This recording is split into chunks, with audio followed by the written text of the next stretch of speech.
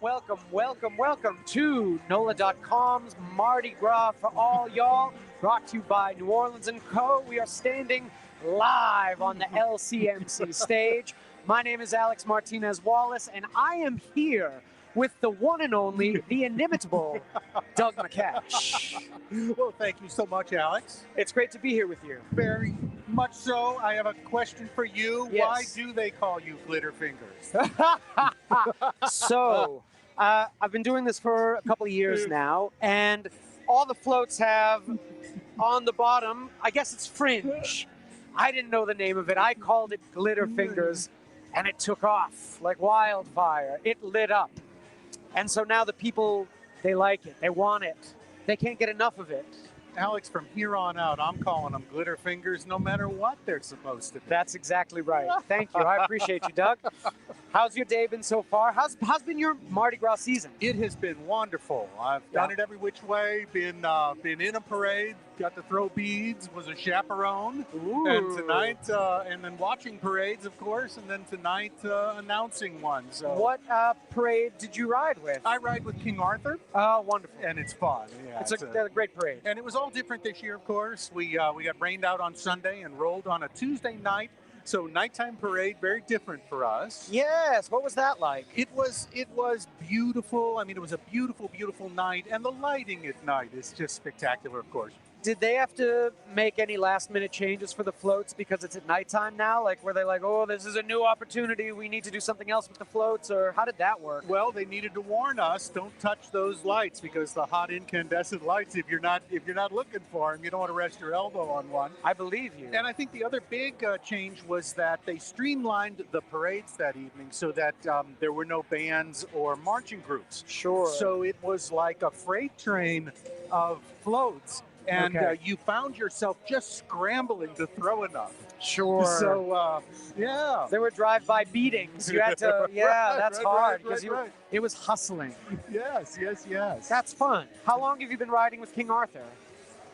4 years, I think. Yeah. Is that the first crew that you've ridden with? Like, is that your first? Yeah, that's the only crew that I've been a member of. And I walked in a couple of the small downtown crews before, which is wonderful. Okay. Great fan. Yeah. But King Arthur is my home parade. That's great. Yay. I love King Arthur. I've always loved. I used to work at the restaurant Cooley's. I don't know if you remember it. It was on Britannia. It's like a breakfast restaurant, and I was there for a few years, and I always enjoyed, because it was breakfast, it gets out like around 1, just being able to catch King Arthur. That's like one of my fondest memories of working there, is getting to catch King Arthur like just as it's passing every time. It's a really great parade. Sorry it got rained out. I'm glad you guys still got to do everything though. Like, yeah. And what could have been worse. Halfway through Sunday, when it was a cold rain outside, I think everybody in the crew was thankful that we weren't standing there. No. Okay, so we have a few different parades rolling tonight. We're going to begin with Hermes, which is, right now it's on Magazine in Valmont. They got a little bit of a late start, but they're going to be pulling onto St. Charles shortly, onto Napoleon shortly, and then on St. Charles. And that's a crew that has been around for a long time, I believe, started in 38 or 37. Maybe correct me if I'm wrong. I'm prone to making things up all the time. I get called on it, and sometimes I tell the truth and sometimes I lie. In this case, you absolutely told the truth. Right? Woo! Off to a good start. Okay, yeah, so tell me, what do you know about Hermes? Oh, golly. One of my favorite parades. The things to look for in Hermes are the beautiful, beautiful float designs. Great. This is by Manuel Ponce. And this evening, the Friday evening before Mardi Gras, is one of my very favorite nights. Maybe my favorite night. Why is that? Because of the float building. Both Hermes and D'Etat are going to be great floats. Okay. You'll agree when you see them. I can't wait. Yeah, and then Morpheus at the end. You know, you have another parade after you think you're done. You have another one. So D'Etat is rolling second, y'all. It's a very secretive parade. think they started in 96. I may have made that up, but I think they started in 96. It's a relatively new crew compared to Hermes. Alex, you are on a roll. I'm not bad. You were correct once again. Once again. No, I didn't do anything. They said in my ear, you did your homework, and no, I somehow am magically knowing things. It's the hat. It's definitely, that's good. It's the hat. It's good. Yeah, they're a very sort of secretive crew. Secretive, wicked crew. Yes. They're founded by a dictator instead of a king, that's and right. and the dictator insists on audacity and wicked satire, and Love that. Yeah, Very exciting. Yeah, it is. And then Morpheus is also new. Did I make that up? I don't know how new. Morpheus has been around for a while. Okay. And Morpheus is sort of a family parade. You know, Okay. lots of beads, lots of joy. My kids used to love it. Okay. You know, when they were kids. Sure.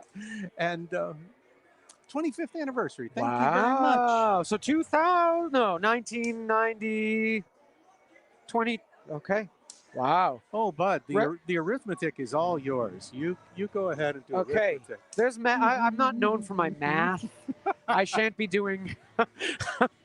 All I know is how to charge my phone, eat hot fry, and lie. Okay, I don't do math. It's not my thing. Look at this hat. Do I look like somebody who does math?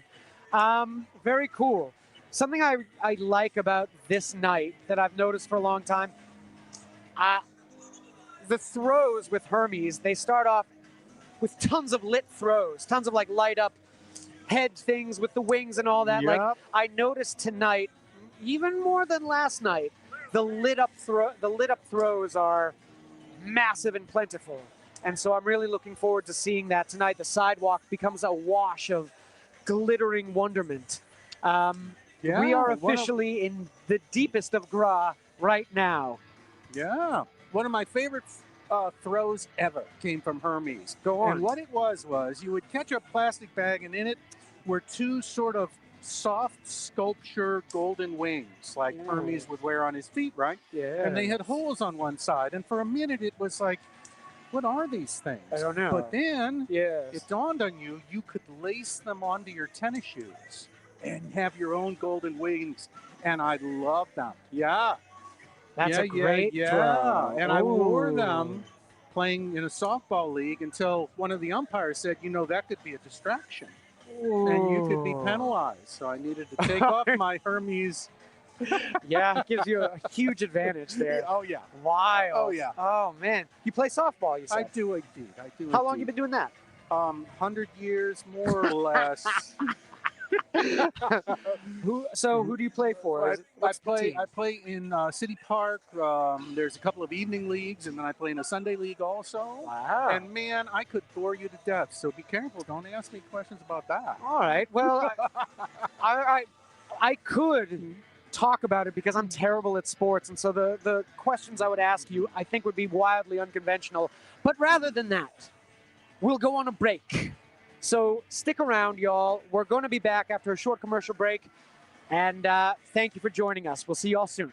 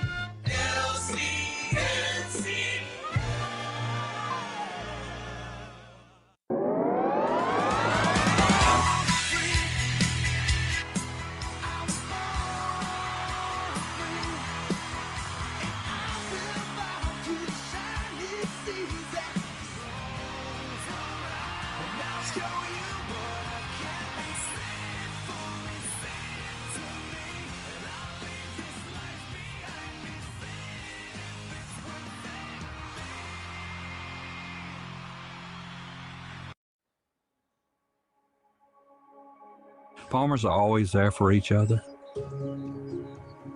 We shed tears together, we celebrate together, but we also grow together. Farm Bureau is the largest general farm organization in the country. We have the farmers' back. If you're a farmer and you're not a member, we would welcome you into our Farm Bureau family. And if you want to know more about agriculture, come be part of this great family. At Tulane Doctors, we know your health can't wait. So we made booking appointments easier than ever. Just dial 988-5000 to book with any physician, any specialty. Whether at East Jefferson General Hospital or one of our other locations. Because your health is our top priority. And because navigating healthcare should be simple, Personal. accessible. When you see the shield, you'll know. The future of medicine is here. They were ordinary people, just like you and me, who never expected to find themselves like this. But they found courage. They found grit, grace. They found strength in each other. And in their stories, we find strength within. The National World War II Museum. Find the extraordinary inside. I make your feet move and your heart stand still. I am New Orleans. I'm your town deep down. Come see me at NOLA.com. A big thanks to New Orleans & Company, the team that invites the world to experience our music, food, and culture while supporting the people who make New Orleans special. Start planning your trip at NOLA.com. Son of a Saint and Crew of Ferret have shared a commitment to uplifting young men through the magic of Mardi Gras since 2011. This year, they've joined forces once again to unveil the first ever Son of a Saint Super Float. Son of a Saint thanks its supporters, the city of New Orleans, and of course the Crew of Ferret for making these dreams a reality. To learn more or get involved, visit sonofasaint.org. Everyone knows Mardi Gras is a marathon, not a sprint. Long days on your feet, long walks along the route can either be a breeze or a battle. That's why Orleans Shoe Co. carries Hoka, On Running, Oncept, Birkenstock, and more to keep you stylish and comfortable. Visit one of their 4 locations in New Orleans or shop online at orleansshoes.com.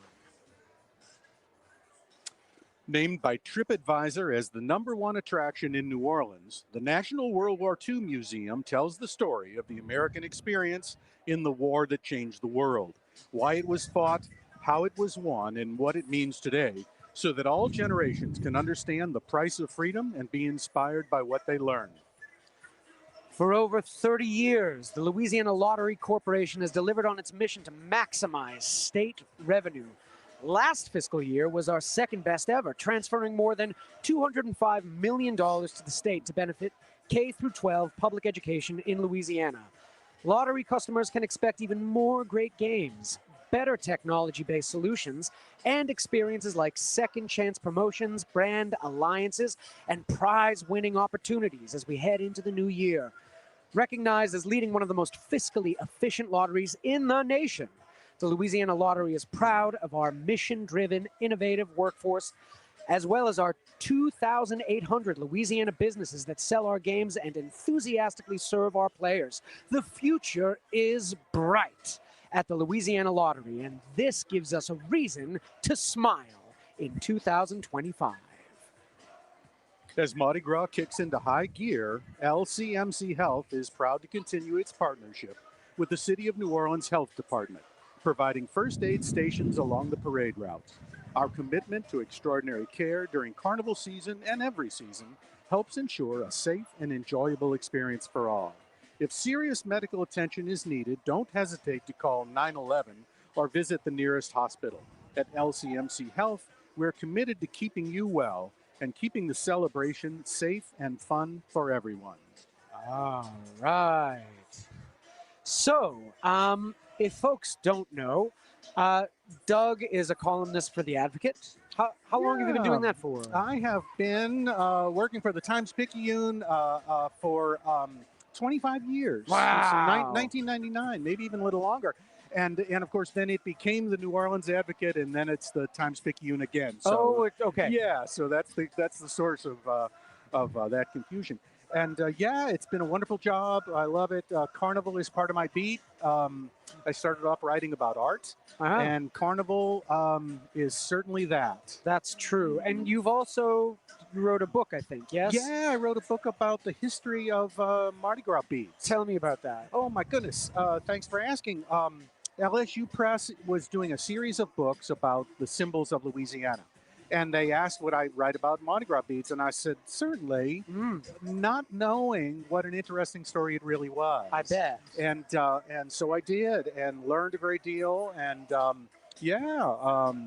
it's a great story of how this, it's one of the great symbols of our city. I mean, if you show a plastic bead necklace to many people, they'll identify that with New Orleans for sure. You're right. And yet that symbol has never come from closer than 5,000 miles away. And that alone is an interesting place to start. Yes. You know? When was the transition away from glass beads to the beads that we are more familiar with now? When did that take place? A little earlier than I thought. Late 1950s. And here's how you know. Because there's an ad in the newspaper by a bead seller, okay, and he advertises that these are not plastic, which tells you plastic had come onto the scene, and that was in the late 50s, yeah. And I have to imagine at the beginning, people were just sick to death of glass beads, and they were like, oh, these new shiny beads must have been like, whoa! And now people are eager and like bewildered, and they want the glass beads again. Boy, they certainly do. My wife throws nothing but glass beads. Wow. And you can see people stop, look at what they've caught, and then thank her as she passes by. It's really a thrill. Oh, that's so cool. Yeah. Are glass beads hard to get? Are they how does one get glass beads to throw? Like, who makes them? Well, they're made in India typically right now, and they sell them at the places that you buy beads. And you buy a cardboard box filled with them. And interestingly, just this last year, someone was selling some antique Mardi Gras memorabilia, and I bought an old cardboard carton of the old glass beads that came from Czechoslovakia. Wow. Yeah, very cool. I was really thrilled. Well, nothing's changed.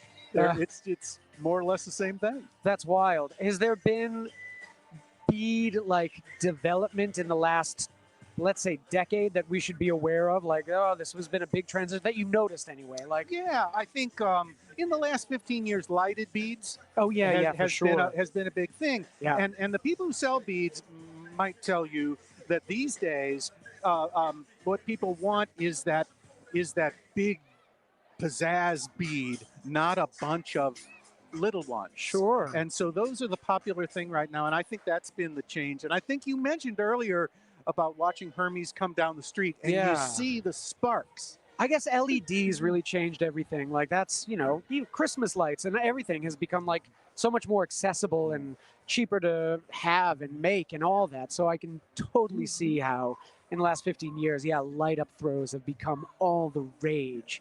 And they definitely certainly have. That's really cool. What's the name of the book?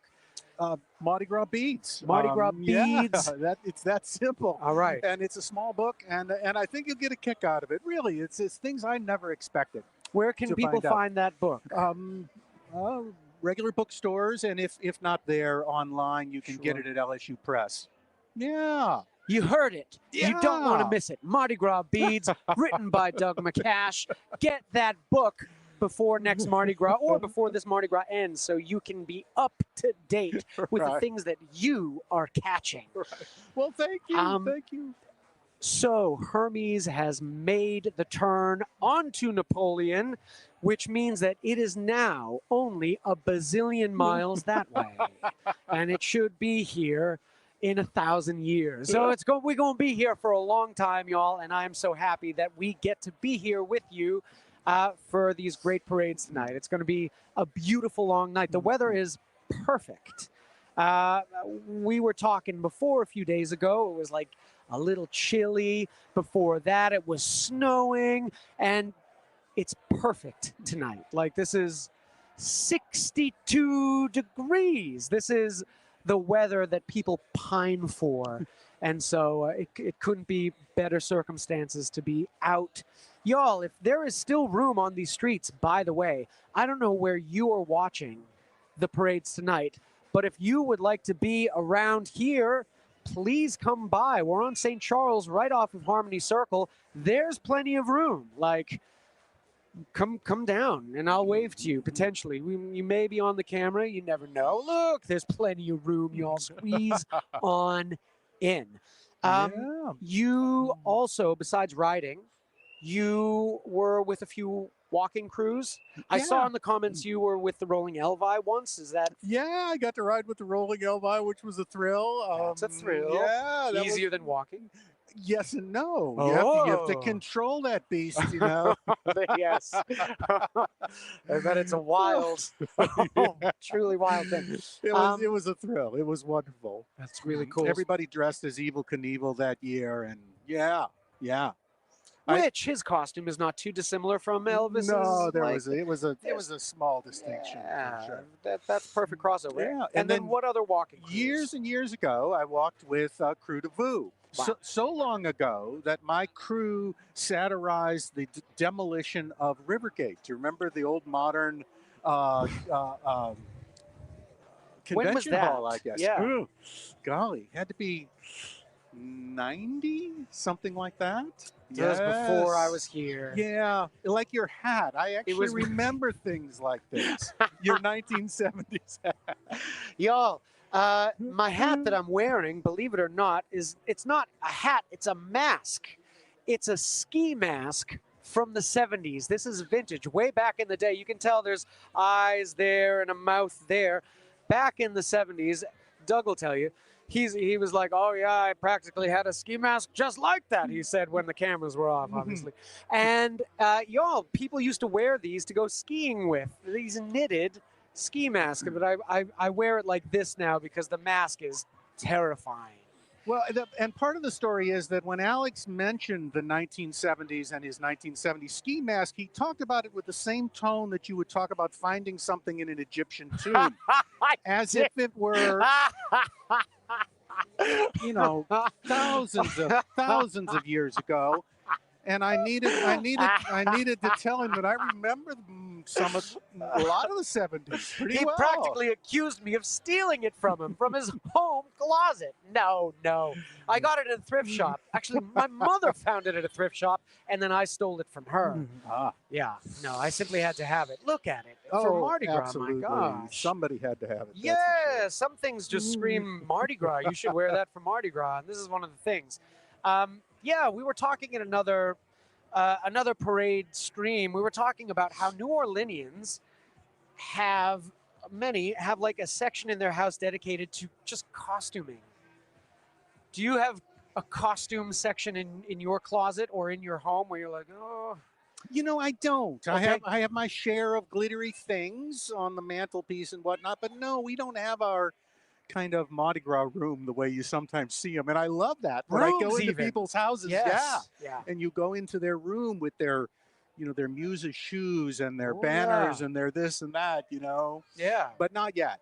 I used to house sit for somebody that was with the crew of Red Bean, and they had a room dedicated to making things. And I was like, wow, this is wild. Yeah. I've like a whole room. That's something that people outside of New Orleans would have no concept of. Like having a room dedicated to a holiday that doesn't even exist where they are. Genuinely wild. It is true. It is true. Yeah. I wonder sometimes when I post things on social media that I take for granted. Right. You know, here's this thing that's going on. I wonder what my cousins in the Midwest, you know, how, right. Everywhere else is just Friday. They just said, right, yeah. But you know, they must wonder what goes on. What goes on down there? I don't know. or they just like blank it out because it's like, oh, it looks like it's too much fun. Meanwhile, I'm stuck in probably bad weather. In February, In sure. February. Oh, I used to live in Massachusetts, and I got to be honest, February had nothing going for it at all. Like the flowers didn't start blooming until like April.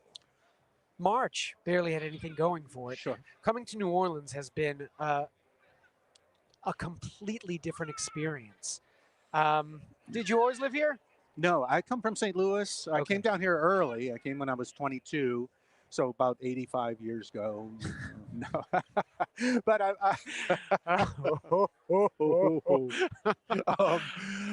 yeah. What brought you down initially? Because in my imagination, coming to New Orleans was like coming to Paris. Sure. I wanted to be an artist. I wanted to be a bohemian. Yes.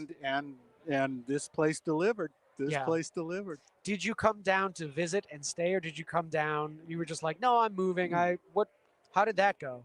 Family friends took me with them when they visited relatives in Homa, and we spent a couple of days in New Orleans, and that just stuck in my imagination as, like I said, that was to me the place that one went if you wanted to. If you wanted to live out your eccentricities, right? Sure, yeah, like Greenwich Village, all like yes, exactly. That sort of thing. Yeah. Sure. And I know a lot of people who have come to New Orleans with a two-way ticket to visit, and they don't use the return. They're like, no, I have to stay. Like, the city genuinely speaks to some people that end up calling it their home just on a whim like that. And I didn't know if you were one of those, but no, they were a little bit though. You came for a visit, and then you immediately were like, no, that's where I got to be. Yeah, I wanted it to be that, so I met it halfway right away. What was your artistic outlet at the time? I was a painter, and I'm a failed artist, and brutal. And but I just wanted to live that life. I wanted to. I got an apartment in the French Quarter and did that thing. So I'm one of those people, and I warn people because it tickles me when somebody says, "Oh yeah, I moved here a year ago, but." It's only temporary. We're fixing to move any day now. I'm like, sure you are. Sure. Yeah, I bet. And I know a lot of people who move out of New Orleans, and they come back. Yeah. It's hard. That's true. Yeah. There's a great many dysfunctional aspects of the city, but gosh, it just gets its hooks in you somehow. And even though there's other parts of the country that function more efficiently, there's something about the city, and I think it's the people. I think it's the community and the people that live here. To me, that's what has its hooks in me anyway.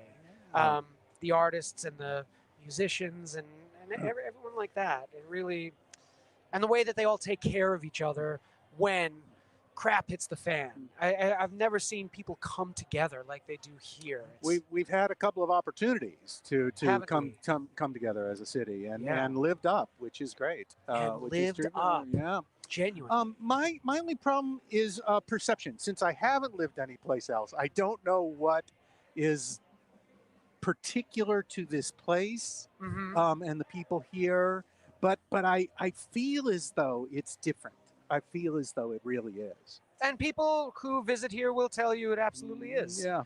I get to talk to a lot of different people. I give kayak tours in a swamp.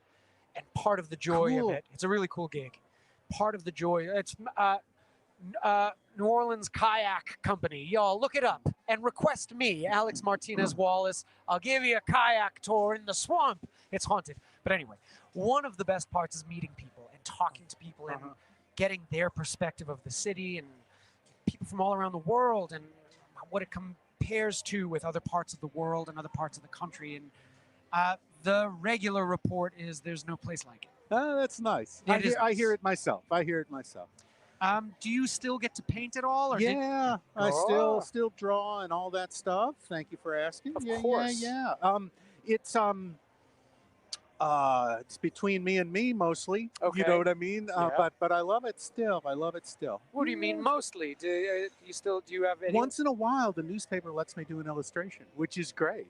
It's big fun for me. How cool. Yeah, having an illustration in the paper is probably the biggest audience for my art ever. How cool. You know, yeah, that's really cool. But I want to hear about going out in the swamps. Where do you go? We go to the Manchac Swamp, which is, so Lake Pontchartrain is like a big lemon, and on the left nipple of the lemon, there's a strip of swamp in between Lake Pontchartrain and Lake Maurepas. And so it's about 200 square mile of swamp, and that's where we bring people. And it's gorgeous, and it's supposedly the most haunted swamp in Louisiana. Do you have any reason to believe it is? Yeah. Yeah. Yes, I do. No, I mean, all swamps are scary. But we go out in the day. Going out there at night would be a horse of a different color, of course. And then also, evidently, the story of the Rougarou originated from that swamp. Wow. Yeah, Cajuns who settled there found that there was something at night in that swamp that would occasionally kill them. And they brought with them from French culture the concept of the loup-garou, and those words evolved to Rougarou, and so that's where it supposedly happens. And there still is occasional sightings of a bipedal something in that swamp. In a lot of swamps, the Honey Island swamp monster, same, you know, and then throughout Florida, they have the skunk ape and all that. And I've seen some things that I can't for sure say what it is. So I don't know. Maybe. Oh, I want to hear. What have you seen? So, couple things. There was one time I was paddling, and there were a few kayakers ahead of me, and there's a great big cypress tree, and this is kind of near the highway, which was shocking. And in the tree was a scream, and it sounded like a very sort of human kind of scream. And then I saw something fall out of the tree and make its way through the swamp, like it moved things aside. And I caught up to the kayakers that were ahead of me, and I said, yo, what was that? Because they got a better look. And the woman goes, it was two monkeys fighting in a tree. And I said, no, baby, no. That happened sort of towards the middle of my doing all this. The very first thing that happened, though, it was 2 months into me being a tour guide out there. I normally talk about the trees, I talk about nature, all that. And somebody on the tour goes, man, the swamp is just like a jungle, isn't it? And I said, no, not. Well, actually, I don't know. What do you mean? How do you mean it's like a jungle? He goes, nah, man, y'all got snakes and gators and primates and vines and bugs and birds. Like, it's a jungle. And so I paddled for a while, and eventually I stopped, and I turned around. I said, bruh, what do you mean we have primates? What does that mean? I'll bite. What does that mean? And he said, well, we took a turn back there, and there was two primates watching everyone from a tree. And I said, bruh, you know what I bet that was? I bet it was raccoons. Because we have raccoons, and they be climbing trees, you know, and so that's a mistake you could make. And he goes, brother, these are the size of you. And I said, bro, you know what I bet it was? I bet it was bears. We have bears. We have black bears. They climb trees. They have eyes to look. It's probably what you saw. And he goes, brother, I'm from North Texas. I know what a bear looks like. He's had hands. And I said, damn you, sir. Let's all go back. And I made the whole tour, turn around, and we went looking. And so I don't know. There's been a few things like that. There was to me, the noise of the swamp at this point is kind of like white noise because I'm out there so often. I don't even hear it. And a woman on a tour said, oh, I didn't know you had howler monkeys in the swamp. And I said, baby, we don't have anything like that. And she goes, no, you do. I heard them. I lived in South America for a long time. You have howler monkeys in the swamp. I said, baby, no. I don't think so, babe. Nah. So I don't know. I'm in team until I shake its hands. I don't know. Yeah. But maybe there's sightings every year, y'all. If you want to hear more, get a kayak tour with me. I'll tell you all about it. I'll show you where I saw it. I want to go. Please do. I definitely want to go. Okay, so let's talk about the parade, Hermes. Enough about Sasquatch. Let's talk about Hermes. So the theme this year is Visions of Joan d'Arc. Joan of Arc. All right, the cruise size, it's 900 riders, 35 floats. This is a proper large parade, y'all. There's going to be Hermes making grocery packages, which is going to be jambalaya mix and grits, purple grits, not just any kind of grits, purple grits, popcorn. There's going to be a wand with a foot on it, which is the Hermes foot with the wings, capes and various wings and gloves, all kinds of the head wings I was telling you about that light up, gorgeous. So the theme again, visions of Joan d'Arc. And so some of the titles are going to be Joan Dreams of French Triumph, and St. Michael the Archangel Appears, and the Maid of Orleans, and other such things. So they're going to be beautiful. As Doug was talking about, we're going to see some really beautiful floats tonight. And there's going to be various well-known marching bands. St. Augustine's going to be marching tonight. And they're going to be, the captain is going to lead a full procession, regalia on a white horse. So we are in for a real treat, y'all. We'll talk more about it when we come back from a short break. So don't go anywhere. Myself and Doug are going to be with you tonight. And we're happy to be here, so don't leave, y'all. We'll be right back after these short messages.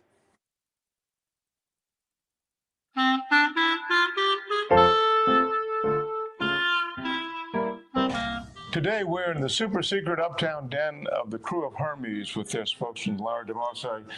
This is a beautiful parade, man. I've been looking at the floats. Tell me about it. What's the theme? Thank you, Arthur. This year's theme is Joan of Arc. So wow. We're celebrating everything Joan. Beautiful. How many floats? We have 35 floats. We're going to ride about 900 riders. Wow. Biggest ever, huh? And including, we're working with the crew of Joan of Arc. Yeah. And before the Maid of Orleans float, we're going to have a contingent of 50 to 100 of their costumed marchers leading the float. Yeah, we normally see them on 12th night on January 6th in the French Quarter. That's terrific. This parade has grown so much, and it's such a beautiful parade. Other than good leadership, what do you attribute the growth of Hermes through the years? I mean, it's a big parade and a good one too. I think Captain Jimmy Coleman back in the day got us on the right path, and we're blessed with a wonderful crew that's really dedicated to kind of the community and pursuing New Orleans. And I think that's really kind of what we're about. And I think that what draws plenty of members to us. And you have a big membership, and you have an incredible amount of throws. We just have a few things set up here. I think my favorite so far, Hermes was the crew that introduced neon to Mardi Gras in 1937, its first parade. This is neon. I mean, it looks like neon, doesn't it? It looks like neon. Who knows what it's actually made of? Yeah. It's so cool, and this just blows me away. What exactly is this? It's a light-up cape, and I can tell you both my daughters would fight you for the neon cape. But that is probably our most popular throw. Yeah. And you actually throw these? We do. Each member has a handful of them. Wow. This has to be the most expensive throw. It probably is. Just hand out $50 bills. Huh? Yeah, it's probably about what it costs. This is just wonderful. Yeah. I know you have fun. I know you spread joy. But I also know there's a philanthropic side to your parade. You started a foundation, I don't know, 2013 or something. Tell us a little bit about Hermes Beyond the Parade. It's the Hermes Beyond the Parade Foundation. Okay, tell me about it. And back in 1937, when Hermes was started, it was started by a group of business leaders that were trying to bring commerce to the city of New Orleans, I guess, about the Depression time. So we've always had a community kind of mindset of everything that we do. And so back in 2013, we formed a foundation of Hermes members and started raising money. And we've been doing it, I guess we're on the 12th year now. Everything we do is to benefit first responders.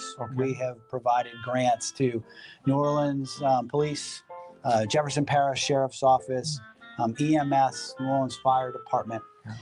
We donate about $100,000 a year and have over the time of it, the time period of the foundation. We've funded everything from the horse breeding program for NOPD. We've done active shooter kits for EMS and the fire department. We bought several apprehension animals for NOPD. No kidding. A drug dog for Jefferson Parish. We've also recently bought several motos kind of a four-wheel Like an ATM thing. Yes, for the first one was for the 8th district, which allows them to get to a crisis quickly. Sure. Which is prominently displayed on January 1st. Every time you saw the Hermes motto in there. We've also brought one for Special Operations Division, and the superintendent this year will be using one for Mardi Gras that we fully funded. Incredible. So it's about more than just fun, but you do have a lot of fun, don't you? We do have a lot of fun. Well, we will be there to see the parade, and congratulations for all that Hermes does, not just for Mardi Gras, but for the community. Thank you very much. Happy Mardi Gras, everyone.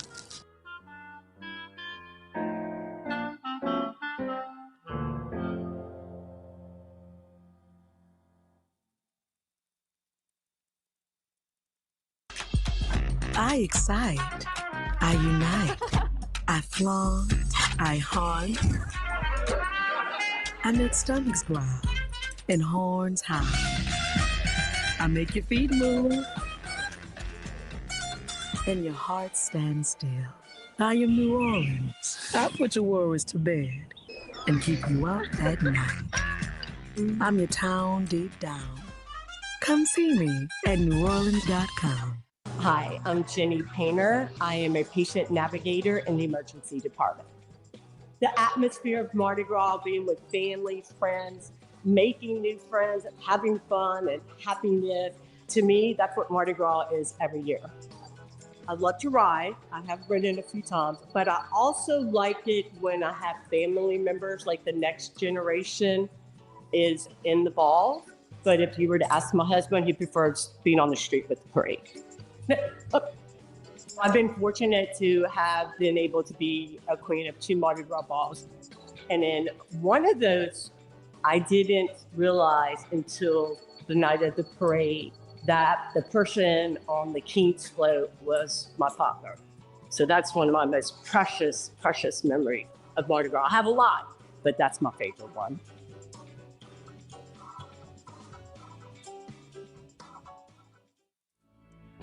I'm Cheryl Landrew.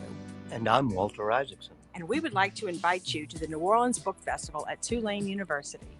The festival includes conversations and panels with best-selling authors and thinkers on a wide variety of topics. This free 3-day gathering celebrates the rich literary history of one of the most storied cities in America, with authors coming from around the world. Visit bookfest.tulane.edu for more information. They were ordinary people, just like you and me, who never expected to find themselves like this. But they found courage. They found grit, grace. They found strength in each other.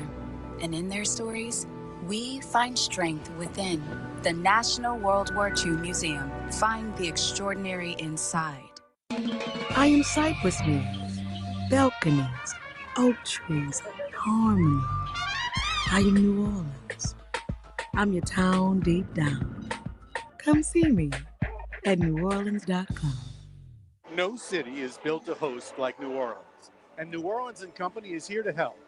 From world-class conferences to intimate business meetings, they make it easy to plan your meeting or event in a city that knows hospitality. Start planning at NOLA.com. Thank you to the 2025 NOLA.com Mardi Gras Parade Camp sponsor, Tulane Doctors. Whether you need a checkup or a new treatment, Tulane Doctors are dedicated to making healthcare simple, personal, and accessible for our community. For trusted expert care, call 504-988-5000 to schedule an appointment with any Tulane doctor today. Get ready for Festival International de Louisiane, April 23rd through 27th in downtown Lafayette. Experience 5 days of world-class music, culture, and art with hundreds of performers from 15 countries lighting up 7 stages across the city. Want the ultimate festival experience? Download the Festival Insider's Guide for itineraries, local tips, and must-see events. Plan your trip now. Download the Festival International Insider's Guide today. Farm Bureau is the trusted voice of agriculture and the leading grassroots membership organization advocating for all farmers ranchers, and rural communities, bringing together members at the county, state, and national levels to support one another and give back to our communities. Named by TripAdvisor as the #1 attraction in New Orleans, the National World War II Museum tells the story of the American experience in the war that changed the world, why it was fought, how it was won, and what it means today, so that all generations can understand the price of freedom and be inspired by what they learned. Parade health tips from LCMC Health. Moderation is key. Try to limit your alcohol intake and drink water in between alcoholic beverages. Consider smaller portions of the foods you love during Mardi Gras. Take your time. Stay hydrated. A good rule of thumb is to drink water in between each alcoholic beverage to make sure that you're staying hydrated and to cut back on the amount of alcohol consumed. Choose a beverage that includes some water, such as club soda, seltzer, or mineral water, or blended beverages with ice. Yo, you are watching NOLA.com's Mardi Gras for all y'all. Brought to you by New Orleans & Co. We are coming to you live from the LCMC stage. My name is Alex Martinez-Wallace, and we are joined by the inimitable, the one and only, Doug McCash. Thank you. Doug, you were saying that you have information about Hermes. Yes, there is something immeasurably cool that's going to happen tonight. I can't wait. And it requires a little backstory. Go on. Joan of Arc, Yes. the 15th century teenage warrior woman, Yes. was born on January 6th, which Yes. coincidentally is the first day of Carnival every year. So in 2008, people formed a parade in honor of Joan of Arc. Right. And it parades through the French Quarter. It's a foot parade, and I love it. I love the parade. Couldn't love it more.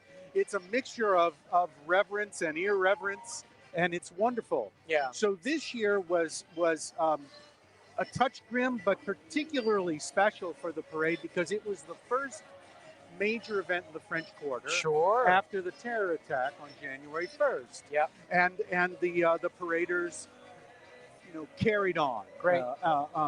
So somewhere in there, when Hermes realized that their theme this year about Joan of Arc, Visions of Joan of Arc, echoed the Joan of Arc parade, they invited the Joan of Arc parade to join Hermes this year.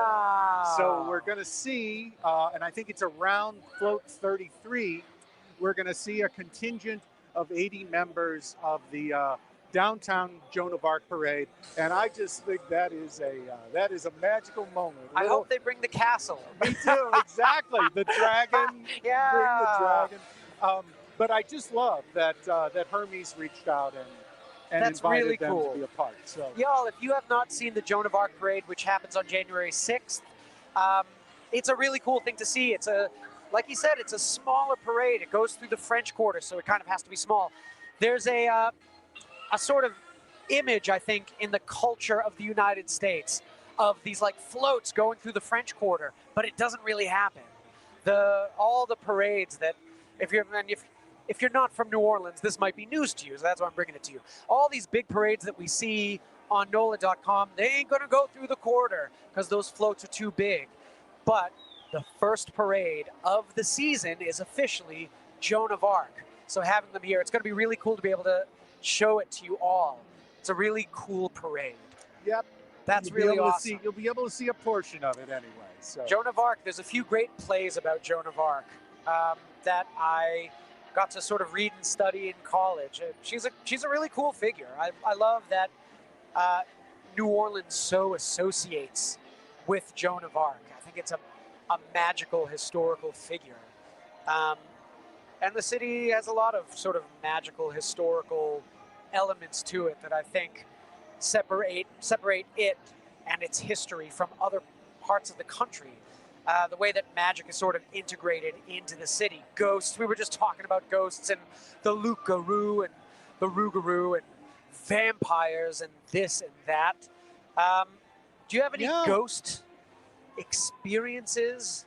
I wish I had ghost experiences, You don't have any. I have not. I mean, I'm prepared to see a ghost I'm certainly afraid of ghosts and all that, but no, I never really have.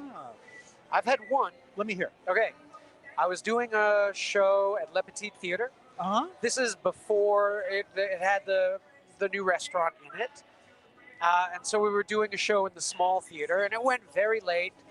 And it was myself, the director, and the box office manager at the time, and we were the only ones left. And we were shutting out all the lights and closing things up. And as we were about to leave from upstairs, it sounded like 30 people all at once were jumping. You could see the ceiling moving, boom, boom, boom.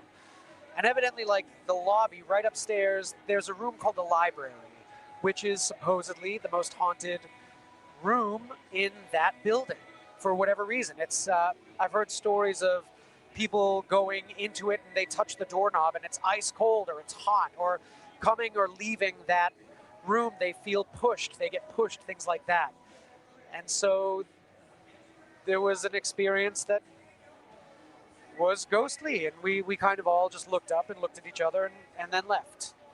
So I don't know. Well, I would welcome it. I you know, at least until the lights go down, I'm prepared. Yes. After the lights go down, I'm not so much, but you know. Sure. Yes. No, it's spooky. What about vampires? Any interaction with vampires in the city? Not that I know of.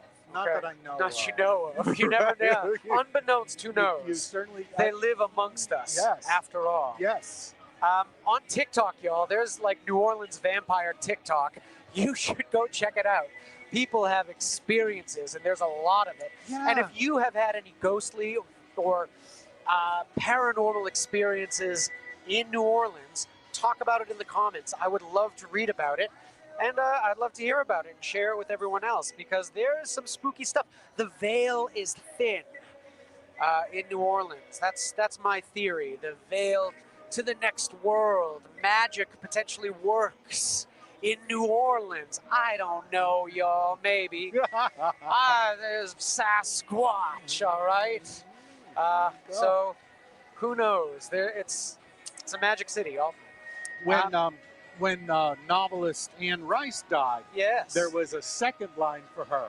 Yes. And it tickled me because in addition to the reverence, half of the people in the parade were dressed in vampire gear, and so it was wonderful. A very New Orleans experience. It's so cool. She really defined what vampires are in a way that prior to her, they were kind of all very like bloodthirsty monsters that were like uncontrolled, like wild animals. And then she added this element of refinement and a whole like culture to the vampire lore. She did amazing work for vampires and New Orleans. She did great. It was really cool. Arriving at a book signing in a casket. Nice touches. She did that? Yes. I know. She was cool. Yes. I love that. I'm hearing that Hermes is now at St. Charles and Louisiana, so it got a little bit of a late start, but it is trucking. We are going to take a small break. Stick around. Don't go anywhere. We'll talk about more paranormal stuff, maybe. And we'll see you soon after these short messages.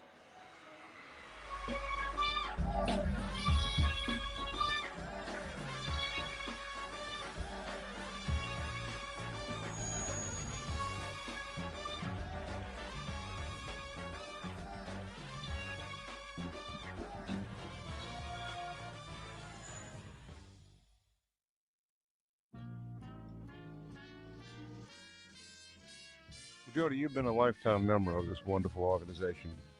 What makes it so special? I mean, I've got my own thoughts, but you tell me as a spokesman for the club.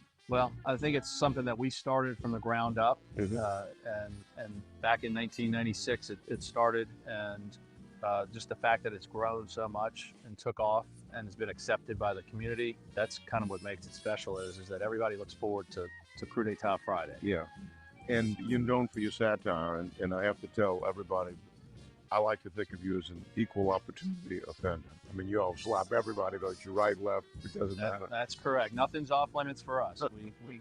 We let the material write itself, and usually in New Orleans, that takes care of most of our work for us. Can you give us a little hint of some of the things we'll see in the parade? This year we'll see the mayor once again. Really? The Sewage and Water Board makes a repeat appearance, and then you'll have a lot of national and local politics as well. As always. As always. And you have flambeau. We do have flambeau. We actually own all of our own flambeau, and we have our keeper of the flame who takes care of them year round and makes sure that they all work and get them out on the street. And tell me about that wild and wicked dancing Dollins. The Dancing Dollins group is a dancing crew. Within the crew, it's all members of the organization that don't ride on floats, that would prefer to walk the route, and they come up with their own theme to match some float out of the regular parade. They get their own costumes, they get their own dance moves, and they entertain on the streets almost as well as we entertain on the floats. And they hand out the Gazette, right? Yes, we've got our own bulletin that we've been running for a number of years that gets handed out at the beginning of the parade, and I believe the Dancing Dollins also have them. Well, speaking of special things, you have special signature floats that are kind of unique, huh? We do. We have several. The Dictator's Navy. And that's what you call your king, the dictator. Right? The king is the dictator, right? And his identity is never shown, correct, or revealed. So we have the Dictator's Navy. We've got the High Priest float. We've got the Candy Wagon, and we've got the Banana Wagon, which is actually pulled by mules. Isn't that neat? So we go old school on that one. You know, most crews wait until their 50th anniversary or something to do a crew history. Not you. You, in 2016, you did a beautiful book written by an anonymous author who had some serious connections to the Times-Picayune a long time ago. Wonderful book. You own your own den. You know, you have so many things that make it unique, but I think most of all is just the fun. I mean, the Satire, I think D'Etat was the crew really that kind of brought that tradition back in your first parade in 1998. 98 was the first time on the street, and we brought back Satire, and we also were the first to introduce the Blinky Bead. That's right. That's right. That's a tradition. That's a love.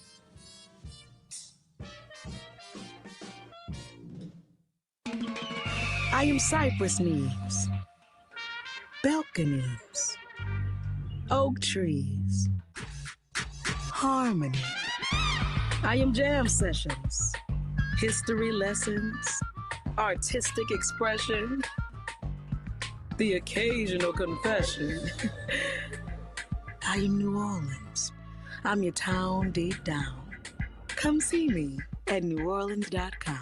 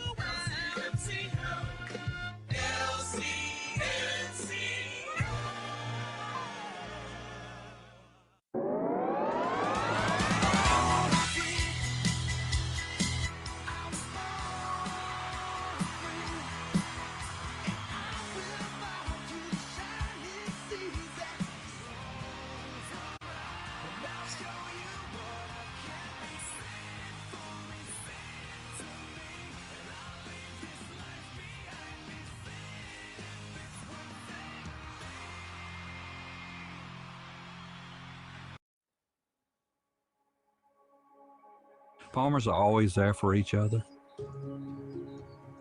We shed tears together, we celebrate together, but we also grow together. Farm Bureau is the largest general farm organization in the country. We have the farmers' back. If you're a farmer and you're not a member, we would welcome you into our Farm Bureau family. And if you want to know more about agriculture, come be part of this great family. At Tulane Doctors, we made booking appointments easier than ever. To schedule with any physician, whether at East Jefferson or one of our other locations. Just dial 988-5000. When you see the shield, you'll know. The future of medicine is here. Here,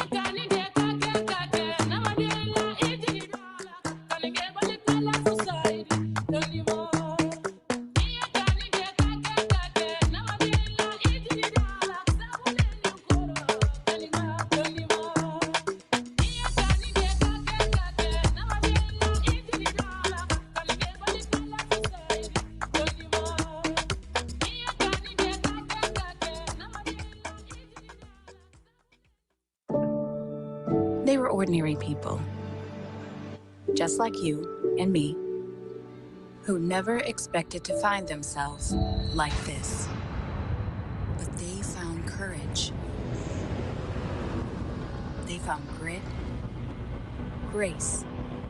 They found strength in each other. And in their stories, we find strength within. The National World War II Museum. Find the extraordinary inside.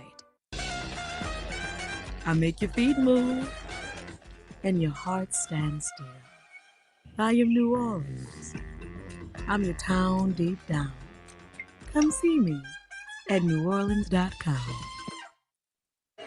Shout out to New Orleans and Company for working year-round to make New Orleans a better place to live, work, and visit.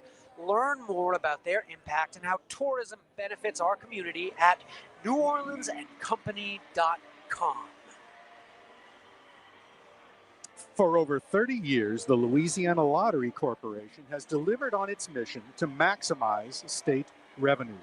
Last fiscal year was our second best ever, transferring more than $205 million to the state to benefit K-12 public education in Louisiana. Lottery customers can expect even more great games, better technology-based solutions, and experiences like second chance promotions, brand alliances, and prize-winning opportunities as we head into the new year. Recognized as leading one of the most fiscally efficient lotteries in the nation, the Louisiana Lottery is proud of our mission-driven, innovative workforce, as well as the 2,800 Louisiana businesses that sell our games and enthusiastically serve our players. The future is bright at the Louisiana Lottery, and this gives us a reason to smile in 2025. Rock the Country 2025, a festival for we the people, coming to 9 small towns, bringing 9 massive shows.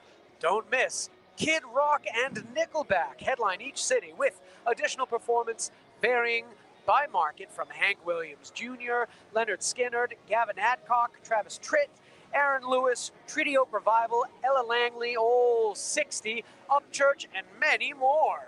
Get tickets now at rockthecountry.com. For over 55 years, Mignon Faché artisans have designed jewelry and glassware reflecting the history, nature, and architecture of New Orleans, and handcrafted them in their Magazine Street studio. Visit our Magazine Street gallery right off of the parade route at Lakeside Shopping Center or at the Mall of Louisiana, and always online at mignonfaché.com. Open daily from 9 a.m. to 5 p.m., the National World War II Museum features immersive exhibits, multimedia experiences, and an expansive collection of artifacts and first-person oral histories, taking visitors inside the story, World War II. A parade safety tip from LCMC Health. Keep ladders safe. Always place it as far back from the street as the ladder is tall, and always have an adult standing on the back of the ladder while children are seated. Watch for flying throws. Keep your guard up for hard flying throws. Watch out for beads underfoot that can put children and adults at risk of falling. Stay a safe distance from floats. Never reach under a float or approach a float that is not fully stopped. Never follow behind floats and even bands. Y'all, you are watching NOLA.com's Mardi Gras for All Y'all, brought to you by New Orleans and Company. We are coming to you live from the LCMC stage. My name is Alex Martinez Wallace, and I am here with the inimitable, the one and only, Doug McCash. Oh, man.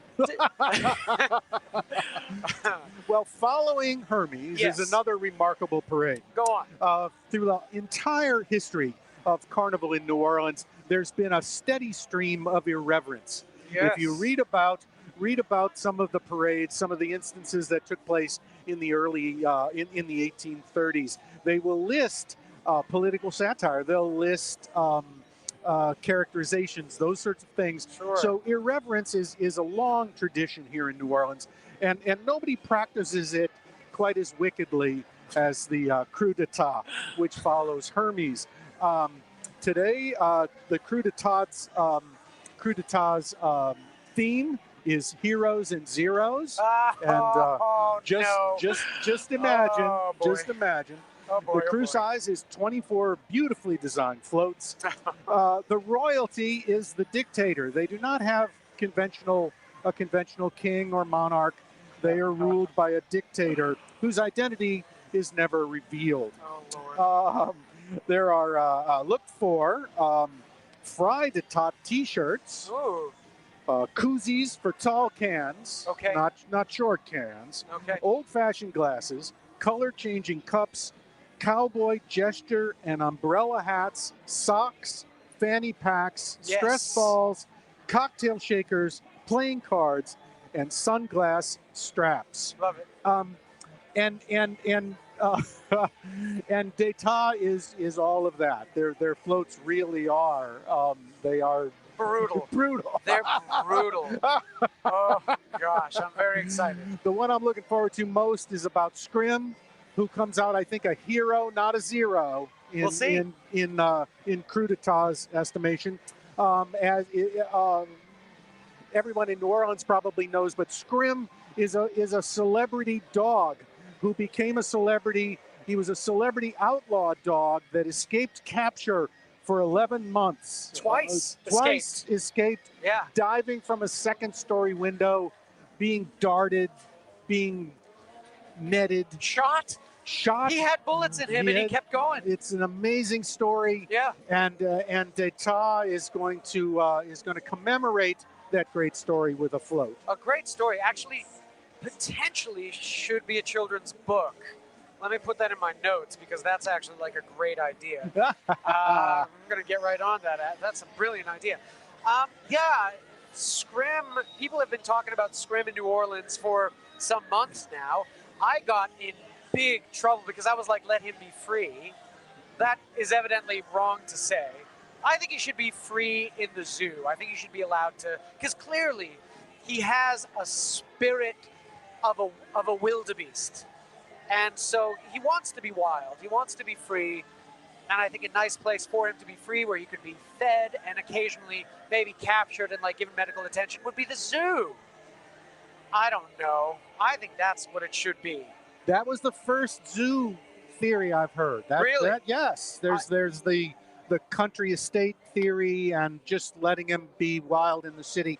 Sure. But you were in the free Scrim camp. I'm in Camp Free Scrim, but in the zoo, which is controlled freedom. There you go. You know what I mean? You go. For those who don't know, it was a great story. Scrim was originally rounded up in a trailer park in Houma. Wow. And his name at the time, the name given him at the time was Michael. And Scrim needed to be adopted. And he was adopted by a New Orleans rescue agency, Zeus's Rescues, and brought to New Orleans, where he would certainly be rehabilitated and restored to a loving family to live out the rest of his days. Love it. Which is precisely what did not happen. That's true. Somebody at Zeus's Rescues was listening to the Suicide Boys, the nihilistic rap duo from New Orleans. Yes. And one of them was named Scrim, and she redubbed Michael as Scrim. So right off the bat, I had no idea. That's a great piece of information. I'll tell you what, right off the bat, Scrim had this depth of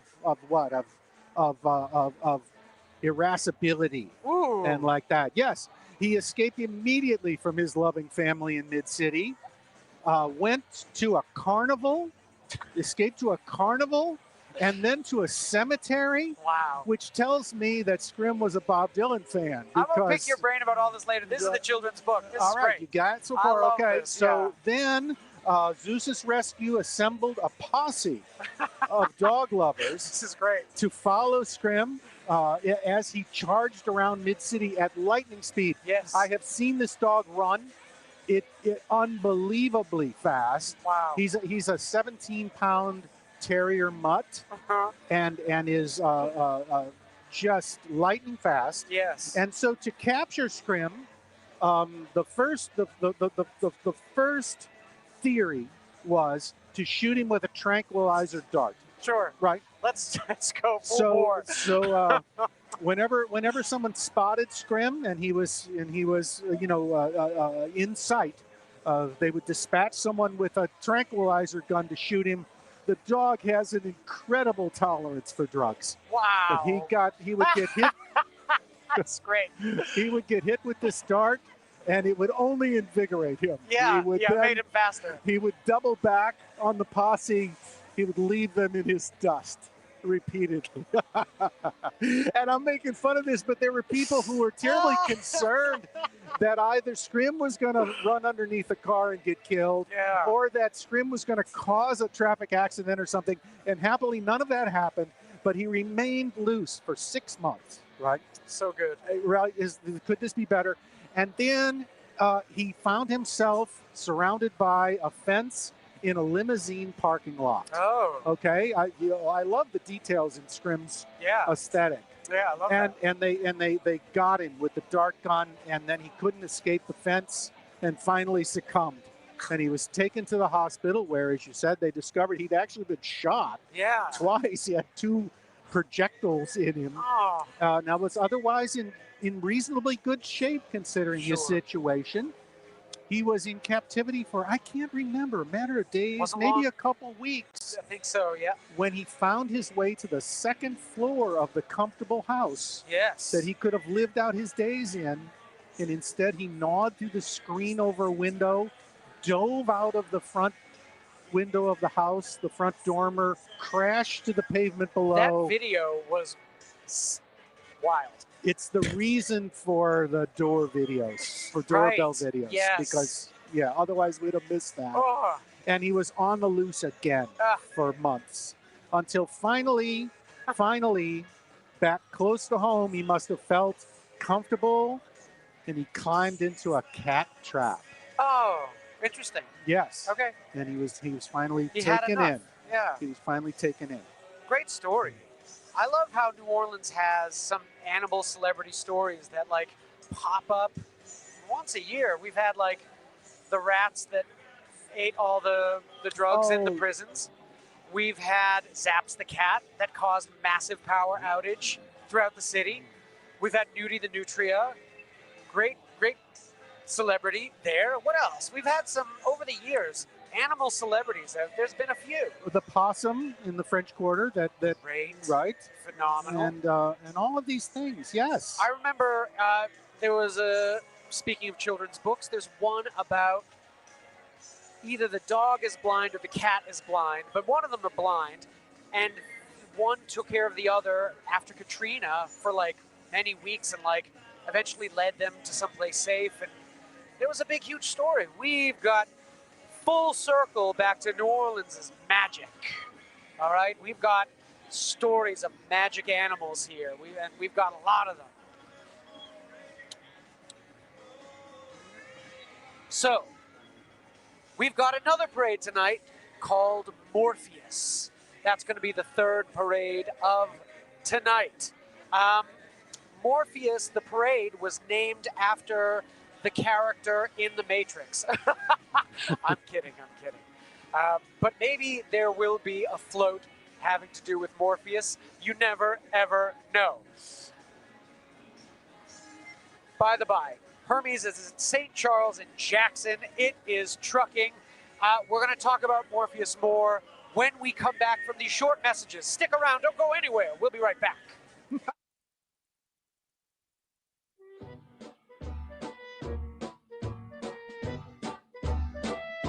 We're visiting with John Beninati in the Morpheus Den. Now, John, we're going to talk about the 25th anniversary, but first, for the few people who don't know, tell us about your Mardi Gras background. I've been involved since I was a child. My father was very active, and he brought me into the carnival scene. My first ride was at 4 years old. Wow. When my father was a Duke, rode in a convertible with him, and then 2 years later, he was King of Ala, and I was also a page that year. And ever since that time, just loved carnival, found my heart, and got heavily involved when I was able to. You've ridden in a lot of parades. You've been a parade marshal for dozens, right? Right. And now, Captain of Morpheus. Well, not now. It's been a while. Tell us about how that whole thing developed. Well, I was laughing as I was on my way over here about a little over 20 years ago, how you and I met with several carnival captains at Old Breakfast Restaurant. Oh, on Memory Road, yeah.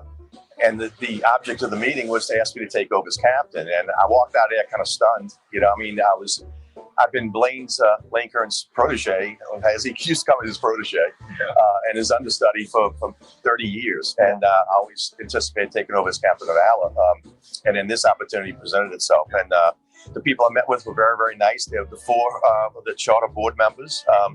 They asked me to do this, and you know, it's been great. And they're still active, actually. You know, so. And the parade has really grown under your leadership. You won't say that, but I will. How many members this year? We're going to be a little over 800 riders this year. That's right. We started first parade. We had 185 riders on 14 single deck floats. Yeah, and it's a co-ed, very diverse crew, right? Yes. We just all you have to be is a good person and a good citizen to be in our crew, and an adult. You know, yeah, of course. So what's special about this year? What's the theme? We're looking back at previous themes? Or? Yes, we're gonna revisit a bunch of previous themes. Just Morpheus celebrates 25 years, and like I said, we have 24 floats. All the floats, as you can see, are all super floats. Yep. Half of them are double tandems, including our signature title float. Yeah. You know, so. And you own your floats now, right? Yes, we made the decision to purchase about 3 years ago, and now we have complete design control. You know, and everything as far as the theme and everything else that involved the float. So we're very happy about that. Yeah, and you have again. What about throws? I know you like plush things. We do. We have all the different regular plush that we usually have. The stuff, moons, the sleepy sheep. Yeah. And now we have a lot of light up items. You know, just not just the beads, but the wands, and we have light up hats. This year we're going to feature a new throw. It's the bucket hat. It's the Morpheus themed bucket hat, tie dye, purple, green, and gold. So it's going to be a really sought after throw. And speaking of lighting, you've done some new lighting on your floats too, haven't you? This year? Yeah, as you can see, you can see all this lighting that trims the floats. Right? It's all the new up-to-date lighting that you see in all the major parades. We're very happy. We control we can synchronize them to the music. Yeah. To music, if there's music playing on the float, we can synchronize them to any kind of pattern we want to, and also just about every color in the spectrum. So, how does it work being the third parade of a big triple header on that Friday night? That's the toughest part. Yeah. You know, it is, and we have two great parades in front of us with Hermes and D'Etat, and you know, but we just work together, you know, and we'll work with the police department and try to get everybody moving on time, and you know, and knock on wood, we've only had a couple of incidents where we ended up very late, you know, but other than that, it's a great night. To me, it's one of the greatest nights in the Uptown route, you know. It really is, and no rain this year, right? No, I never even say that word. You know? Good luck, buddy. Okay, thank you, John. Thank you, I appreciate it.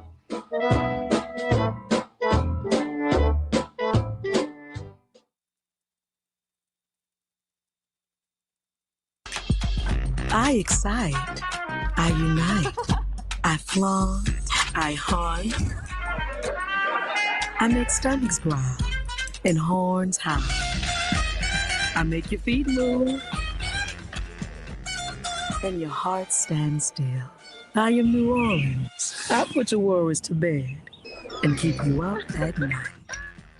I'm your town deep down. Come see me at NOLA.com. Hi, my name's Ashley Robinson, and I'm a member of the Mystic crew of Femme Fatale.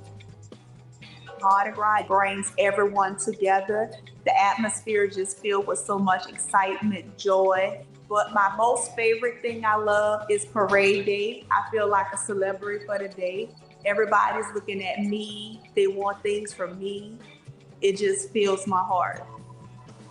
People make signs, they have horns, they have different things just to get your attention. For me, it's really no aim. I'm just having a good time.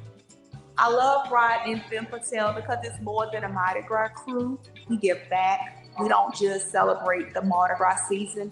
It's all year round that we have functions, and we're always looking to who has the biggest needs and where could we maximize that the most.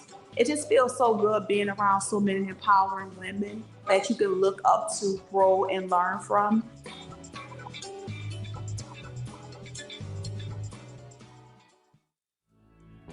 I'm Cheryl Landrew. And I'm Walter Isaacson. And we would like to invite you to the New Orleans Book Festival at Tulane University. The festival includes conversations and panels with best-selling authors and thinkers on a wide variety of topics. This free 3-day gathering celebrates the rich literary history of one of the most storied cities in America, with authors coming from around the world. Visit bookfest.tulane.edu for more information. They were ordinary people, just like you and me, who never expected to find themselves like this. But they found courage.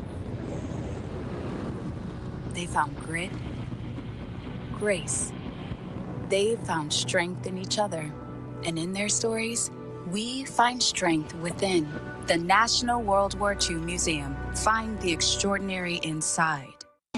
I am cypress leaves, balconies, oak trees, harmony. I am New Orleans. I'm your town deep down. Come see me at NOLA.com. No city brings people together like New Orleans. And New Orleans & Company makes planning your wedding, reunion, or group travel easier than ever. Find everything you need at NOLA.com. The Jefferson Parish Library System consists of 16 locations that stretch from the Lakeshore branch in Metairie on the edge of Lake Pontchartrain to the Grand Isle branch, just steps away from the Gulf beaches. Visit any of our facilities or log on to jpllibrary.net to take advantage of a wide range of digital services, from ebooks, audiobooks, to online homework tutoring and free magazine subscriptions. 2-week checkouts of countertop kitchen appliances, musical instruments, and sports equipment are now available as part of JPL's new Library of Things. Before you grab your credit card, grab your library card and discover how the library can improve your quality of life while saving you money. The Farm Bureau is a trusted voice of agriculture and the leading grassroots membership organization advocating for all farmers, ranchers, and rural communities, bringing together members at the county, state, and national levels to support one another and give back to our communities. Get ready for Festival International de Louisiane, April 23rd through the 27th in downtown Lafayette. Experience 5 days of world-class music, culture, and art with hundreds of performers from 15 countries lighting up 7 stages across the city. You want the ultimate festival experience? Download the Festival Insider's Guide for itineraries, local tips, and must-see events. Plan your trip now. Download the Festival International Insider's Guide today. Named by TripAdvisor as the #1 attraction in New Orleans, the National World War II Museum tells the story of the American experience in the war that changed the world, why it was fought, how it was won, and what it means today, so that all generations can understand the price of freedom and be inspired by what they learn. As Mardi Gras kicks into high gear, LCMC Health is proud to continue its partnership with the City of New Orleans Health Department, providing first aid stations along the parade route. Our commitment to extraordinary care during carnival season and every season helps ensure a safe and enjoyable experience for all. If serious medical attention is needed, don't hesitate to call 911 or visit the nearest hospital. At LCMC Health, we're committed to keeping you well and keeping the celebration safe and fun for everyone. Ladies and gentlemen, welcome back to NOLA.com's Mardi Gras for All Y'all, brought to you by New Orleans & Company. We are coming to you live from the LCMC stage. My name is Alex Martinez-Wallace, and I am here with the incomparable Doug McCash. Doug McCash, it's great to have you here. Well, thank you very much. Alex? Yes. There are flashing lights in the distance that seem to portend parades. Yes. And St. Charles and Melpomene. Right around the corner. We're no time from It's now. in the muses. Happy 25th anniversary to the crew of Morpheus, which is the 3rd parade tonight. Wow. There'll be 800 riders on 24 floats. And the royalty will be King Wayne Myers, Queen Christina Walls.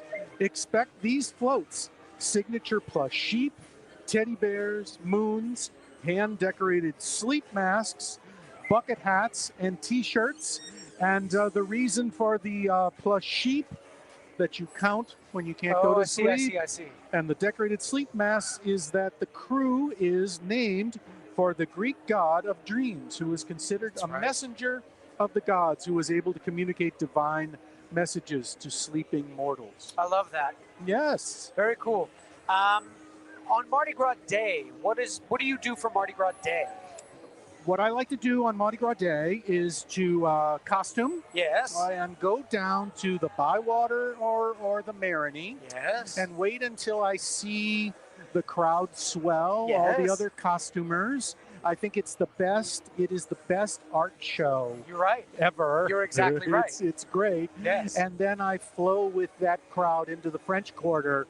Like St. Anne, crew of St. Anne, more or less? Yes, but I'm never sure where one begins and one leaves off. Unspeakably ephemeral is the crew of St. Exactly. Anne. Where it begins, where it ends, it's touch and go. Is it even real? Exactly. Yes. Exactly. And so that's what I like to do. What do you do?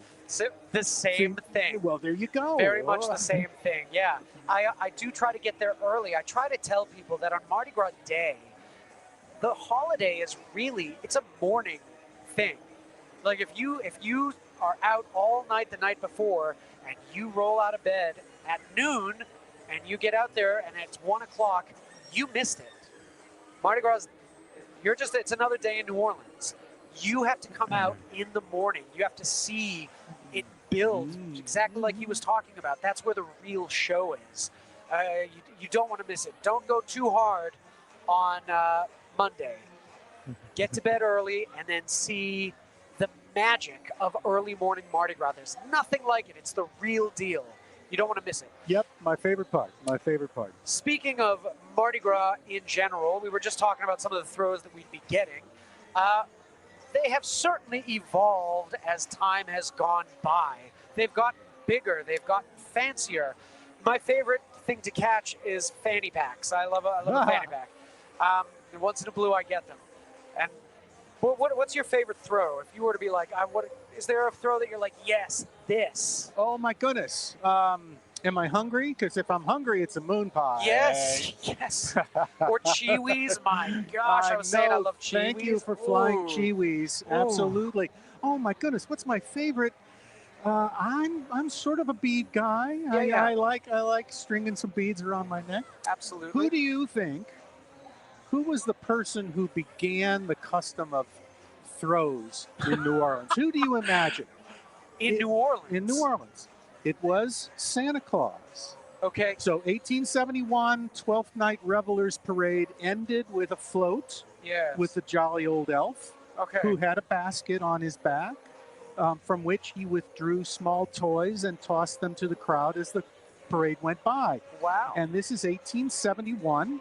That parade didn't last very long, but the young men who would form Rex were probably in the crowd because they formed Rex the next day. Wow. And it's my theory, I would connect those two dots and say that they were thus inspired. I wonder. To add throws to the mix. I think that's a fine theory. It's just a theory. It's fine. It's fine. Do we not, there were parades before that didn't throw things? That must... Apparently not. And what?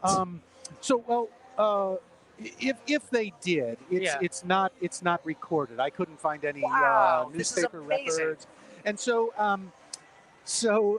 after that, by the 1860s, 70s, you will find references to people throwing trinkets to Gallier Hall, like that. And then in 1912. There's a story where they mention Mardi Gras beads, and it's a young man dancing with the for the amusement of young women with the Rex Parade, and he's dangling beads.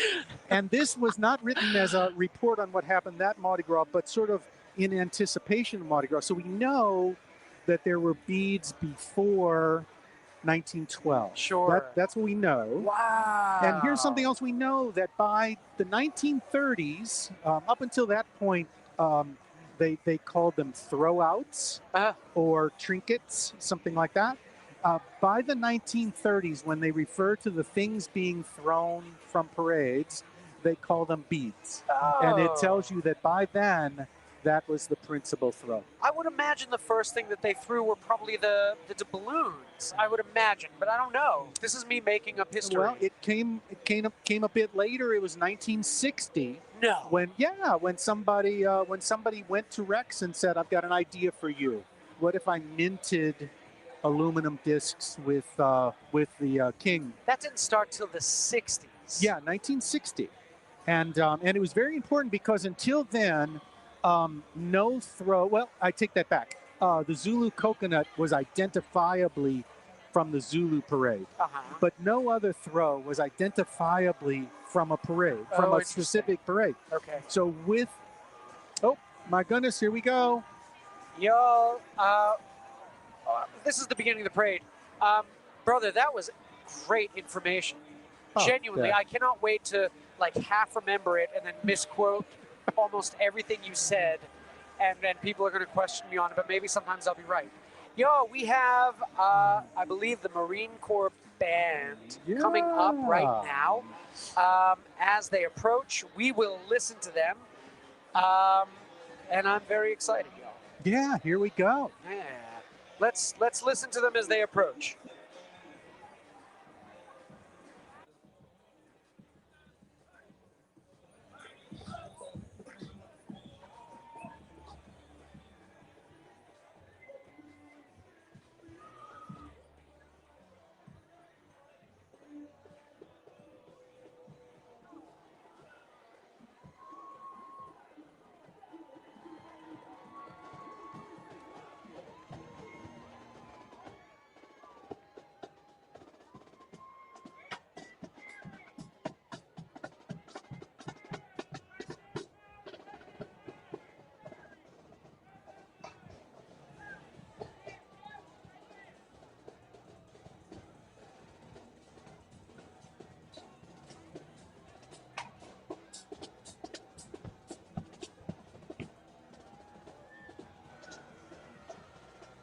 All right, y'all, that was great. They're a very tight band. And now we have some horsies and we have flambeaus. Yes. Tell me about flambeaus. You must know something. Well, one of the most, the earliest and most traditional of parade lighting is the flambeau. Oh, yes. Hasn't changed in 100 years. Fuel oil dripping into candles, or not candles, but spigots. Love it. Yeah. Very cool. Yo, we have the first float here, Hermes, the Divine Trickster. And we see a bull on the front, various animals, a menagerie, a veritable menagerie, white flowers, and then the arms and bust of Hermes above. Really beautiful float, y'all. And mark me, I'm going to try to catch something here. Let's see what we can do. This is the captain, Hermes the Trickster, y'all.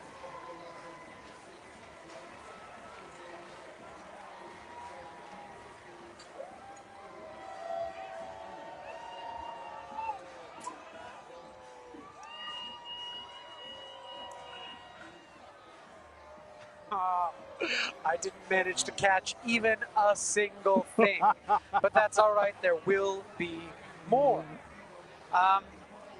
So I think the procession on the white horses, that was important with Hermes, that we saw with the flambeaus. Did I make that up? I feel like I read something. The lieutenants. Okay, great. Those are the lieutenants, y'all. Very cool. We're starting off with a bang. It looks like this parade is actually moving at a pace. Those horses are setting a quick pace. They were undoubtedly race horses. The next thing we're looking for is the Mississippi Valley State University Band. Ah, mean green marching machine. All the way from Mississippi, y'all. Very cool. Their colors are white and green. And when their band approaches, we will listen. My gosh, it looks like it's a big band. Marching beneath the trees that have sprouted Mardi Gras beads. Isn't That does not gorgeous? happen elsewhere. I love looking at the beads that hang in trees like a whole year later. Yes. Sometimes they stick around. They survive hurricanes. It's genuinely wild to see. I love to see it. Yeah, y'all, this band is enormous. It's taking up the entire street. And hopefully they strike up the band as they get close. We shall see what they do, y'all. Let's give them a chance to play.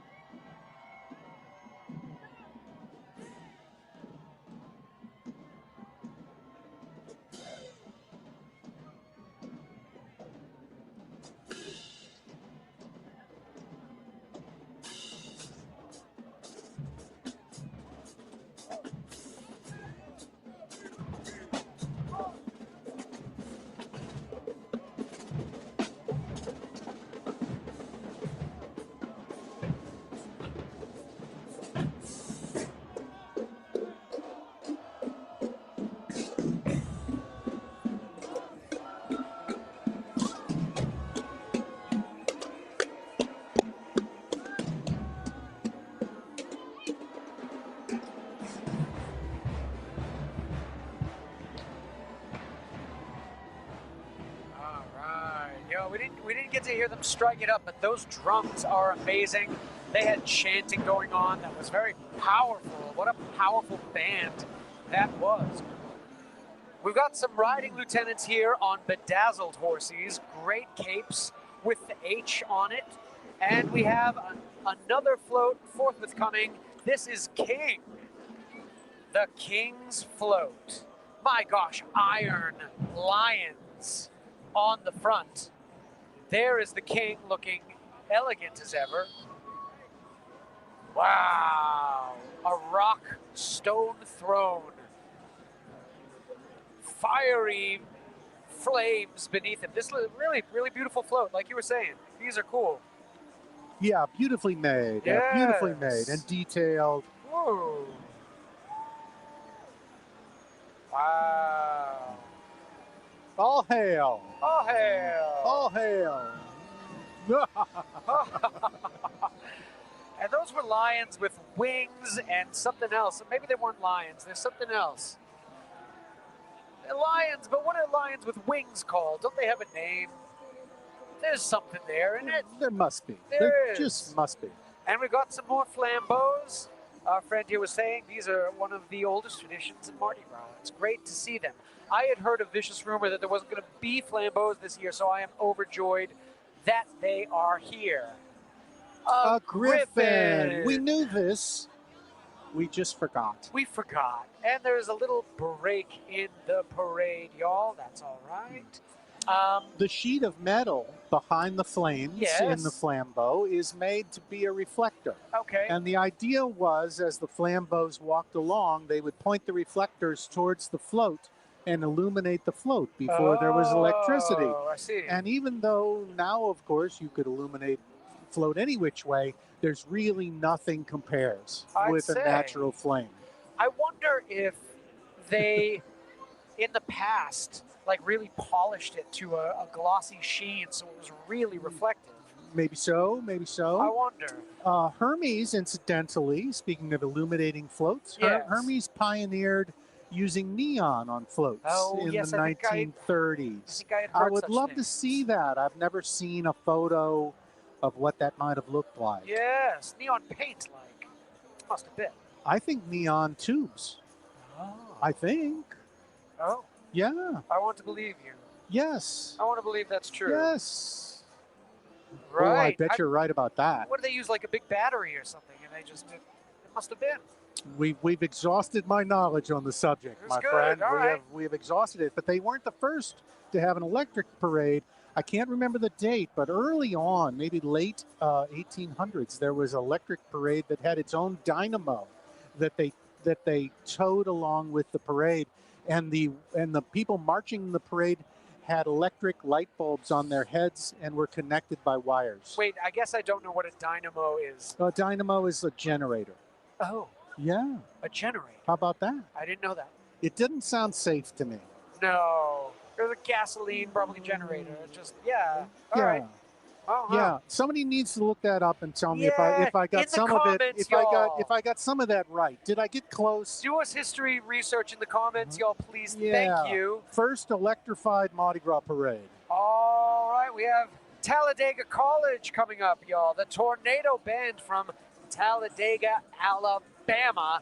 This is another massive band. As you can see, it takes up the entirety of the street.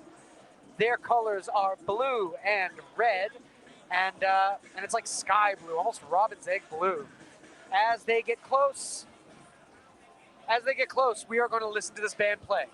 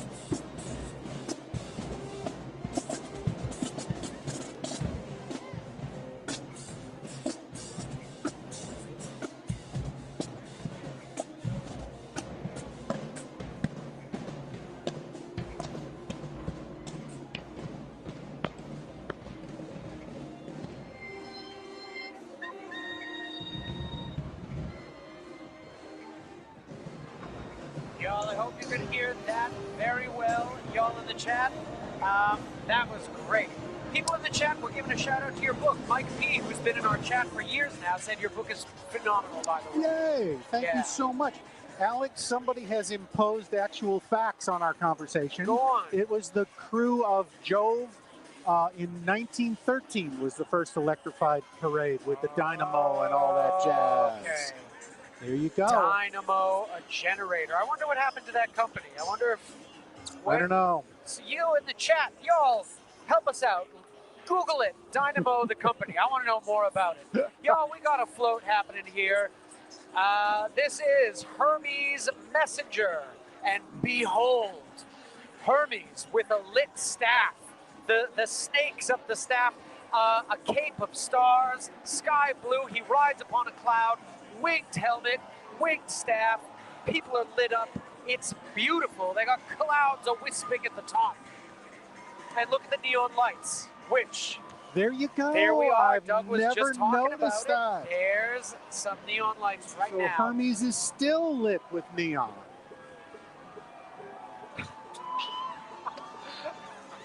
I almost caught a neon staff, but it went down to the streets below. Dems to brakes, y'all. When you watch Mardi Gras floats go by, you'll notice everyone is masked, and that is by law. By law. Yes. Okay. Or by code. Sure. Yeah. I like by law. Yeah. That sounds yeah. sounds nice. Yo, we got St. Aug coming up. This band is incredible. It's enormous. It's one of the most famous bands in the state and all of Mardi Gras for sure. So, real excited to listen to them. Let's listen.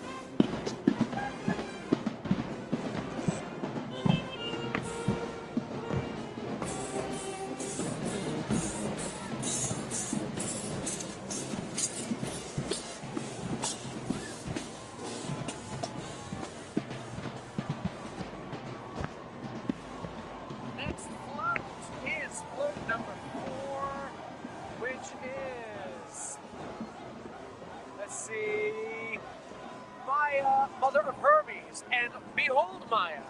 She's looking like Marilyn Monroe, if you ask me. Stunning, what a position. Wonderful carving in foam. Oh, wow. Grapes on the side, eyes in the sky, a beautiful float.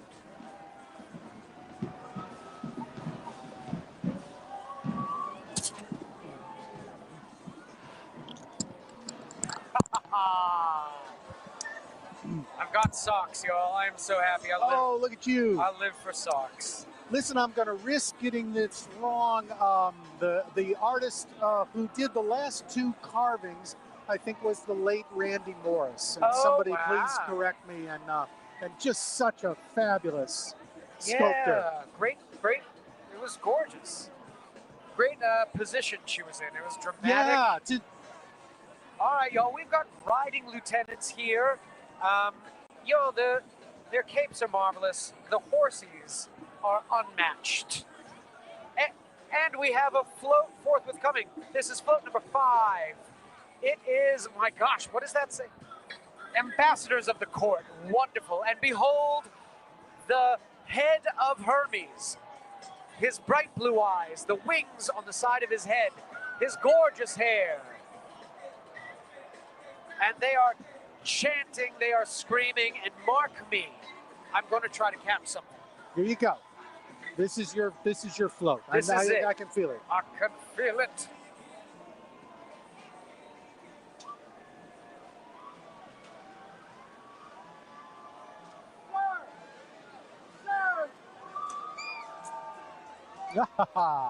Whoa!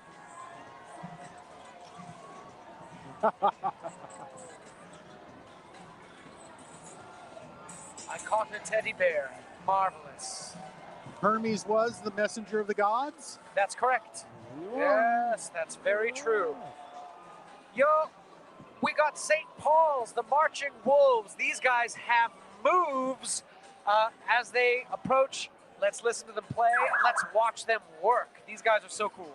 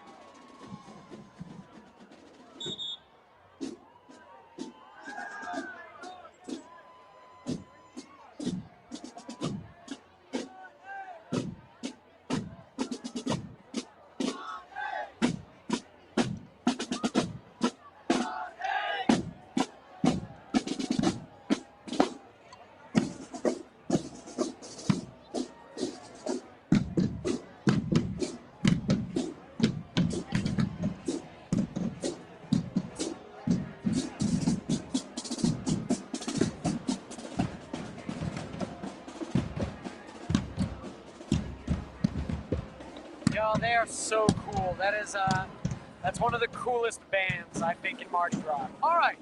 I like the straw hats. Oh my gosh. Float number 6, I believe.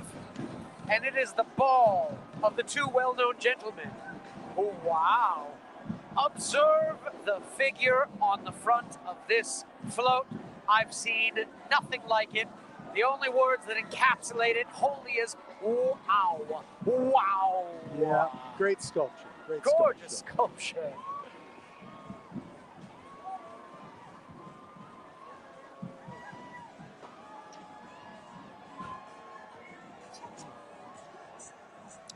Mardi Gras floats are not supposed to be static. So the flowers and the foil that's put on the outside is supposed to switch with the irregularities in the streets. And we do have our share of irregularities in the streets. Yo, we got Holy Cross coming up. Let's listen to the play.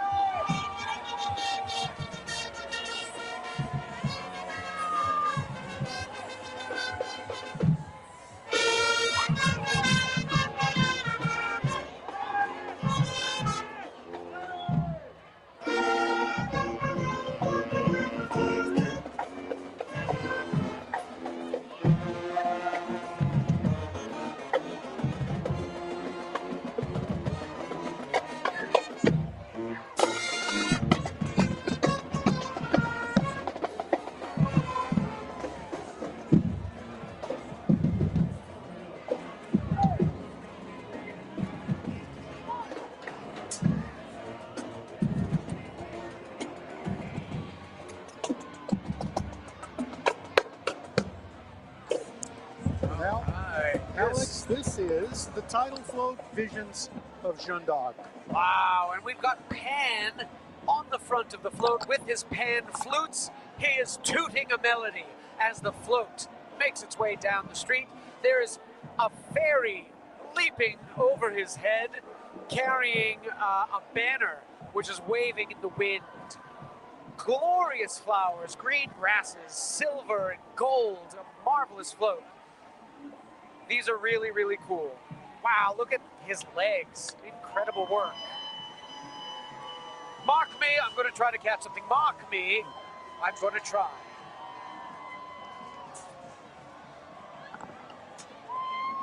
I was soundly ignored. We've got more flambeaus, y'all. More flambeaus. It's not you, it's them. It simply must be. It couldn't possibly be me. Hermes, curiously, arose during the Great Depression, at the exact time you would think that no one would found a Mardi Gras parade. Sure. And they did it deliberately to breathe some life back into the celebration spite of the depression. And back into the city. All right, this is Chapel in Domremy, and behold, a chalice gold with golden sunbeams flying out of its back. We've got green flowers, we've got rose-colored dreams all about. It's a gorgeous float, y'all. Mark me, I'm going to try to catch something. Here you go. This is all you, Alex. You got it this time.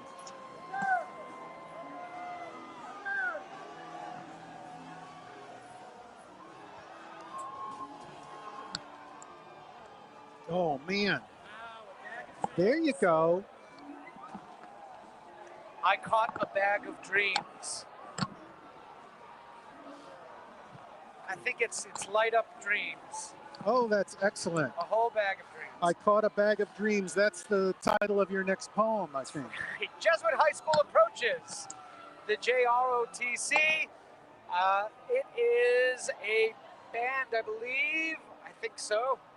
It might just be a marching group. I am presently doing the fight choreography for a production at Jesuit High School. They are doing Newsies.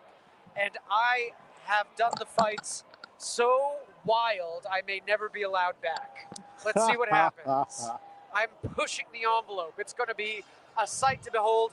Get your tickets now. Newsies at Jesuit High School. you'll see something like you've never seen. There's a band. Let's listen to the play.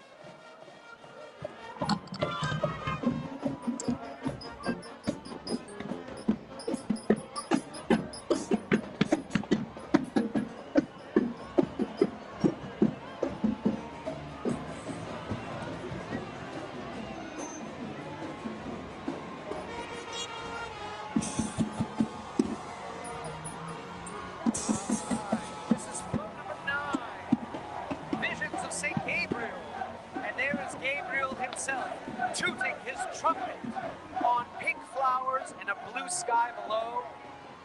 Look at his beard. Incredible work. Mark me, I'm going to catch something.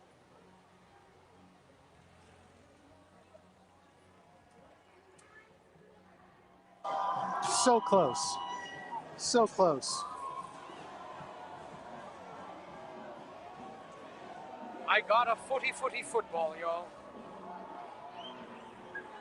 All right. Joan of Arc, of course, received visions from God and the saints that compelled her to lead a French army to relieve Orleans.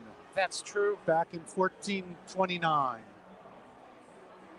All right, y'all, we got Team Gleason coming up. Team Gleason. We're going to see what they're about. I'm very excited. All right, Yes. It's Steve Gleason, the former Saints player with ALS, and this is going to be a dedication. I love when people on both sides of the streets throw balls back and forth to each other. It's really cool. It's a whole other game.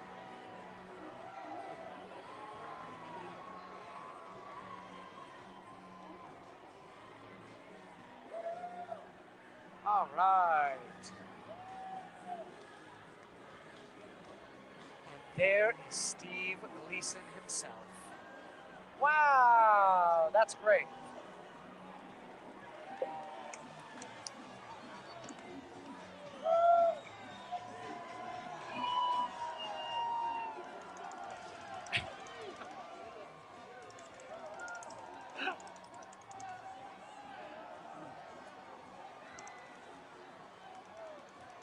All right, y'all, we have a float forthwith coming. This is Joan Hears God's Voice. And there is Joan of Arc. Her hair appears to be on fire. And she is on purple and white and yellow gold flowers. My gosh, look at the face of Joan. Her eyes green. The hair is incredible. What an incredible carving. Y'all, this is great work. We are seeing some magnificent float action.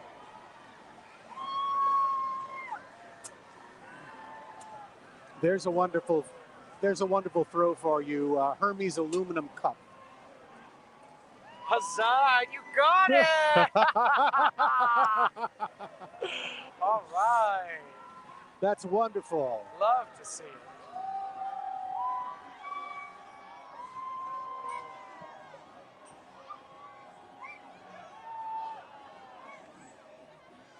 All right, y'all.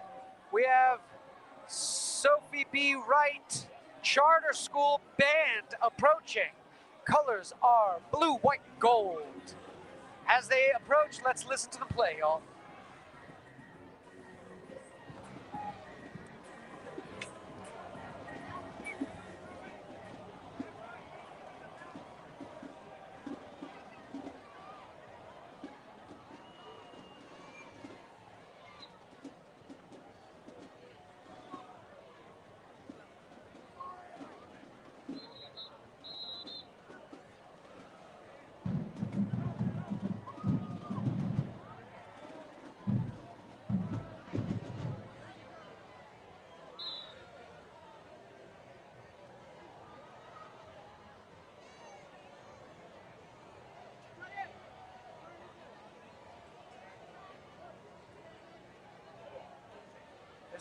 There's a small pause here, y'all, and which I think is a good thing. It gives the bands a chance to charge up their prowess before they approach and most certainly play just for us.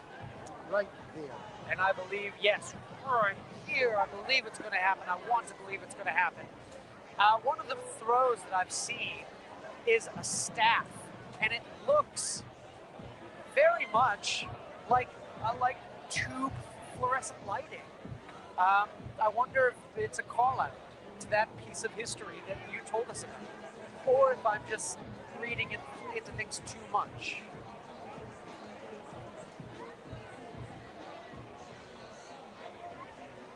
Well, you can't read into things too much. I'm trying to see if I can get a staff from these gentlemen. Hold on, let me see if I can work my prowess.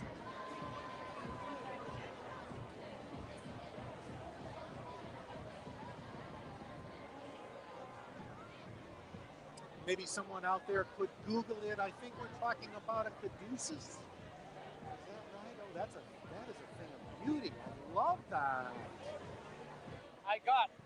I did it. I got the staff. I used my master negotiation skills, and I negotiated this, which I think is a call out to how they're the first crew to have fluorescent lighting.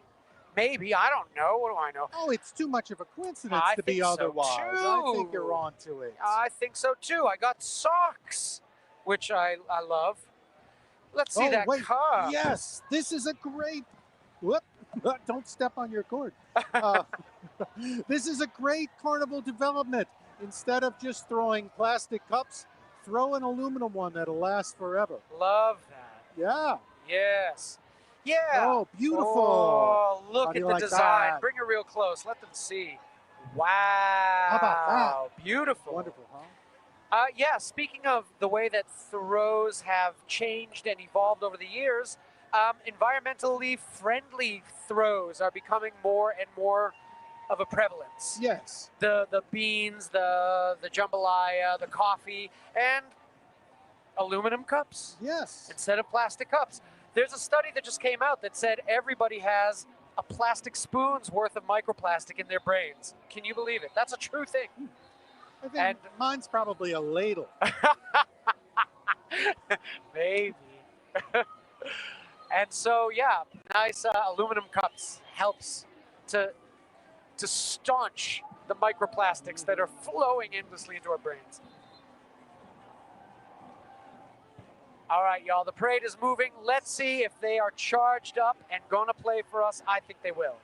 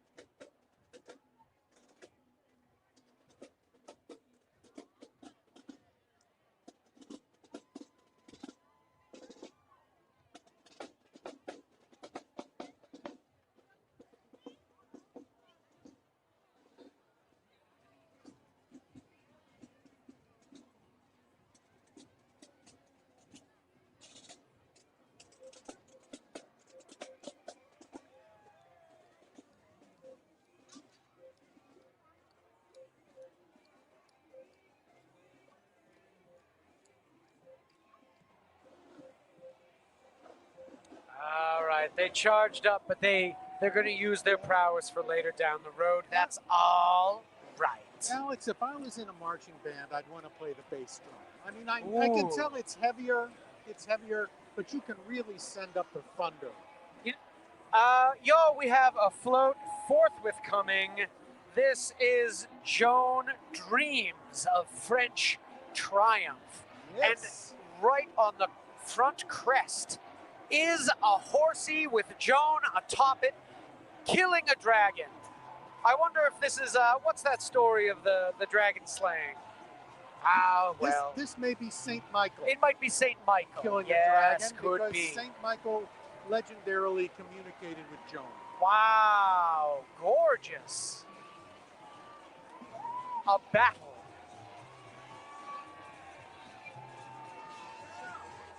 Oh, there hasn't been Oh, wait a minute.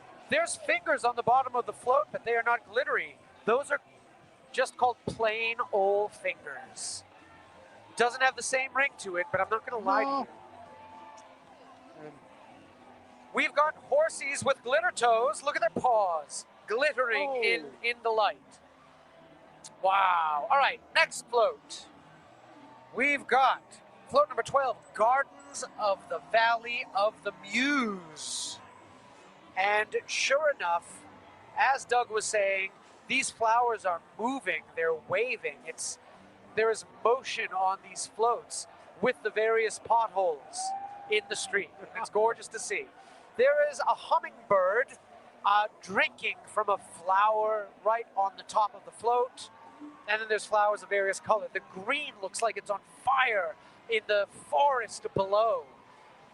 And then there is a bunny on the side. We stan a bunny.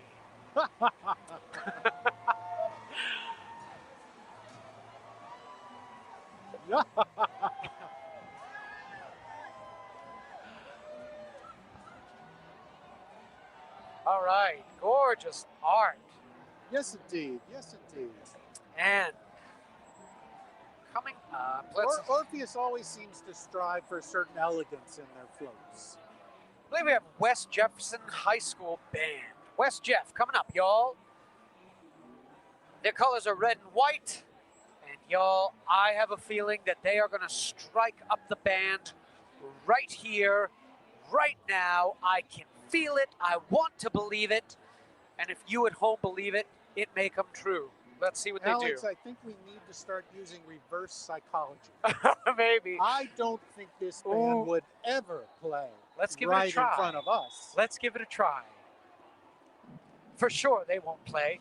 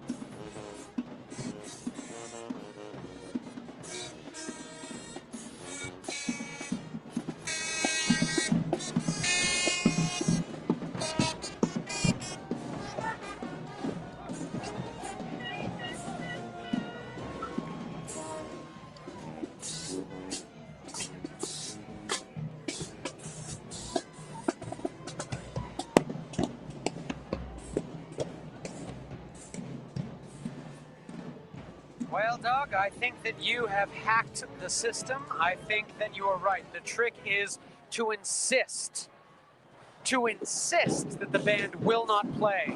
And sure enough, the prowess comes upon them when they get doubted and they play. When in doubt. When in doubt. Use superstition. Toot those horns. Yes. So that's nice. We're gonna see if that works for every band from this point forward until it fails us.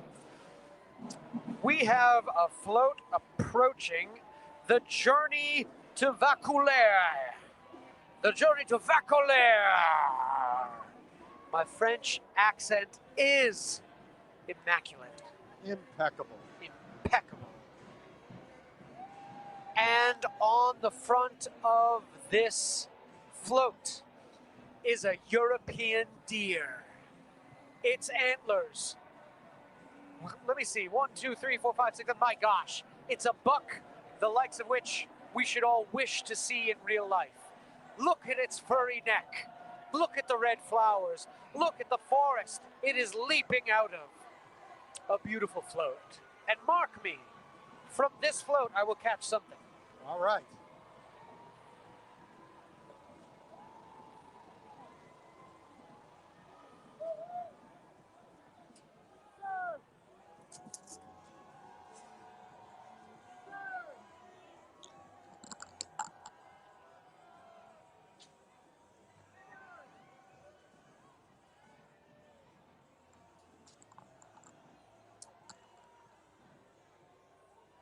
we need to catch one of their bags of food items. Yes. The purple grits and the jambalaya. And I need such. it. Yes. I need it So very badly. we can show it to people. Yes. We got flambeaux, and we got another float, number 14, the French Royal Court in Chinon. And there is a kind of a popey box on the top. No, it's a window. And there's a dove, hands praying, there's a cross. It's a chair, it's a throne. Yes. It's a holy throne. Gorgeous to see. Look at these flowers. My gosh. I've never seen anything like it. Wow. Wow. Thank you.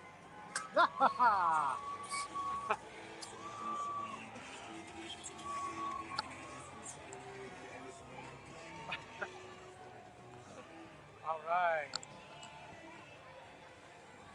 Young Audiences Charter School is approaching now.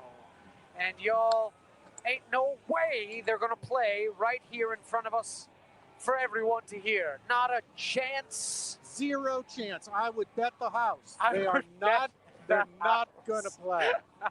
I would. Oh, Mark me, they're not going to play, but let's listen.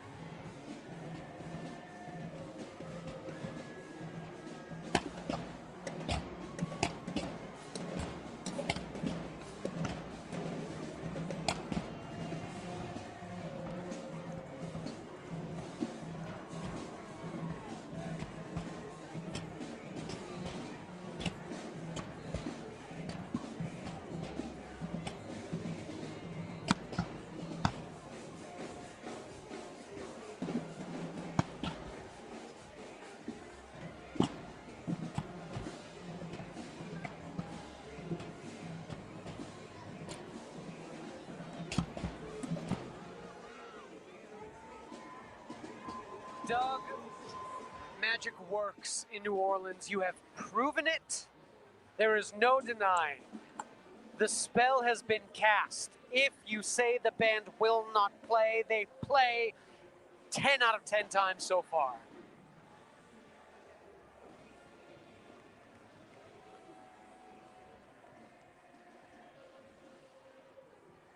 Yo, we have learned from the Warren Easton band director that they march 38 and a half miles every carnival season. That's 8 parades, y'all. Could you imagine? A marathon and a half. We got a float forthwith coming now. My gosh, look at this man. Audience with Charles the Dauphin. And there he is. There is Charles the Dauphin. Look at his silly hat. Look at the fur about it, his furry shoulders, a wonderment to behold.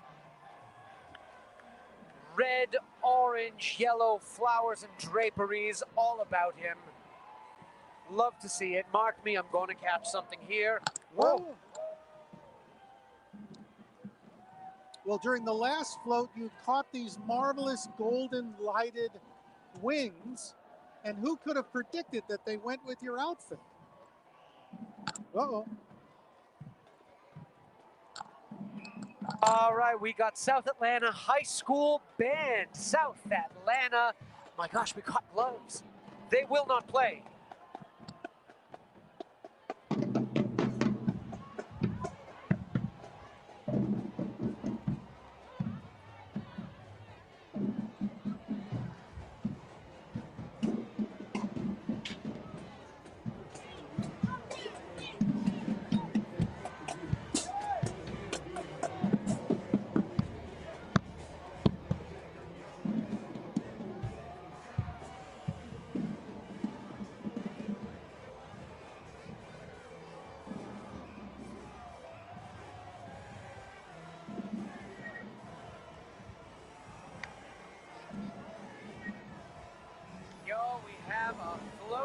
Here, this is Visitations of St. Margaret of Antioch and St. Catherine of Alexandria.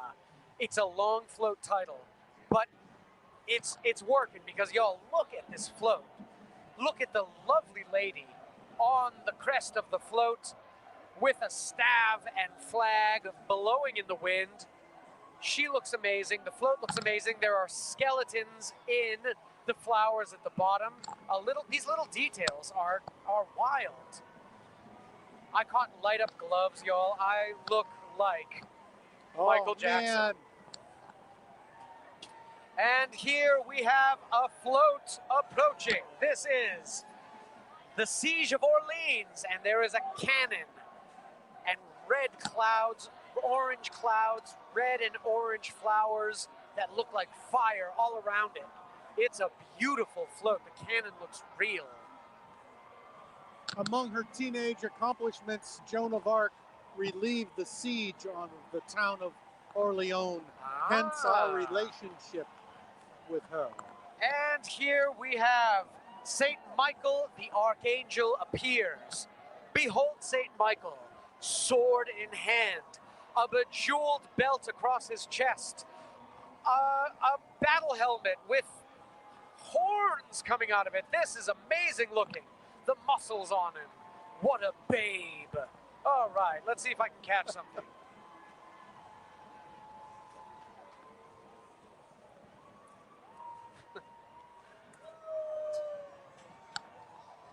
Oh.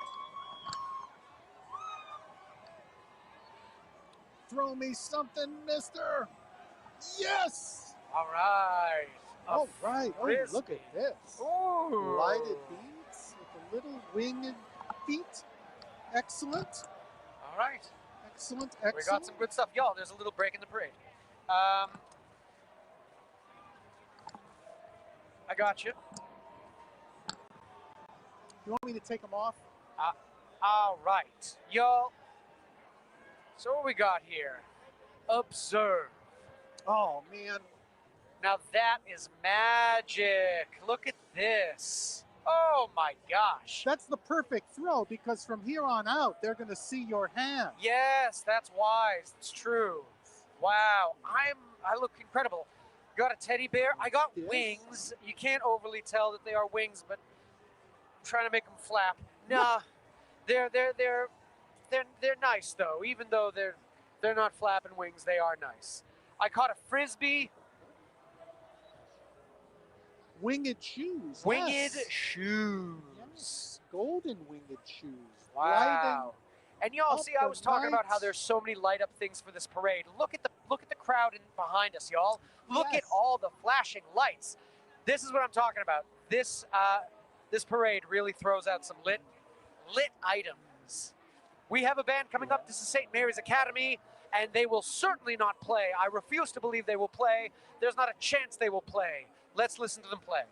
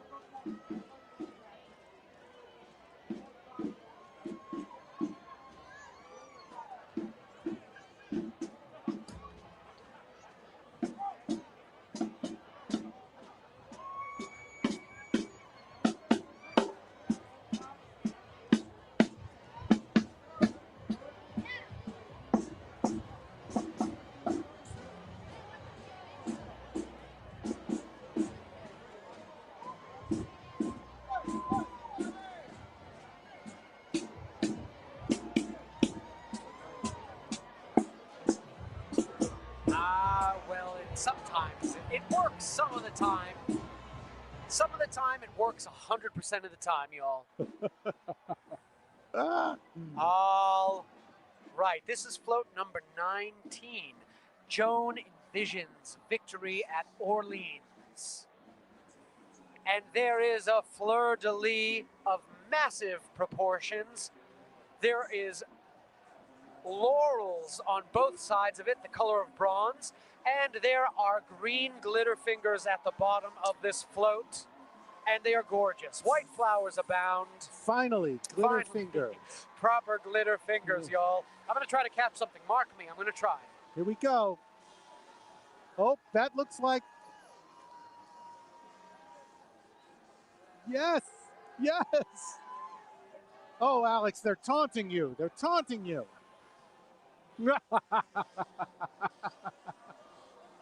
This is Greenville High School Marching Band, y'all. The Hornets. Let's listen to them play.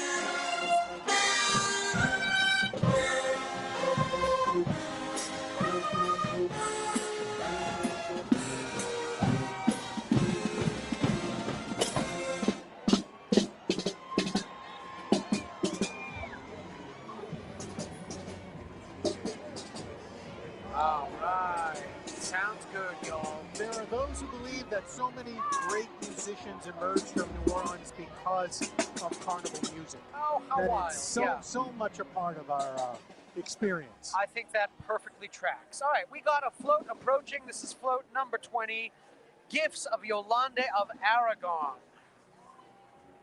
And behold, Yolande, the front of the float. She has a headdress that looks like horns, and it's gorgeous with a star in one hand.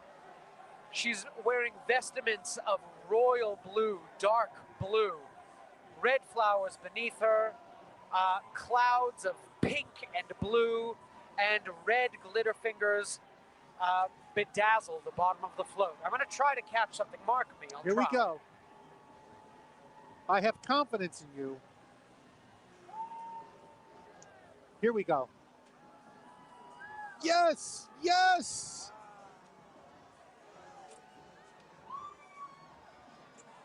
Whoa!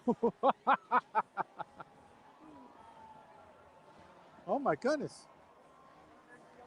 All right. Eleanor McMain High School, y'all. And I think they are playing. Let's listen.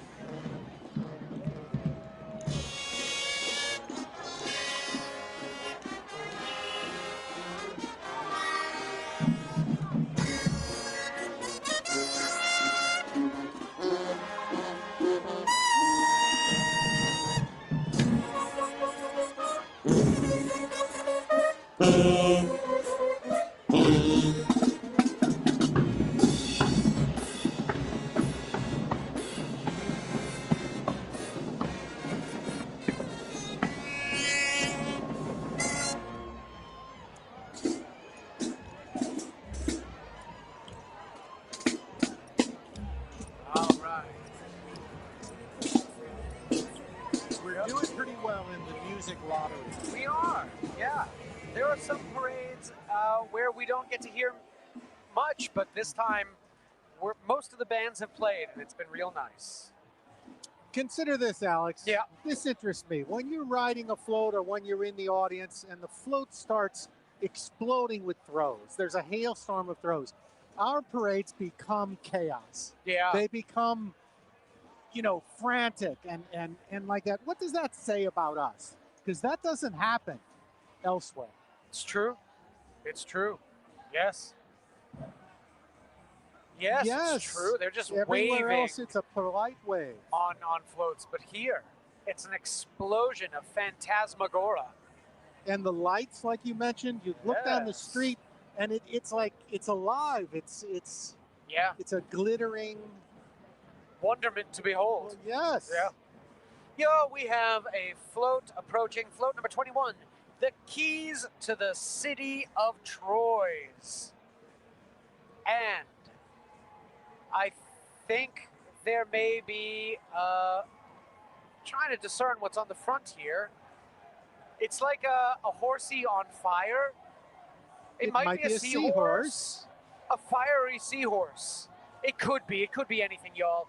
And there's a key, and there's a fountain, and there's pink and purple flowers and stone walls, and it looks like a little village. You love to see it. It could be anything, but whatever it is, it's wonderful. It is wonderful. It's a beautiful, strange dragon.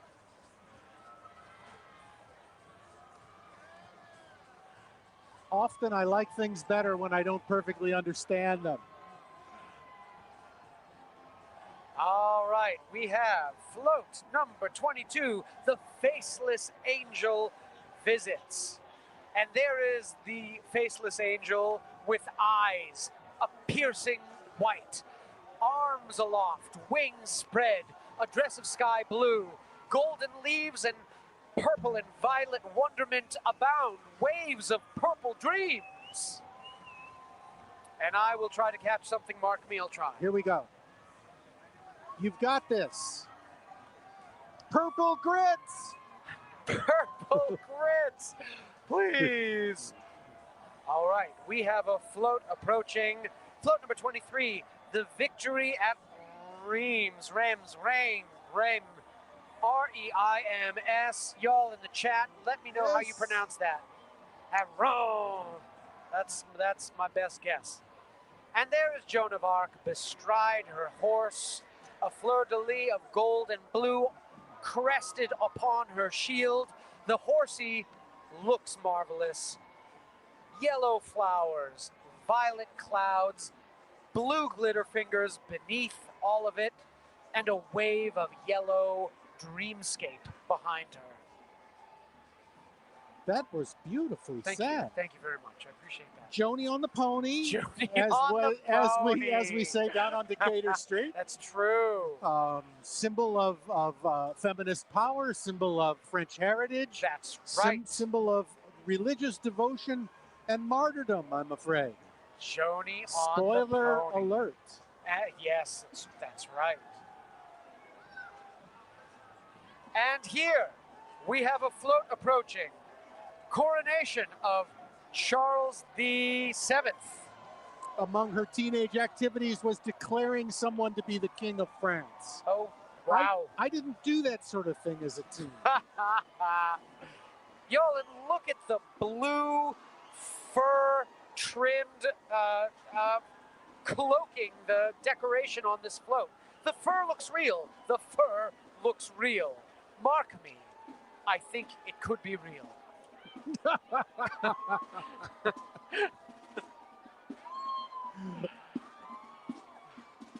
And we have a marching band, MBA.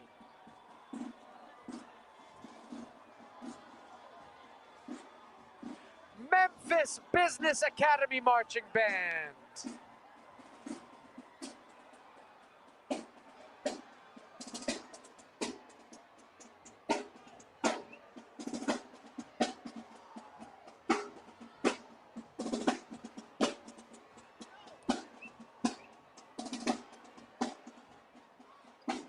We forgot to work our magic.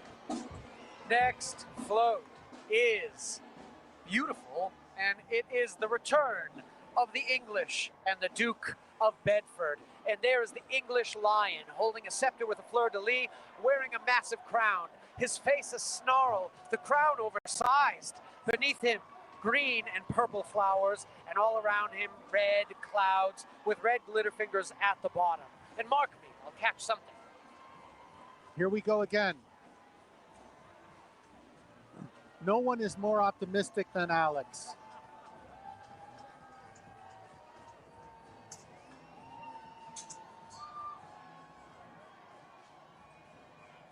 Excellent. Excellent. And we have a float approaching Miracle Electorel. And there is a miracle on the front of this float. A lovely lady with blonde curly hair, wearing a dress of ivory. Flowers dancing in the wind beneath her. Gold and violet colored. Look at this tree. It looks real. At this turn in her life, Joan is wounded but not stopped. Ooh.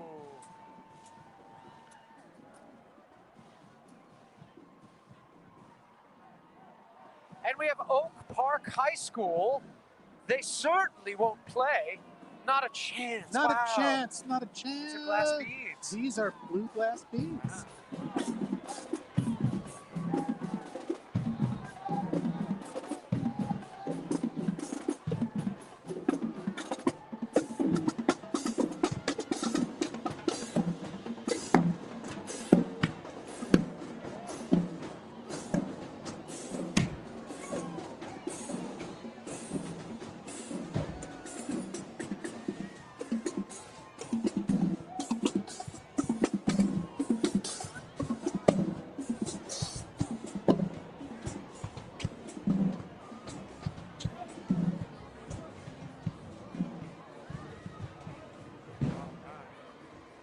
We'll show you the beads at the end. We got these beautiful blue glass beads that we were talking about earlier. Okay, this is float number 27, capture of Joan at Compiègne.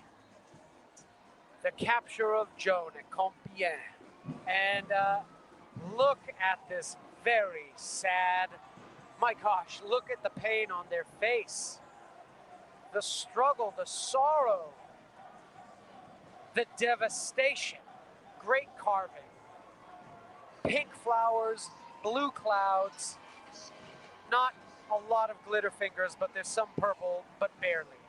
And mark me, I'll catch something or I'll be making the same face as that person right there.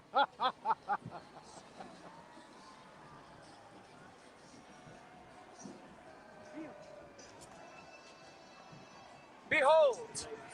Float number 28, the Burgundians ransom Joan to the English. And look at the stack of gold doubloons upon the crest of this float, golden flowers with red centers, red betrayal in the center of the flowers. And hear me, mark me, I'll catch something. Here we go. Yes! Ah, the metal cup. We got a metal cup, y'all. Excellent. Excellent. All right. This is the Heinz Parkview Marching Band. Y'all, no way they'll play. Let's listen.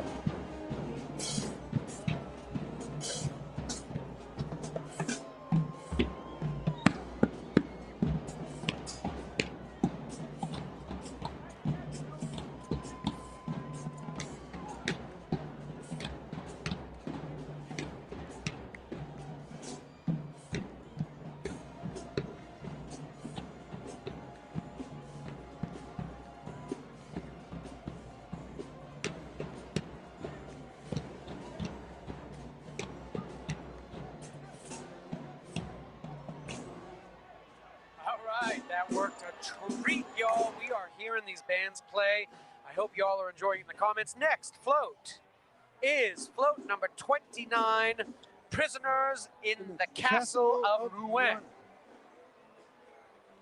And there is the Castle of Rouen, complete with battlements and parapets, gray stone, a window, and then pink and white and yellow flowers with violet clouds sitting atop red glitter fingers. And on the side, we see Joan locked in her prison cell, arms cuffed, chained to the prison walls.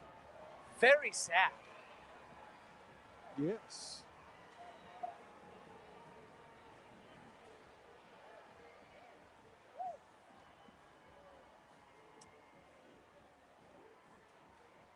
There was a small stoppage in the parade, but now it is moving again, and right behind float number 29 is float number 30, which is thrice burned. Joan's heart would not burn. She could not be stopped.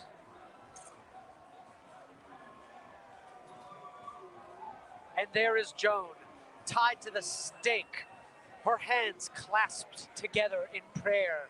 The flames engulf her entire person, and she remains stoic and true to her beliefs. She is staked upon orange, yellow, and red flowers, which sit loftily upon violet clouds tinged with gold, and all of it resting upon purple glitter fingers. And mark me, I'll catch something here. Notice the skull emerging from the fire. Ooh, wow, great attention to detail. Throw me something, mister. All right, Renew Laurel School coming up with their marching band. No way they play. Not a chance. They don't look like it's a big band, but they look mighty. And so it's a shame we won't be able to hear them play because they won't play right here in front of us. Not a chance. Let's listen.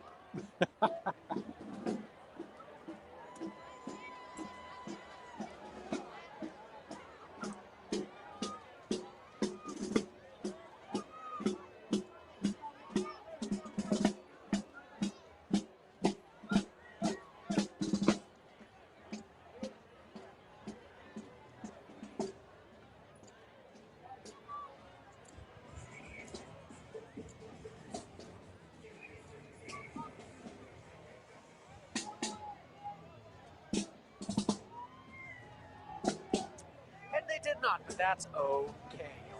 It's not, you can't. They might have marched last night, y'all, and last night, the last float went by at around 1 a.m. So they was all out very late. So yes, indeed. We'll give them a pass this one time, and then never again. Y'all behind us, I don't know if you can see it, there is a game on both sides of the street. They are passing a ball back and forth, and they're having a great time, and I love to see it. Y'all look at the crowds. And yet there is still plenty of room out here, y'all. If you're not out here yet for D'Etat or for Morpheus, don't be shy. Plenty of room. Years ago, an LSU professor named Lori Wilkie, studying bead throwing, anthropologically, decided that what we do is a game, and she called it the throwing game. And once you think of it that way, it explains some of the attraction of our parades. Love it. That you're not just passive. Yes. You're engaged in a catching and throwing game. It's absolutely true. Yeah. This is Float 31, Vindication by Pope Calixtus III. And I think I got that name correct. I think it's Calixtus. And there is Calixtus himself, wearing green laurels, a red cap, and an orange doublet. That could be true. And he is on red flowers with sky blue clouds beneath, red glitter fingers, all about the float. Poor Joan, who was burned as a heretic, was forgiven by the saint and declared innocent. Oh, yeah, you're right. And right behind this is a beatification of Joan d'Arc. Float number 32. It is kissing the back of this float. So it's one right after the other, y'all.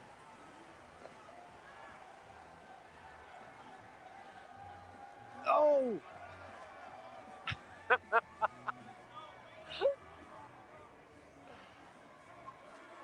The beatification of Joan of Arc. Her ascension to sainthood. And behold this Fabergé egg, the holy hand grenade of Antioch.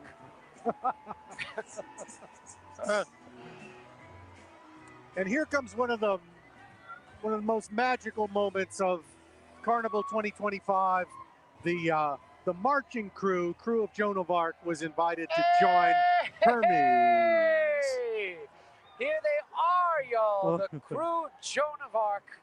And this marching crew celebrates Joan's birthday each year on January 6th, marking the start of Carnival. They were holding a workshop. They wanted me to come by and teach them how to fight with medieval weapons. But I really only know sword play, so I said, y'all, I wish I could. No clubs? I know. No spears? I staff a bit of spear some, but they wanted to learn how to, like, do pikes and things, and I could only guess at that. I'm not trained in all of the things, just some of them. Behold, a not-so-pale horse. All hail Joan! Yay! Wow!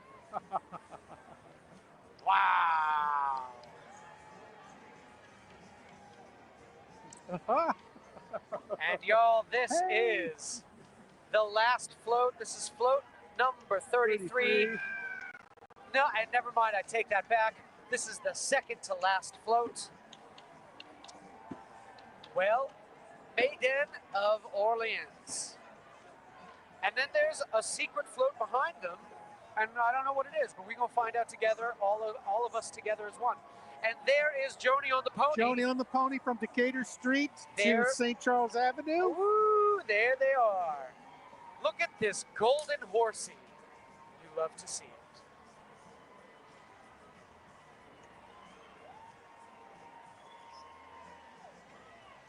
And this is float number 34, Many Dreams from Above.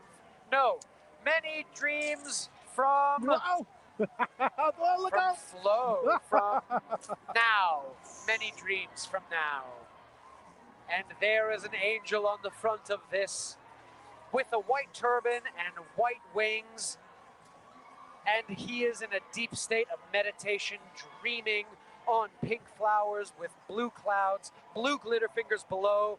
On the side is an eye, veiled with green and yellow tentacles. My gosh, it's a marvel. Wow. Wow.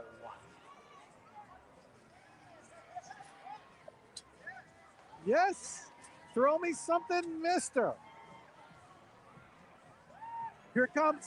Oh, yes. Wow.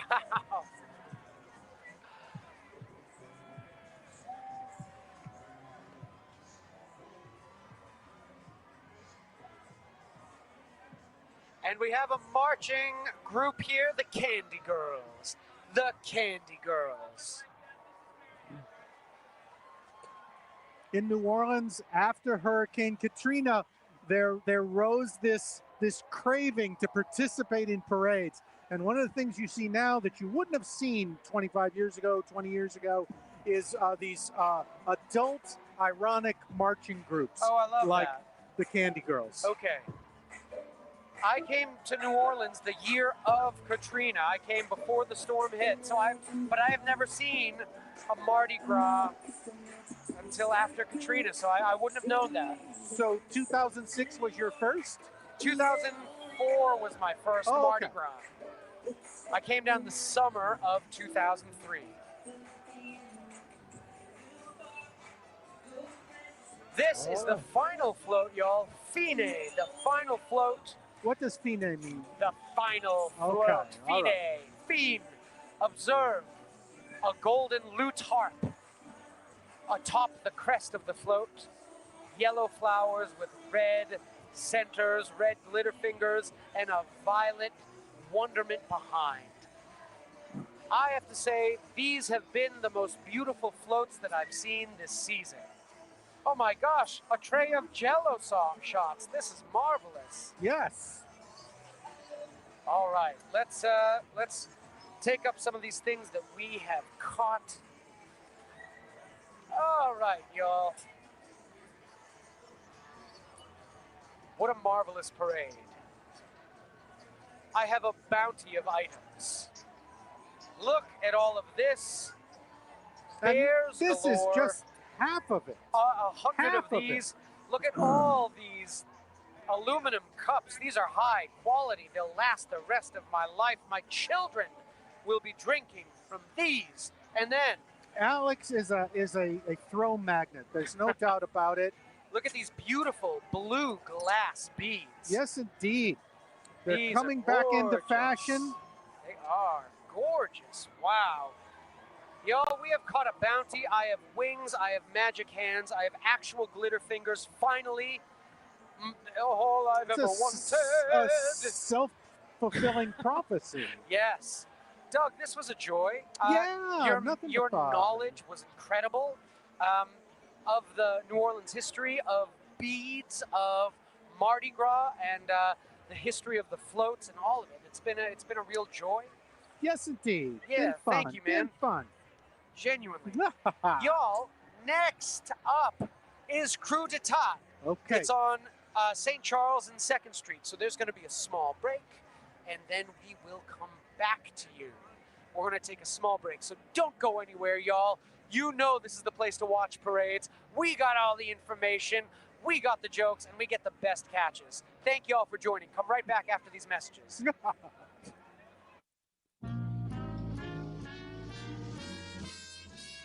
Jody, you've been a lifetime member of this wonderful organization. What makes it so special? I mean, I've got my own thoughts, but you tell me as a spokesman for the club. Well, I think it's something that we started from the ground up, Mhm. and back in 1996 it started, and just the fact that it's grown so much and took off and has been accepted by the community, that's kind of what makes it special is that everybody looks forward to Kudatah Friday. Yeah, and you're known for your satire, and I have to tell everybody, I like to think of you as an equal opportunity offender. I mean, you all slap everybody, don't you? Right, left, it doesn't matter. That's correct. Nothing's off limits for us. We let the material write itself, and usually in New Orleans, that takes care of most of our work for us. Can you give us a little hint of some of the things we'll see in the parade? This year we'll see the mayor once again. Really? The Sewage and Water Board makes a repeat appearance, and then you'll have a lot of national and local politics as well. As always. As always. And you have Flambeau. We do have Flambeau. We actually own all of our own Flambeau, and we have our keeper of the flame who takes care of them year-round and makes sure that they all work and get them out on the street. And tell me about that wild and wicked Dancing Dollins. The Dancing Dollins group is a dancing crew within the crew. It's all members of the organization that don't ride on floats, that would prefer to walk the route. And they come up with their own theme to match some float out of the regular parade. They get their own costumes, they get their own dance moves, and they entertain on the streets almost as well as we entertain on the floats. And they hand out the Gazette, right? Yes, we've got our own bulletin that we've been running for a number of years that gets handed out at the beginning of the parade, and I believe the Dancing Dollins also have them. Well, speaking of special things, you have special signature floats that are kind of unique, huh? We do. We have several. The Dictator's Navy. And that's what you call your king, the dictator. The king is the dictator. Right. He is, and his identity is never shown or revealed. So we have the Dictator's Navy. We've got the High Priest float. We've got the Candy Wagon, and we've got the Banana Wagon, which is actually pulled by mules. Isn't that neat? So we go old school on that one. You know, most crews wait until their 50th anniversary or something to do a crew history. Not you. You, in 2016, you did a beautiful book written by an anonymous author who had some serious connections to the Times-Picayune long time ago. Wonderful book. You own your own den. You know, you have so many things that make it unique, but I think most of all is just the fun. I mean, the satire, I think D'Etat was the crew that kind of brought that tradition back in your first parade in 1998. 98 was the first time on the street, and we brought back Satire, and we also were the first to introduce the Blinky Bead. That's right. That's right. That's a tradition. That's a lot.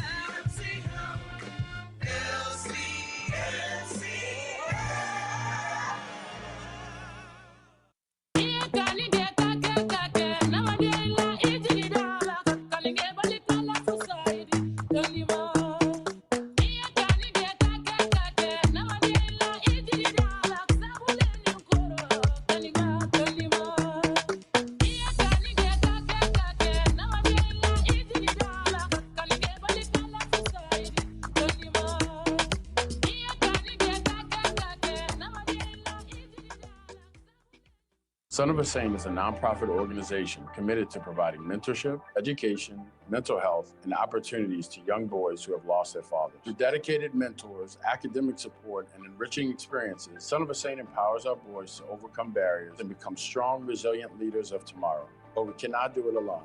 The need for our services in the community is great, and my ask of you is to help us fulfill that need through volunteering, becoming a mentor, or donating resources. Please visit sonofasaint.org today.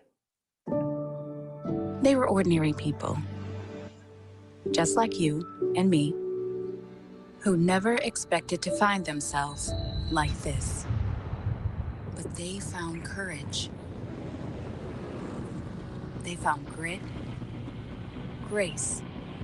They found strength in each other. And in their stories, we find strength within. The National World War II Museum. Find the extraordinary inside. At Tulane Doctors, we made booking appointments easier than ever. To schedule with any physician, whether at East Jefferson or one of our other locations. Just dial 988-5000. When you see the shield, you'll know. The future of medicine is here. I am cypress leaves, balconies, oak trees, harmony. I am New Orleans. I'm your town deep down.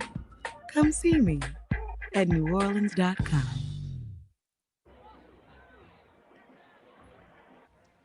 A big thanks to New Orleans & Company, the team that invites the world to experience our music, food, and culture while supporting the people who make New Orleans special.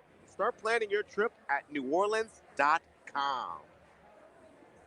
Son of a Saint is dedicated to transforming the lives of fatherless boys across greater New Orleans through mentorship, emotional support, development of life skills, education, and positive peer-to-peer relationships.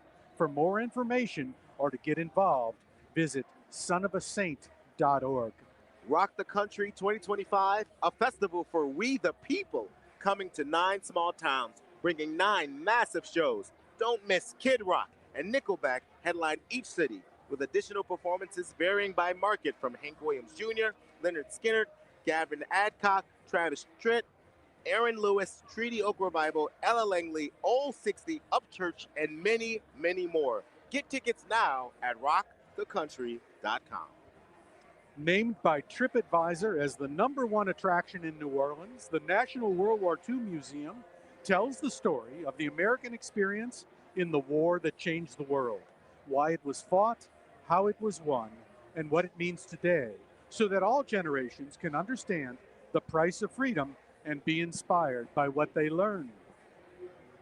Thank you to the 2025 NOLA.com Mardi Gras Parade Camp sponsor, Tulane Doctors. Whether you need a checkup or a new treatment, Tulane Doctors are dedicated to making healthcare simple, personal, and accessible for our community. For trusted expert care, call 504-988-5000. That's 504-988-5000 to schedule an appointment with any Tulane doctor today.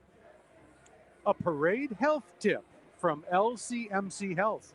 Moderation is key. Try to limit your alcohol intake and drink water between alcoholic beverages. Consider smaller portions of the foods you love during Mardi Gras. Take your time, stay hydrated. A good rule of thumb is to drink water in between each alcoholic beverage to make sure you are staying hydrated and to cut back on the amount of alcohol consumed. Choose a beverage that includes some water, such as club soda, seltzer, or mineral water, and blend beverages with ice. My goodness, welcome back to NOLA.com's 2025 Parade Camp coverage. Mardi Gras for all y'all.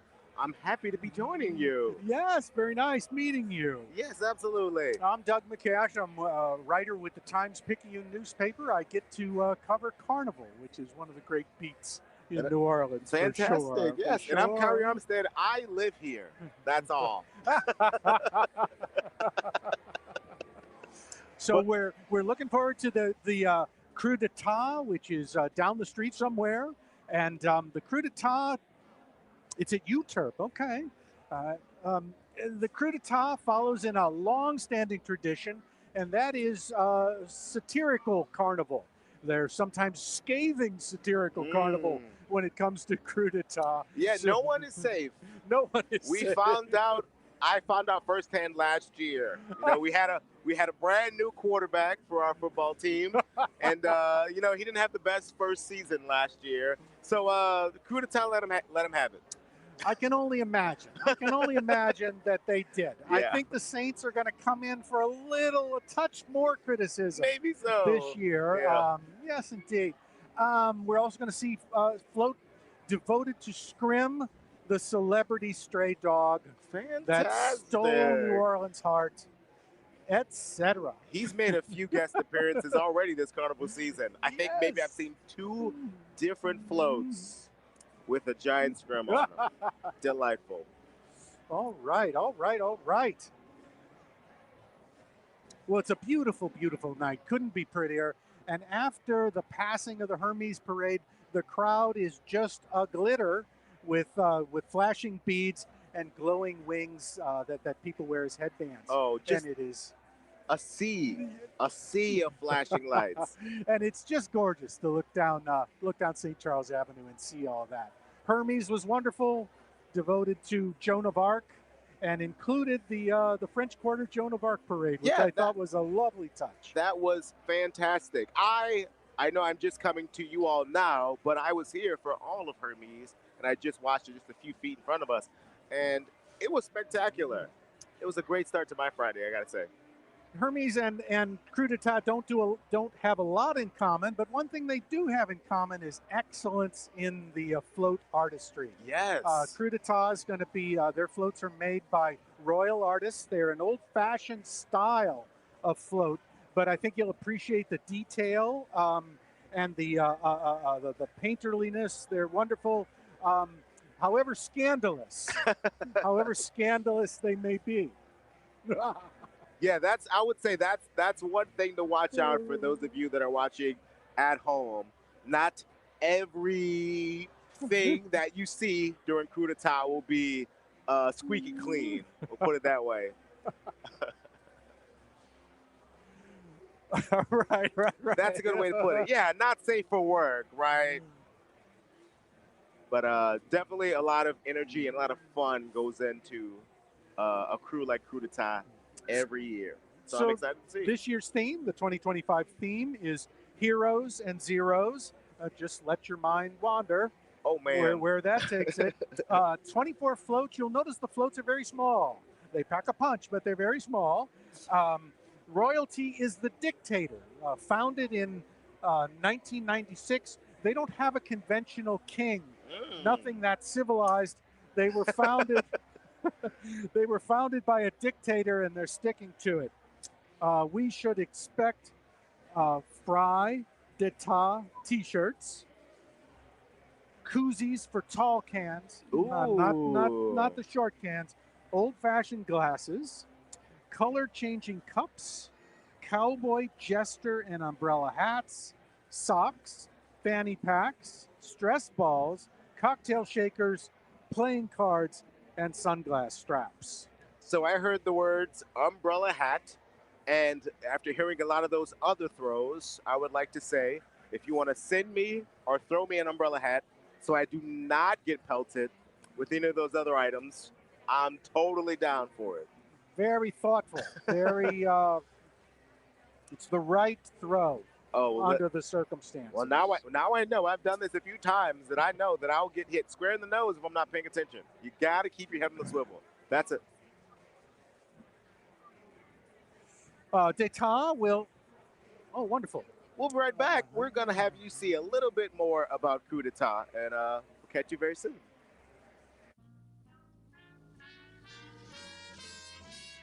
Jody, you've been a lifetime member of this wonderful organization.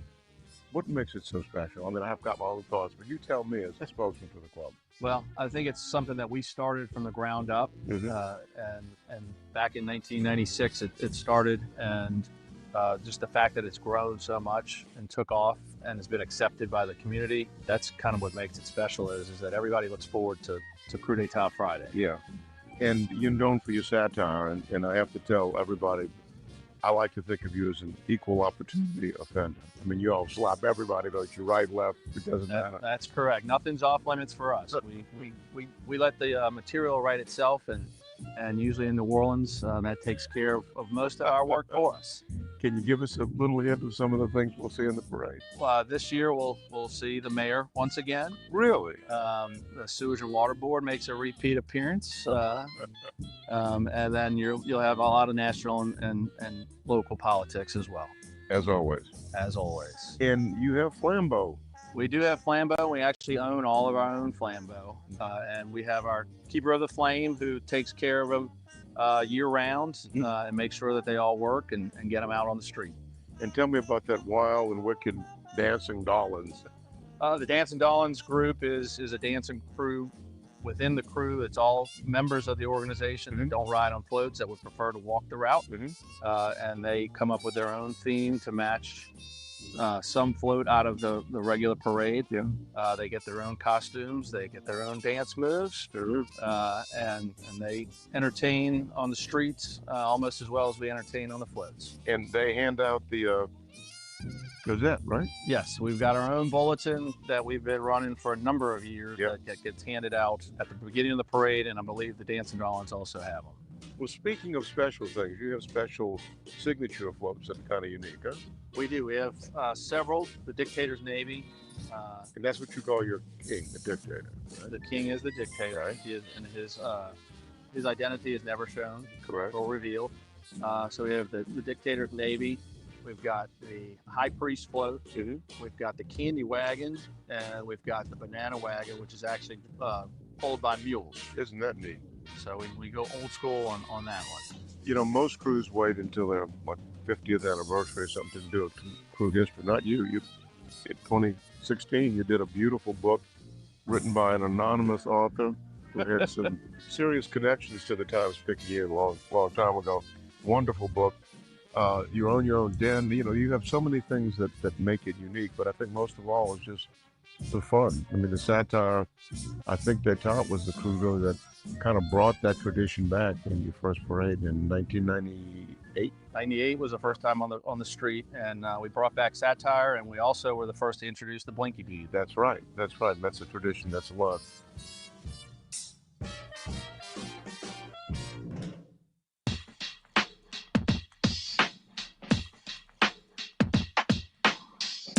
I've been in this industry for 16 years and a business owner for 5. And throughout all of those years, I've always known the importance of a New Orleans and Company membership. Loretta's is the first African-American Black-owned candy company in the city of New Orleans. My mom started it about 3.5 decades ago. And just being a member of New Orleans and Company is just awesome for us as a business.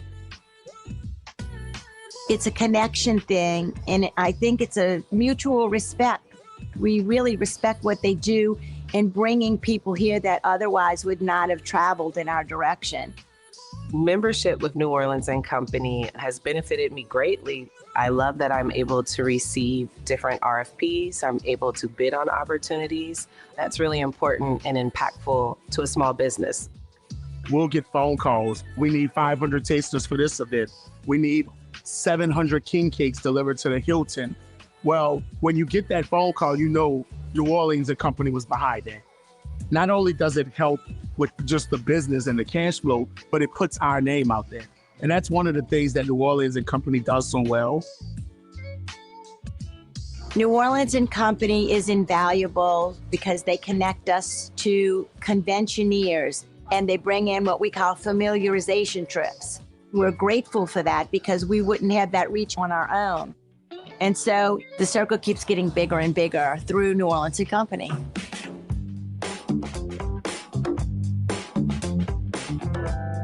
It's important to network with industry colleagues, especially to learn about what's new. So many new businesses are coming online, and New Orleans and Company really helps connect me to them as a member. They do have a lot of business after hours networking events with our other members. We've got a lot of buyers and a lot of suppliers. That's how we do business together. New Orleans and Company is the authority on all things hospitality. I wanted to know what was going on and have that direct pipeline to information on who's coming to town. And there's nothing as clean and direct as what I get in being a member with New Orleans and Company. They keep us on the up and up on what's coming in the city, make sure that we're prepared. They know the logistics around the groups that are coming in town. It's almost like having a best friend that you can call in your back pocket. You know who to expect as a convention by looking at their monthly calendars. They put it out every 6 weeks, and you could tell exactly how many people a convention's bringing in. They give you the pulse of what's happening in the city on a monthly basis. I would encourage any business to consider becoming a member of New Orleans and Company if your target audience is visitors coming to New Orleans. It's almost a no-brainer. I would just say one thing: come to a business after hours, and you're in good company. What New Orleans and Company brings to the table: networking, marketing, the ability to work with you. At the end of the day, not only are the customers happy, but you're like, oh, thank you guys so much.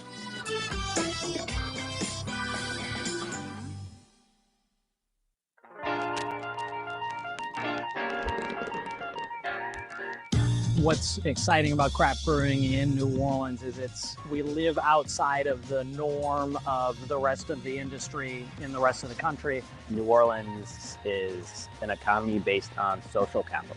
People exchange social capital every day here. It's what makes the city beautiful, and that's exactly what beer does.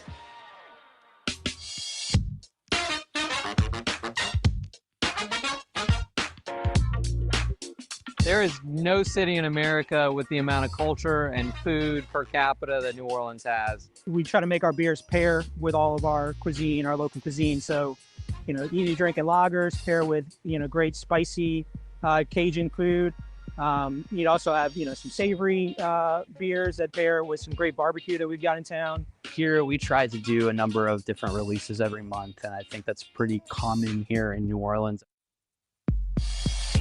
We intentionally are always pushing the envelope in terms of recipes and beer in the brewing process. We don't have a flagship beer. We are always constantly rotating what's on the menu, and that gives us an opportunity to introduce new beer styles to our customers that maybe they haven't had before. On any given weekend, you could bounce around from 5 or 6 different breweries, and every one of them has a new beer that weekend. You have so many different influences of culture and food, and not to mention the Creole and Cajun spices that the city is synonymous for. So you really have a lot of different diversity of experiences that you can get by coming to New Orleans and welcoming its citizens. The people of New Orleans are incredibly welcoming and incredibly kind. Southern hospitality truly lives in this city. Hospitality in New Orleans is a religion. It is the international language that we all kind of vibrate to. And it just doesn't get any higher in vibration than New Orleans. People are friendly, they like to chat. So that's pretty much the environment you're walking into. We will treat you as though you are our best friend, even if we don't know you. Explore the full city. You've got these very unique neighborhoods within the city of New Orleans that offer very unique experiences. New Orleans is so much more than just Bourbon Street or Jackson Square or the French Quarter. Everywhere you look, there's a little gem that you can find that's unique and different, and you're never going to find another one. The amount of food and the amount of music that you find here that you really can't find in any other place in the U.S. New Orleans is one of the very few places in the country where you can just kind of go to any restaurant and chances are you're probably going to have a good experience there. So we just do it better here than other cities. The best part about New Orleans is the people, and the people love to share the city with them. I can't think of a better city to have a beer in than in New Orleans.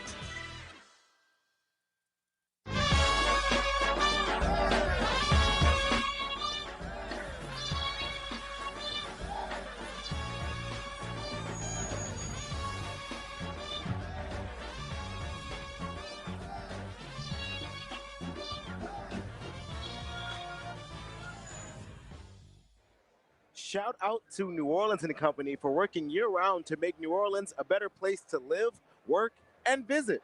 Learn more about their impact and how tourism benefits our community at NewOrleansandCompany.com. Named by TripAdvisor as the #1 attraction in New Orleans, the National World War II Museum tells the story of the American experience in the war that changed the world, why it was fought, how it was won, and what it means today, so that all generations can understand the price of freedom and be inspired by what they learned. My goodness, we're back and you're watching the Clydesdales pass by. They've truly become a staple of carnival season. Yes, I am a St. Louisan. They are St. Louis horses. Oh. Yes, indeed.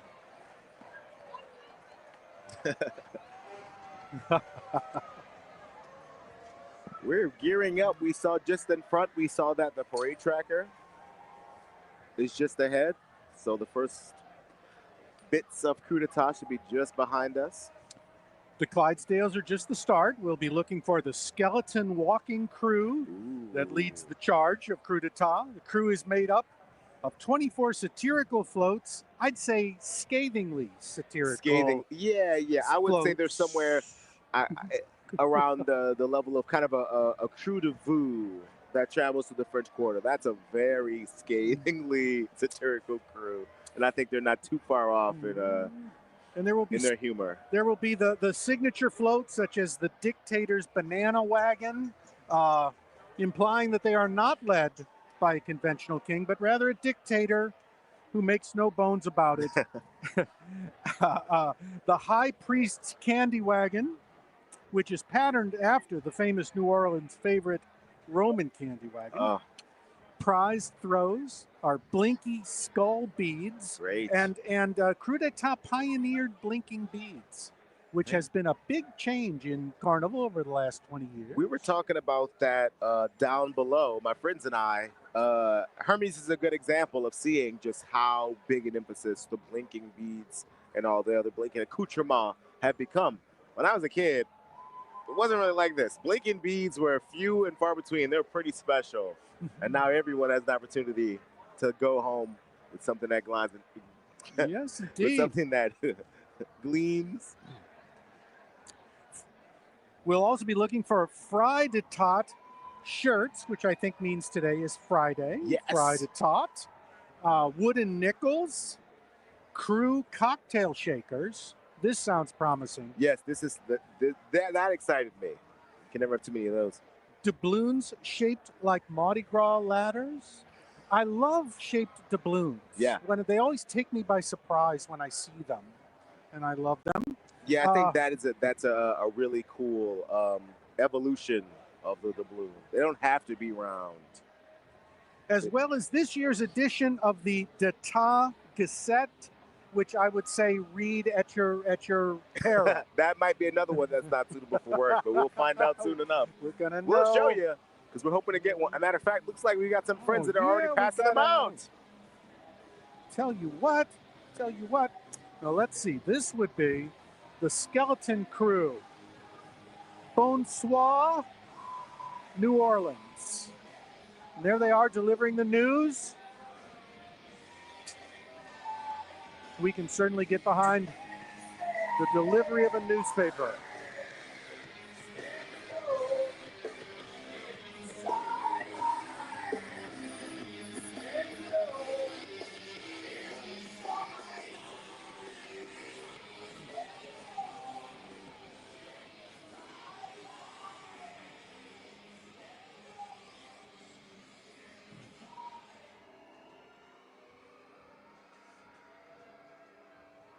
And the approach of a color guard carrying the American and Louisiana flags.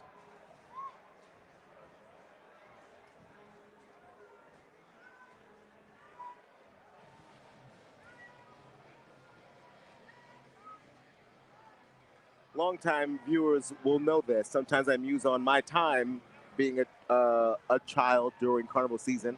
I was in junior ROTC at my high school and in the band. Oh, no kidding. I would go in, I would be in the color guard sometimes. I would move back to the armed drill team, which I was a commander of.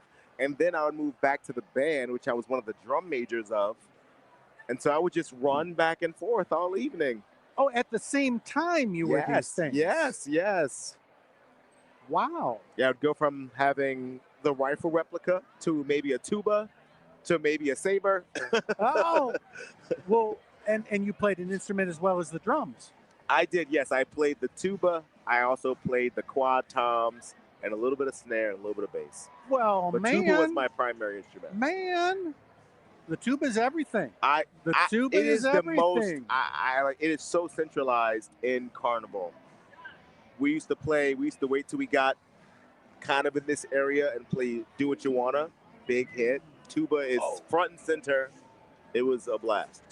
Which is one of the great message songs ever. Do What You Wanna. It is maybe one of the most New Orleans songs of all time, if you could distill us down. We're watching the D'Etat dukes or lieutenants pass on their horses. And this is a Carnival custom going back to the very beginning. And the dukes riding these horses typically are people who have contributed to the parade, contributed to the production of the parade. Interesting. And next up, flambeaux, which is the oldest form of lighting used on floats back in the 19th century. It consists of nothing more than a can of fuel oil that drips down pipes into burners, and it's the burners are faced with a reflective sheet of metal. And back before electricity, this provided the lighting for floats. And what we learned over the years was that there was just no substitute for natural flames. Yeah, absolutely. And here comes the dictator.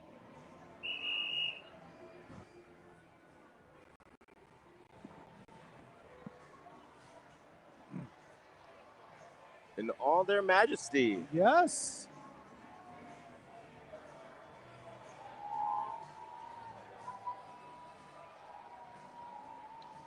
Richard the 28th, if my Roman numerals held up. You are correct, but it did take me a moment. Yeah. Yeah.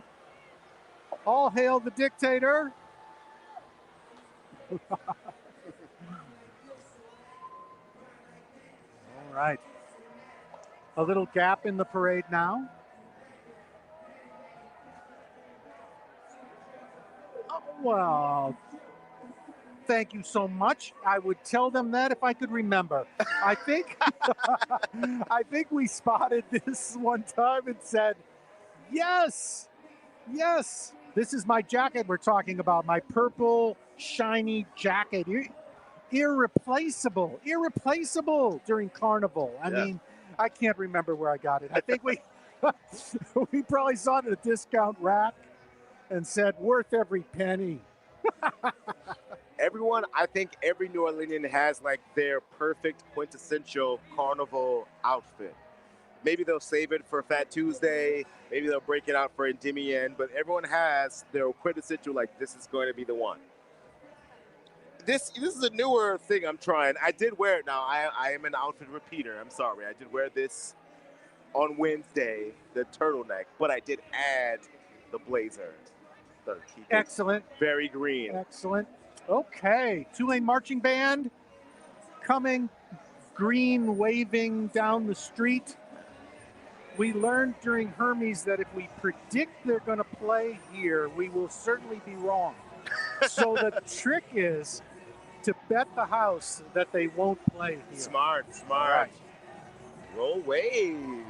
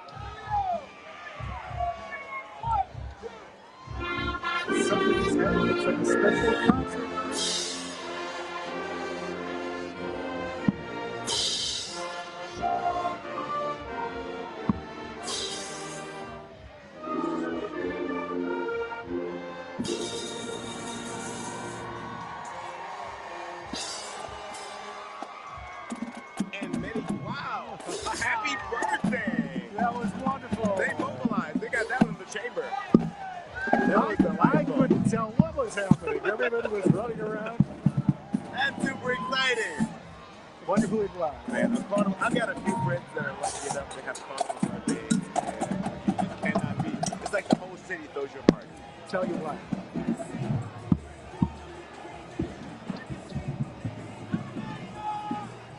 That was neat. All right. All right.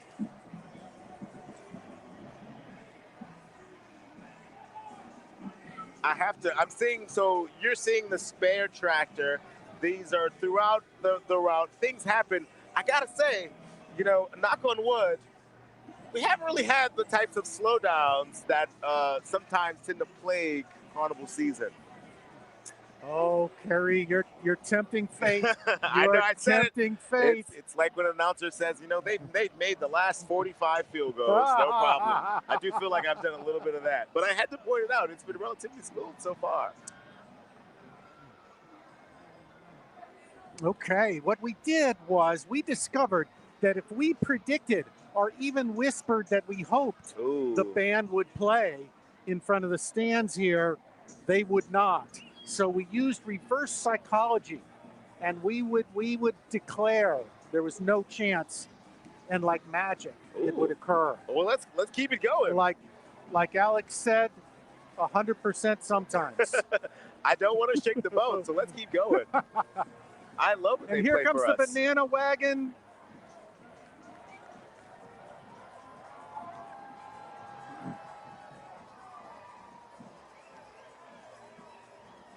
Mule drawn, yes indeed, yes indeed.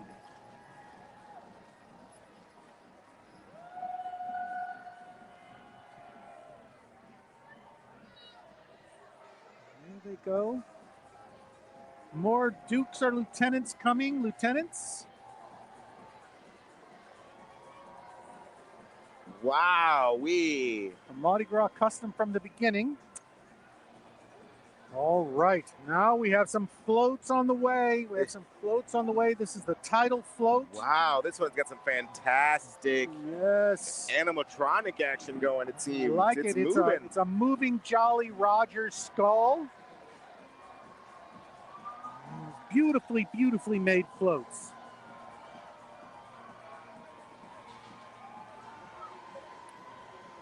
D'Etat's Heroes and Zeros.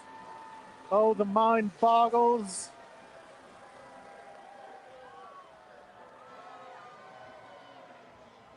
And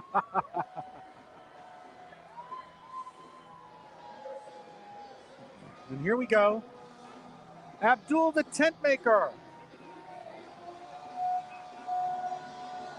Oh, we are moving right along. Yes. Which I remember had something to do with a regular caller to a sports program. But that is all I can remember. Interesting.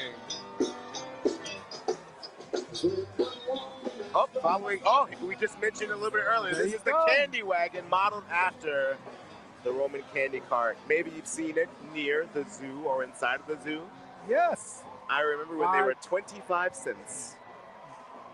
Oh my goodness. Okay. No kidding.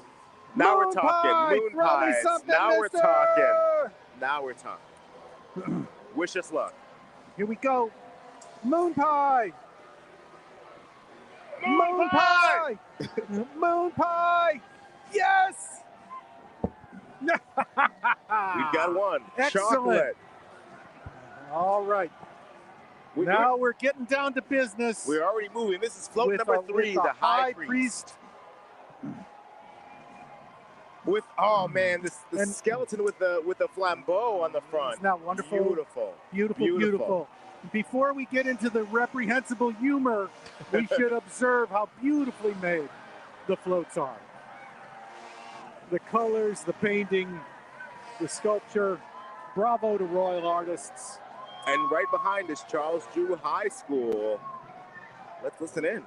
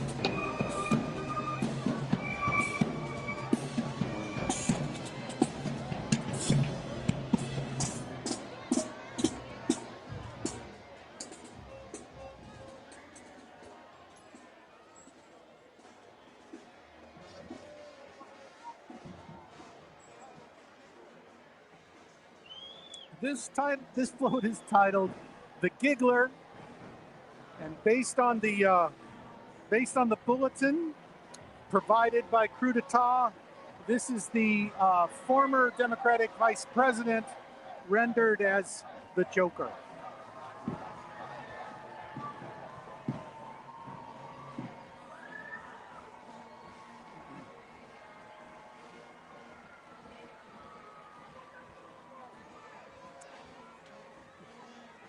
Oh, excellent. All right. Whoa. All right. I got a lighted dictator. Here comes the Sunshine Brass Band, who I predict are not going to play anywhere near us. Not one note.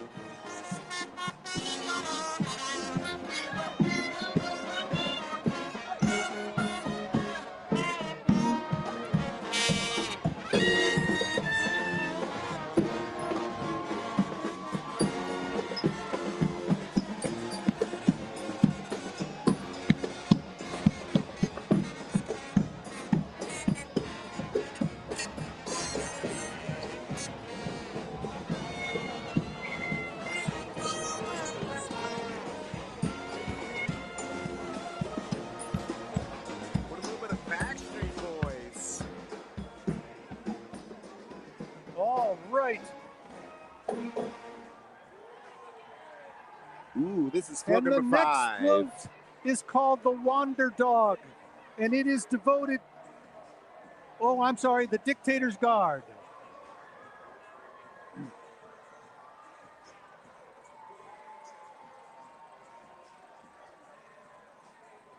Sword raised.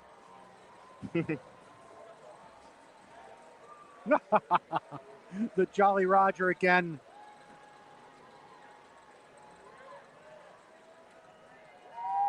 There's your umbrella hat. Excellent.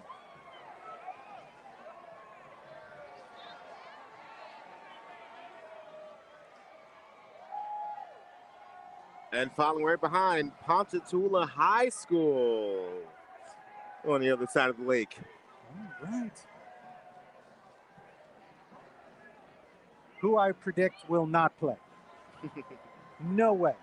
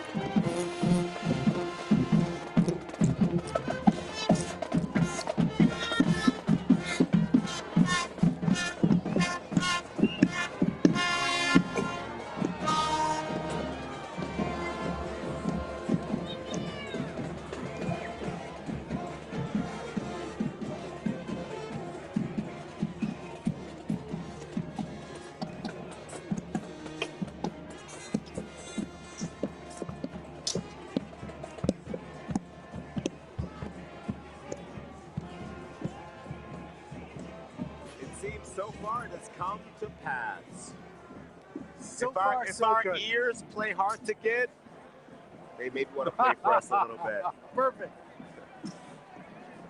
You know, a marching band on a football field is one thing, but you pinch a marching band between two buildings like this, and you really get the effect. It's Absolutely. great. It's very direct show. The sound screams down the street. It does.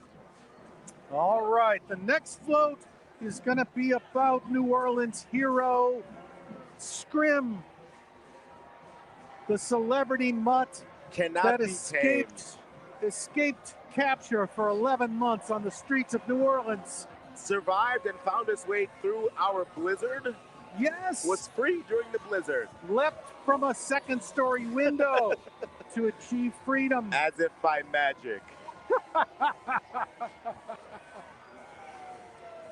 The New York Times yet described Scrim as the spirit of New Orleans, embodying the spirit of New Orleans. I love that. I watched a 5-minute piece on Scrim during the NBC Nightly News right before the 50th anniversary of SNL. They spent the last 5 minutes of the national news talking about our friend Scrim. There you go. The Wall Street Journal, the Washington Post, and of course, the Times-Picayune documented that dog's every move. Yes! Whoa, that was a great snag. All right, throw me something, mister. Yes, indeed. All right. Kudatah playing cards. Oh, excellent. Excellent. Playing cards, fantastic. This little bag came my way. Oh, what'd you get? Oh, there are your doubloons. Oh, you got a whole bag of them. Oh my goodness, they're all the doubloons. Oh my they're goodness. every style that they throw. Now we have a marching honor guard. Who do we have here?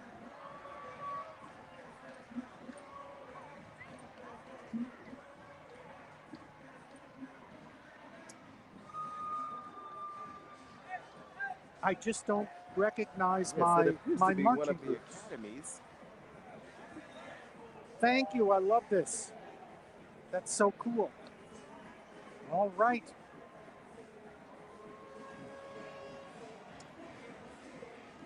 Another float on the way. And this is float number 7, Ragin' Cajun. And I can't imagine who they're referring to. I leave that to the viewer's imagination.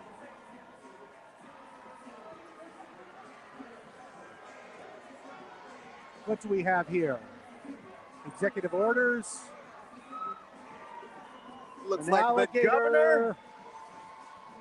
No, they wouldn't. They wouldn't. They would never.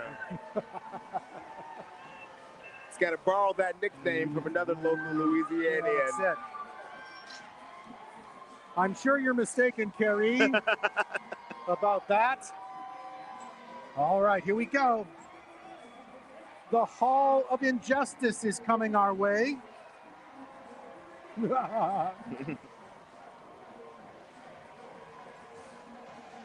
Float number 8, the Hall of Injustice. It would take us all evening to discuss all of the references being made on this float. Yes, one must Our City read. Hall is an interesting place, to say the least. One must read quickly.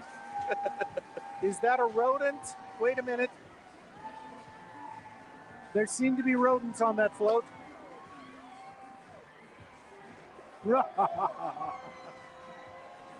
All right.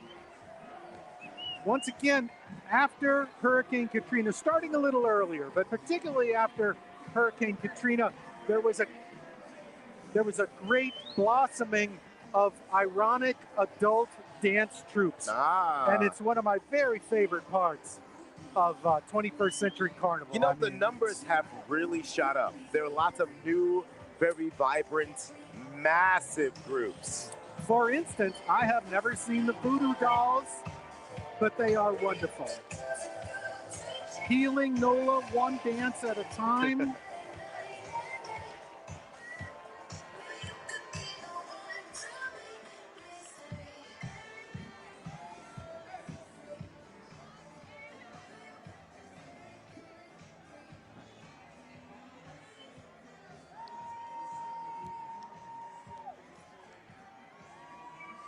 Have they put a curse on us? I don't feel it Oh all. my goodness. I don't feel it all cursed. Quite the opposite. They're wonderful. Now remember what we said earlier.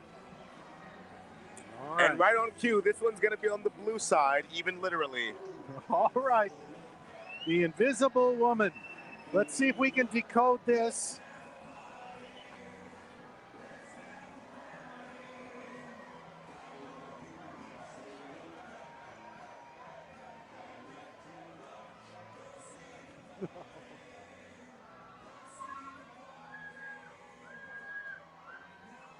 We won't dive into it, but NOLA.com is a great resource to find out exactly how this city runs. I'll just say that. Do your own research. All right.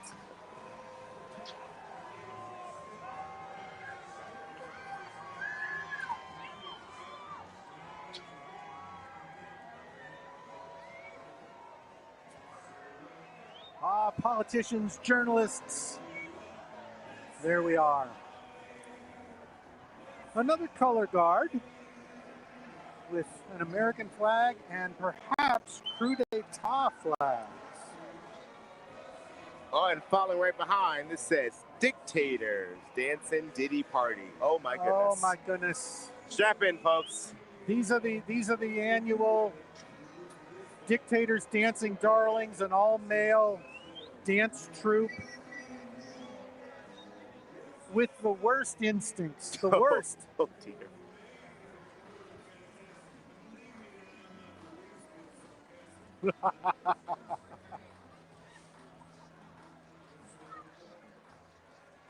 All these adult satirical dance troupes have become such a big part of Carnival.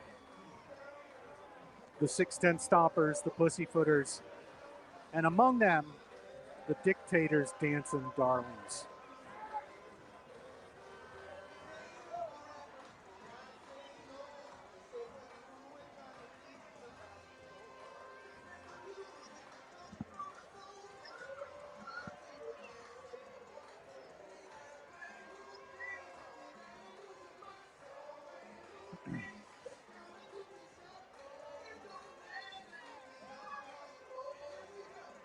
They have really perfected their dance moves. I think we can agree on that. They move as one. I can tell that's what the most time was spent on. The choreography.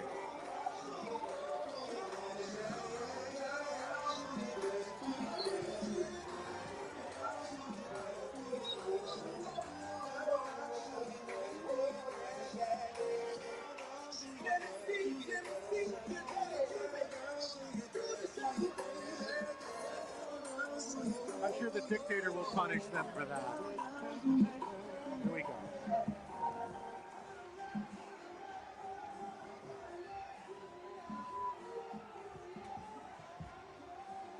Oh, and staying on theme. Staying on theme. Float number 10, the Diddler. And once again, we won't rob you of your opportunity to decode this float on your own. You are more than welcome to use context clues. I will say the exclamation points on the jacket with the colon inspired choice. That's all I'll say. Inspired choice. All right.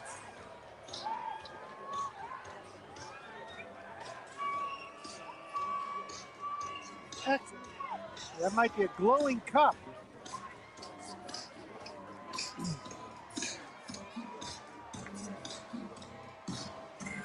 And this is the Mount Carmel Academy dancers.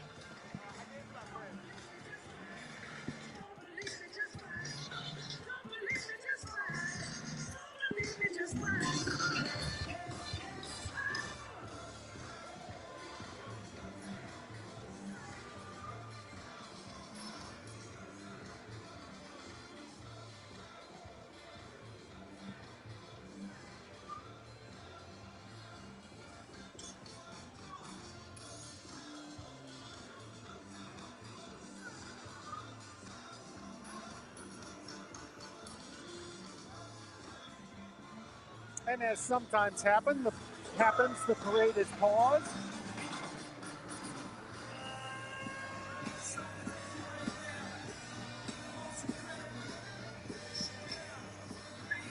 We have had some beautiful nights for parades.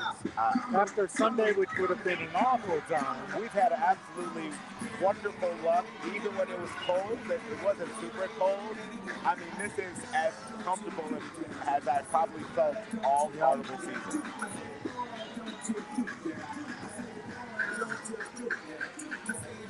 I mentioned this before, but it's interesting to me. An LSU professor named Lori Wilkie studied the throwing of beads as an anthropological study, and she determined that this is a game that we play. Oh. And once you hear that, it'll always be a part of your carnival because it is a game. Absolutely. And so we're in a lucky / unique position because we're in the stands.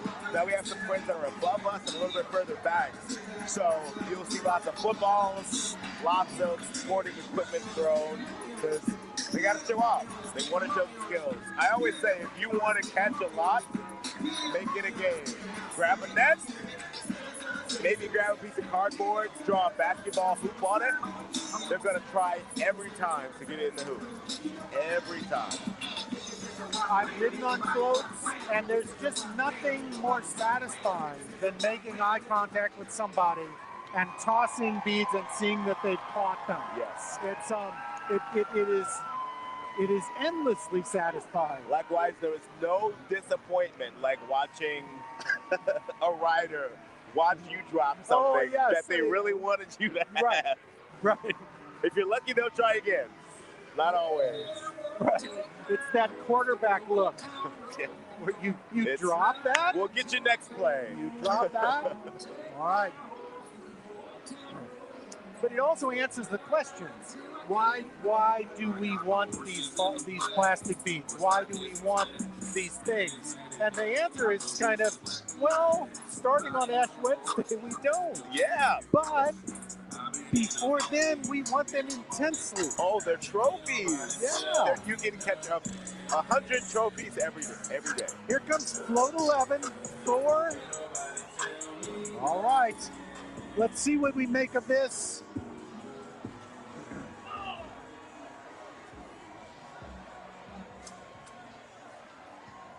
I think we can assume that D'Etat has imposed their usual sensitivities to this. That's a good word, sensitivities.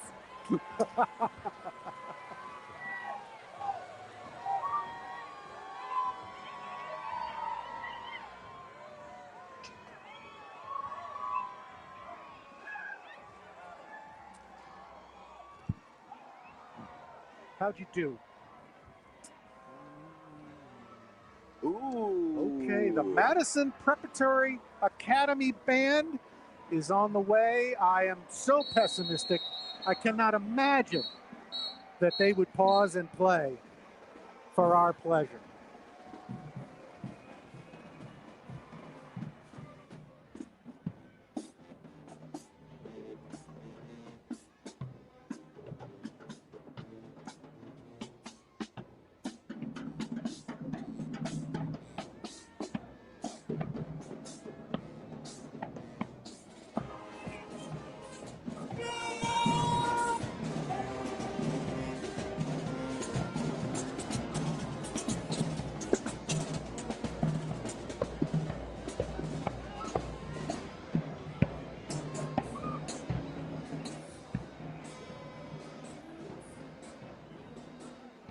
Kind of a no fail. We're like 6 for 6 on bands. It's kind of a no fail way to go.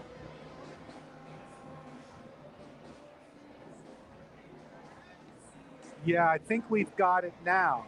We've got it now. Another one of the inevitable pauses in the parades. Parades are such big, complicated things. It's a wonder it doesn't happen more often. Yes. Last night, the parade that I was a chaperone in, Muses, was delayed by practically 2 hours before we got out of the blocks. I remember I was down, I think I was just nearly in this very spot last night, and I believe that it had ended here around 12:30 a.m. I got to bed at about 2 a.m., which is way past my bedtime. Same. Same. I have to be up about 4.5 hours after that, so I try not to be up at 2. No. That's terrible. Well, there's no telling what might have happened.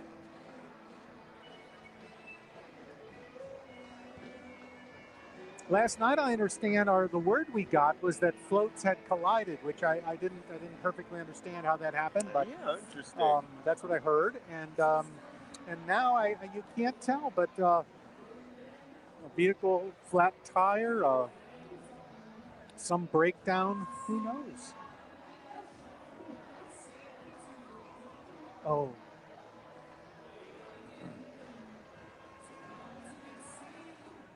But it will start up again. They always do. They always do.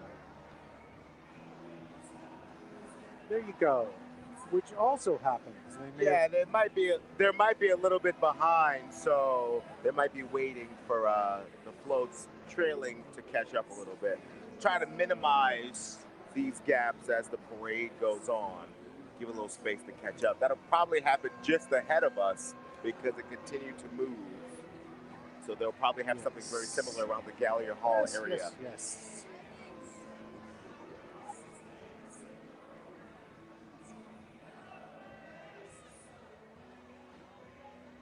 Oh, true.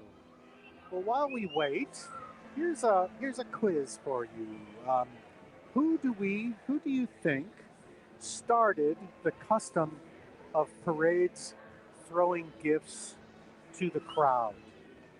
The answer is possibly Santa Claus. It was 1871, and the parade was the 12th Night Revelers.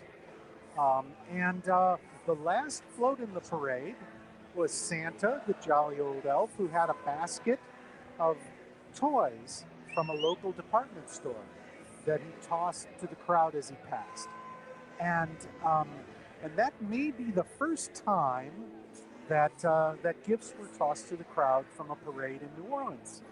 And I think that there's a very good chance that that's true because it was 1871, and the young men who would found the Rex Parade the next year were probably watching that parade and probably said to themselves, "That's not a bad idea." That is just speculation on my part. There's no newspaper story that says so. It's just a coincidence, but I don't doubt it. So fast forward not long, by another 10 years, and we read about trinkets being tossed at Gallier Hall, so that we know parades had begun throwing things, and then by 1912, we have the first notice of beads in a parade. A young man dancing to catch the attention of young women with a strand of beads. And so that is how beads became part of our culture. Isn't that the way it goes? Isn't that the way it goes? A classic case of peacocking. Exactly. And it changed the course of an entire city. Exactly.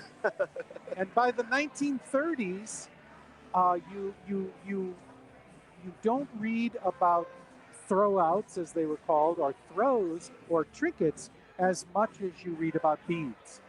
So by the 1930s, another 25 years later, and we are Bead City.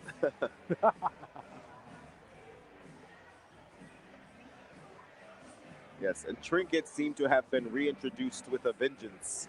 Yeah. I think we may be seeing the era of the bead waning. At least there's more variety. Absolutely. And that's really one of the things that I enjoy about a crew like Ferret, who we saw on Saturday. I love a practical throw. I love a coffee, red beans. I've caught soap. I've caught hand sanitizer. Just a nice, practical, useful thing. Yeah. That's a real prize for me. And I try to make use of them just to be in the spirit of it. So like for weeks after Mardi Gras last year, we used Muse's napkins around the house because, And you get so many. if you're lucky. If you're I lucky. can't wait to see. The images on these Kudatah playing cards. Oh yeah, that's Bound to be terrific.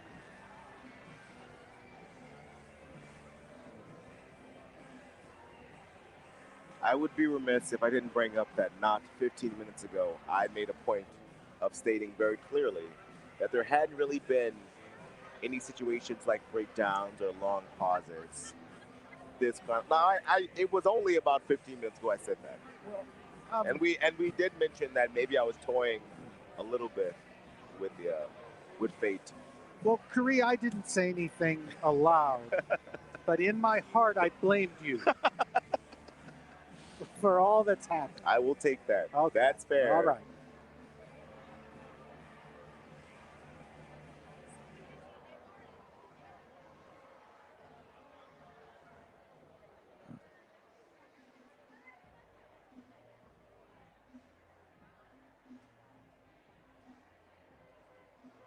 We're watching the crowd become a little restless, throwing a few. But right on time, we've got here motion. We go. All right. Yes, we had a few friends jump into the street there, and now they're clearing as the parade is starting to move again. Oh, dude. Careful. I know, man. Careful. I drove a chaperone's truck in Muses. You do want to have your eyes wide open. You do indeed. Head on a swivel. Here we go. Here we go. Now I've got to find out where we are. Oh, my one of my favorites. Worth the wait, the everyone. 6'10" Stompers. I began my career as an art critic, and it is hard to look at floats and other things in Carnival and not interpret them artistically. And I swear, the 6'10" Stompers, like the Pussyfooters, like some of the other groups, are some of the best works of art I've ever gotten to write about. Yeah, ordinary absolutely. men with extraordinary moves. Difficult to put your finger on what the humor is. But we're all in on it. But we all understand it and we appreciate it. And it's Yes, been fun to indeed. kind of watch them grow in a national, like I believe they did the Macy's parade fairly recently. So it's very exciting to kind of see them grow in this way. And they are a very large crew. Their auditions are exciting, massive. People come from far and wide to watch the auditions or to audition themselves. They went from eccentric to institution in absolutely no time. It is not Carnival without the 6'10" There you go. Stompers. All hail the 6'10" Stompers.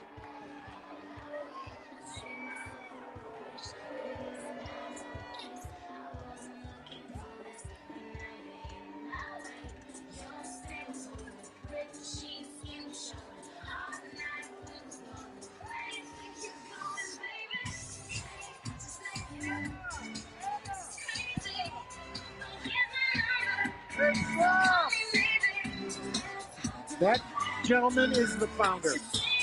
Oh, wonderful. Yes. Still got the moves. All right. Ordinary men with extraordinary moves. I disagree. I think they are extraordinary men.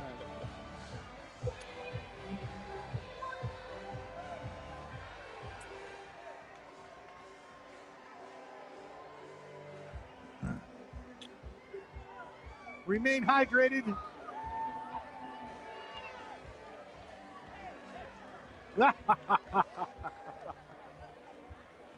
Always excellent. Always excellent. Okay. We have a couple more lieutenants coming by, horseback. And then we are looking forward to a float titled The Cesspool.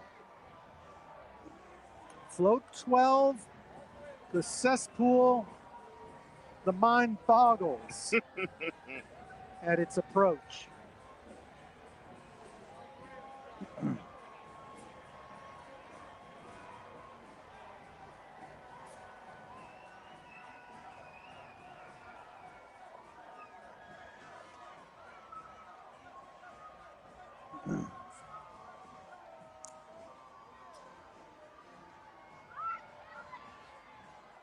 Once again,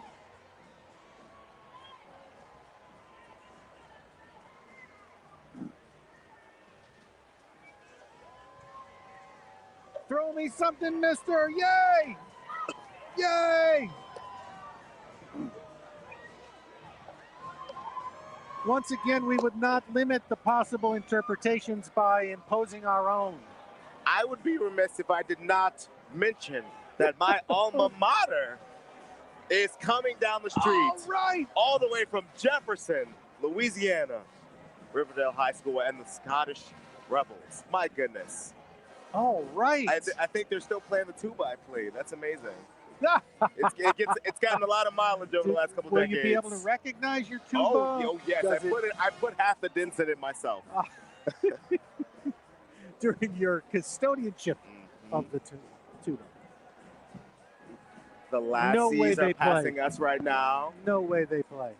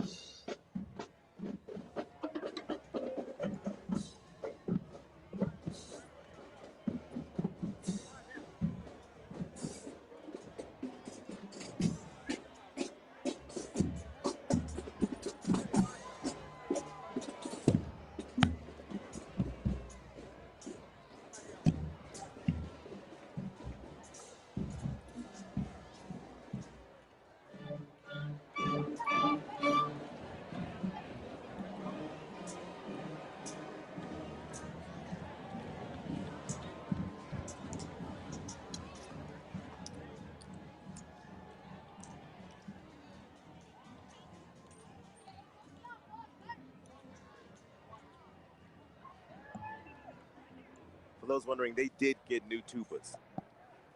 I did not recognize mine.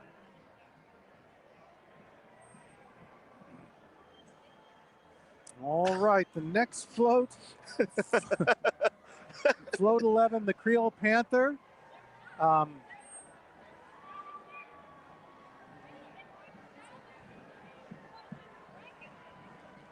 Has something to do with recent changes in Carnival and possible future changes, etc.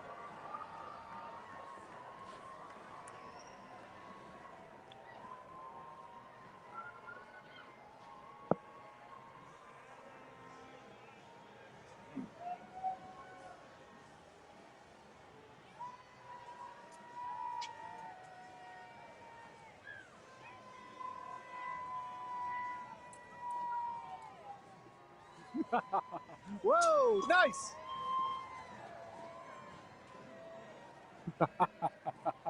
Jumping, that was fun to see the game part. That was exciting. Good for you. That was very exciting. That was impressive. A leaping catch. Here comes Kingsbury High School out of Memphis, Tennessee. Hello, Memphis. Welcome to town. I love a traveling school.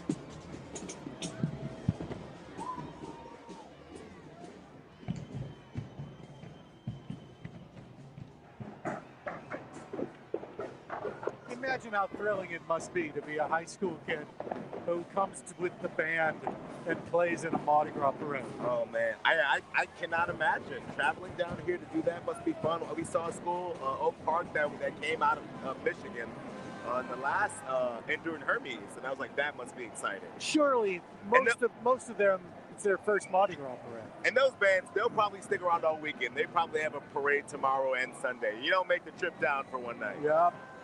Float number 14, Wonder Woman.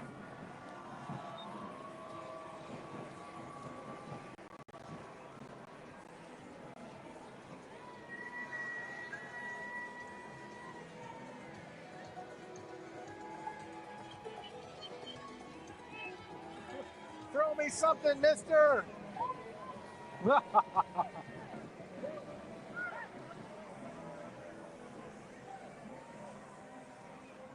right. This looks like the Royal Studios, Royal Artists Float truck.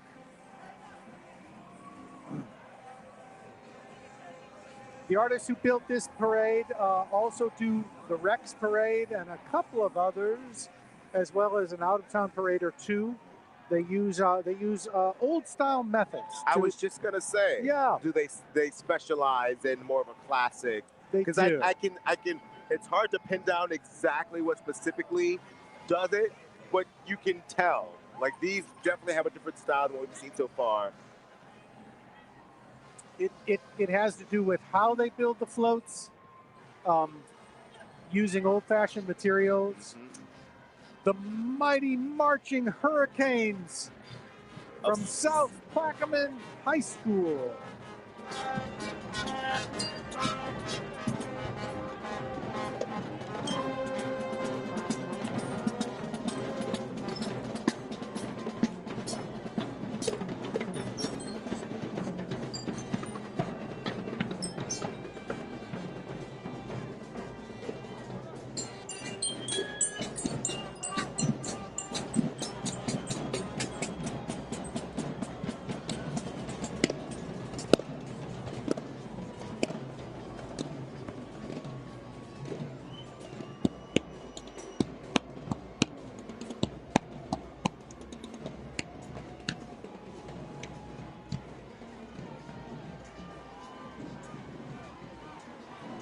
Yes, excellent, bravo.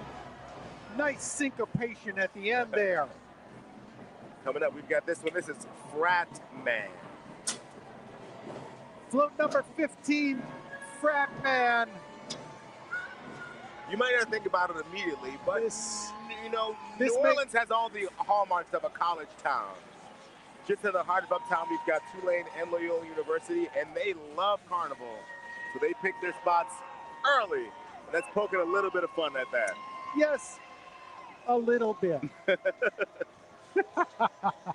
You might see those folks out there 3 or 4 days before parade. Here comes the Heartbeat Dancers. This is another one that I'm not familiar with. No, I have not seen.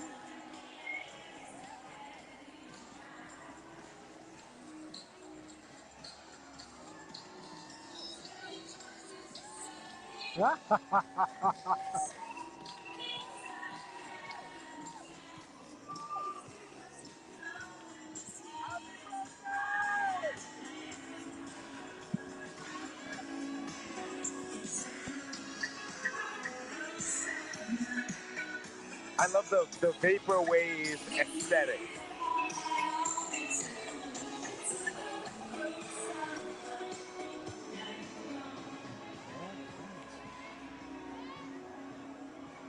All right, float 16, Boy Blunder. And a facsimile of a Robin costume from Batman and Robin. A Robin character, who could it be?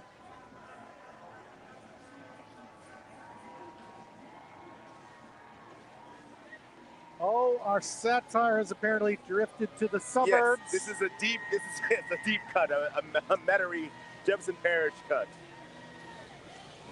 Throw me something!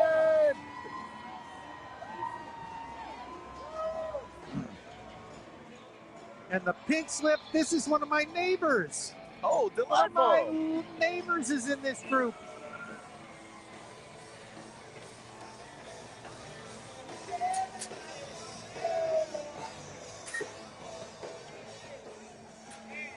What a beautiful pirate ship. This is the Dictator's Navy. This is float number 17. The Dictator's Navy.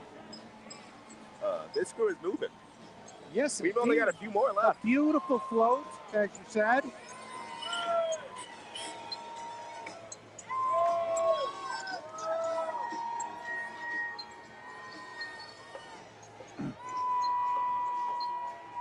We suspect that piracy was involved. It was the Destrehan High School Marching Band, who would under no circumstance play within earshot.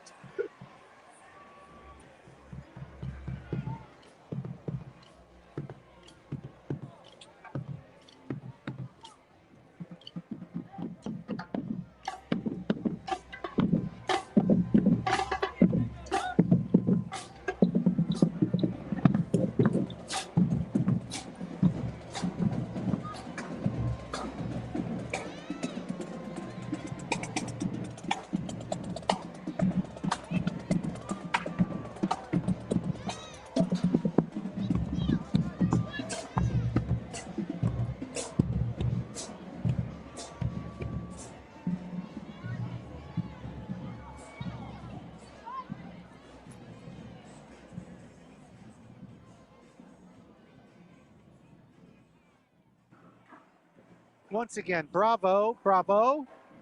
Kept our toes tapping. What's coming up next?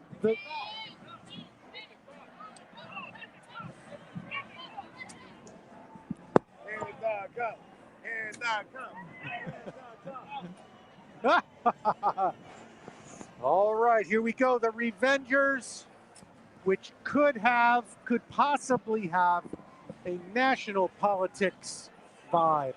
Yeah, I can't put my finger on it, but that's a familiar seeming face. Yes.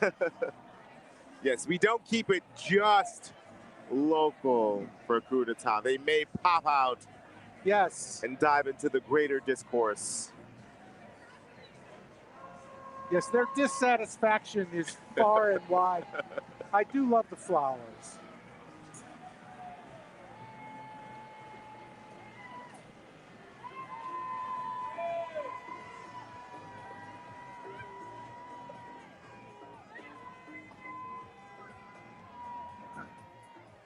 And here comes Morris Jeff right behind in their Pelican Marching Band.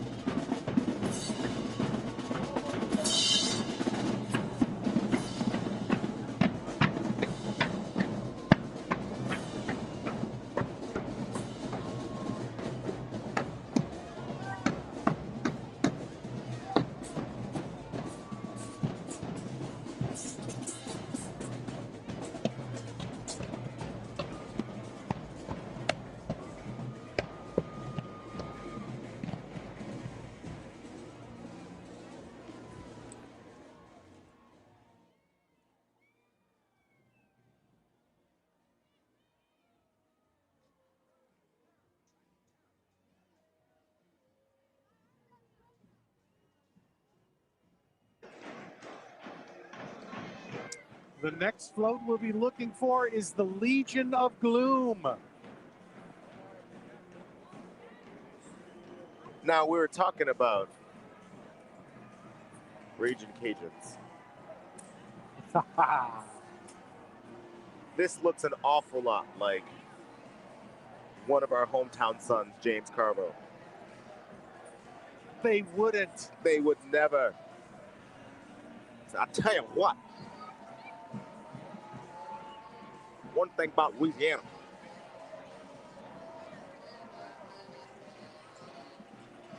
Ah.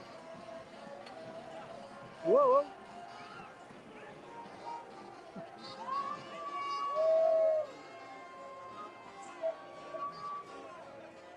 Ah.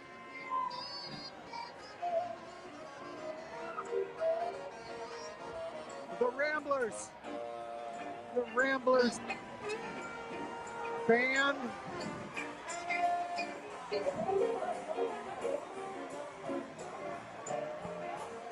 We said it would happen.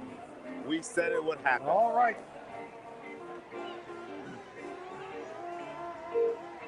The Terminated. Oh, is that poor Coach Dennis Allen? They wouldn't.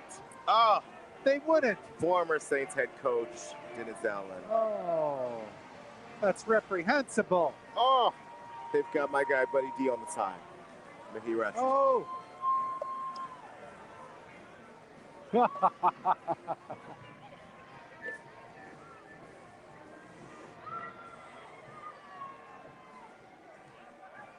With a fresh update. Right. Another school from Memphis. How about Memphis that? showing out. Kirby High, the Beast from the East.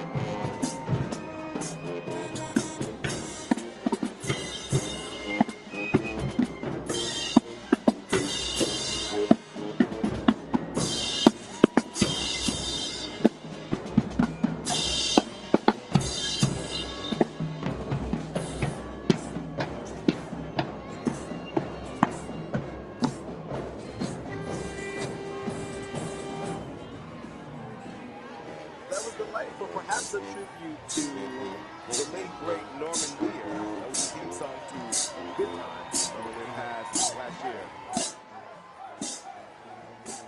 We see Kryptonite coming.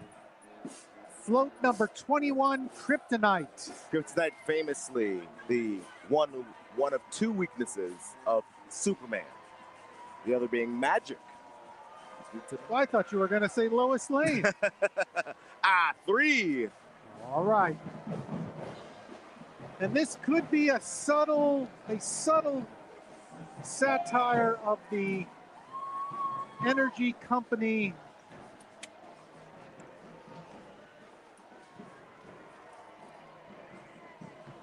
and float number 22, Aquaman.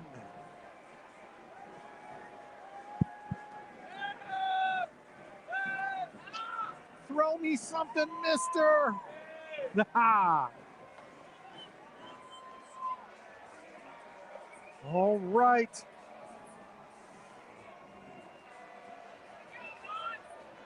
And float number 23, Super Trump, devoted to the President of the United States.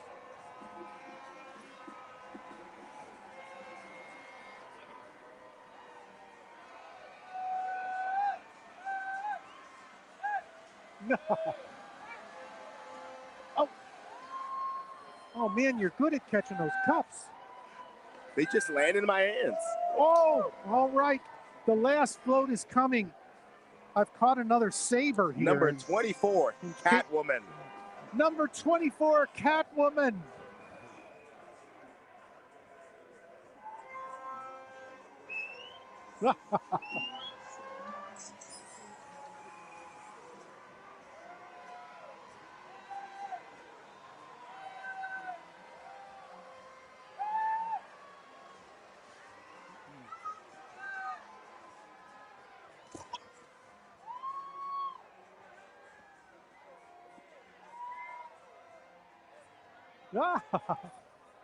You are excellent at catching things. I cannot believe what we have come across here. Oh my goodness.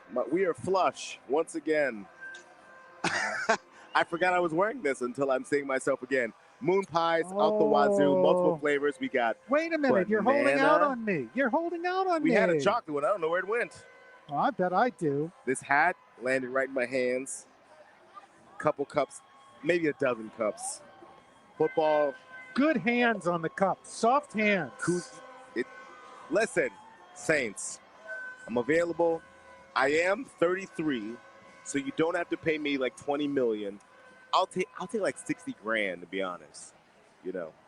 I think a 4-year contract is only fair. Listen, I appreciate the advocacy. Caught flashing sabers for your next raid on an innocent town or something.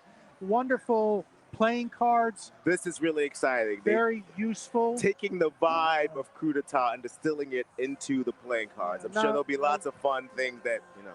This might be a set of cards you bring out with your friends, maybe an adult's poker night. You've made me a little apprehensive, but I'm gonna take them home anyway.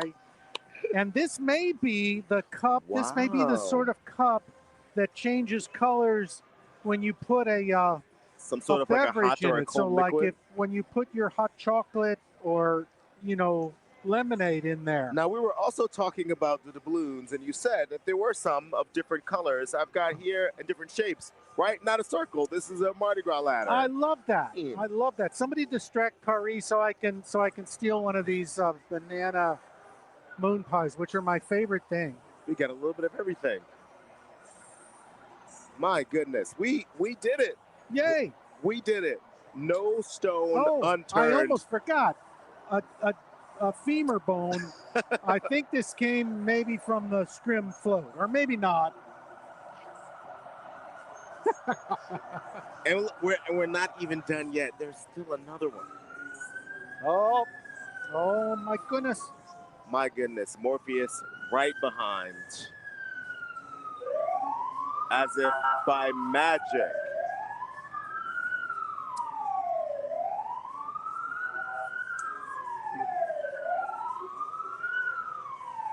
My goodness, look, Morpheus is getting ready to start, but before I do anything, I have to thank Doug for coming on, dropping all the knowledge. Fantastic. It was wonderful sharing this parade with you. I'll tell you what, man. My pleasure. Nice meeting you. Nice meeting you as well. Next time.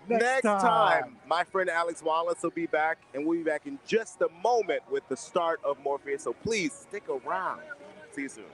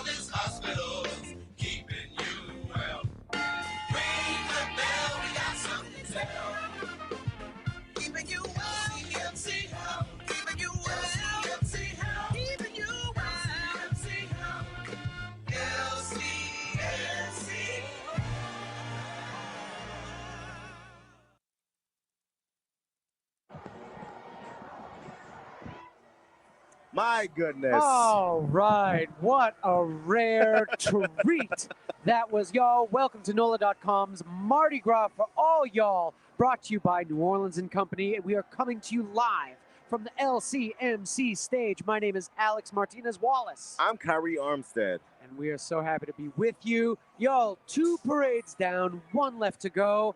Morpheus is quickly approaching. As you can see, we've got ponies galore. Observe this pony. Oh my! Unlike look you've at them in ever the front. seen before. Like I've never seen. Ponies like you've Very never little. seen. These are horsey dreamscapes that we are witnessing.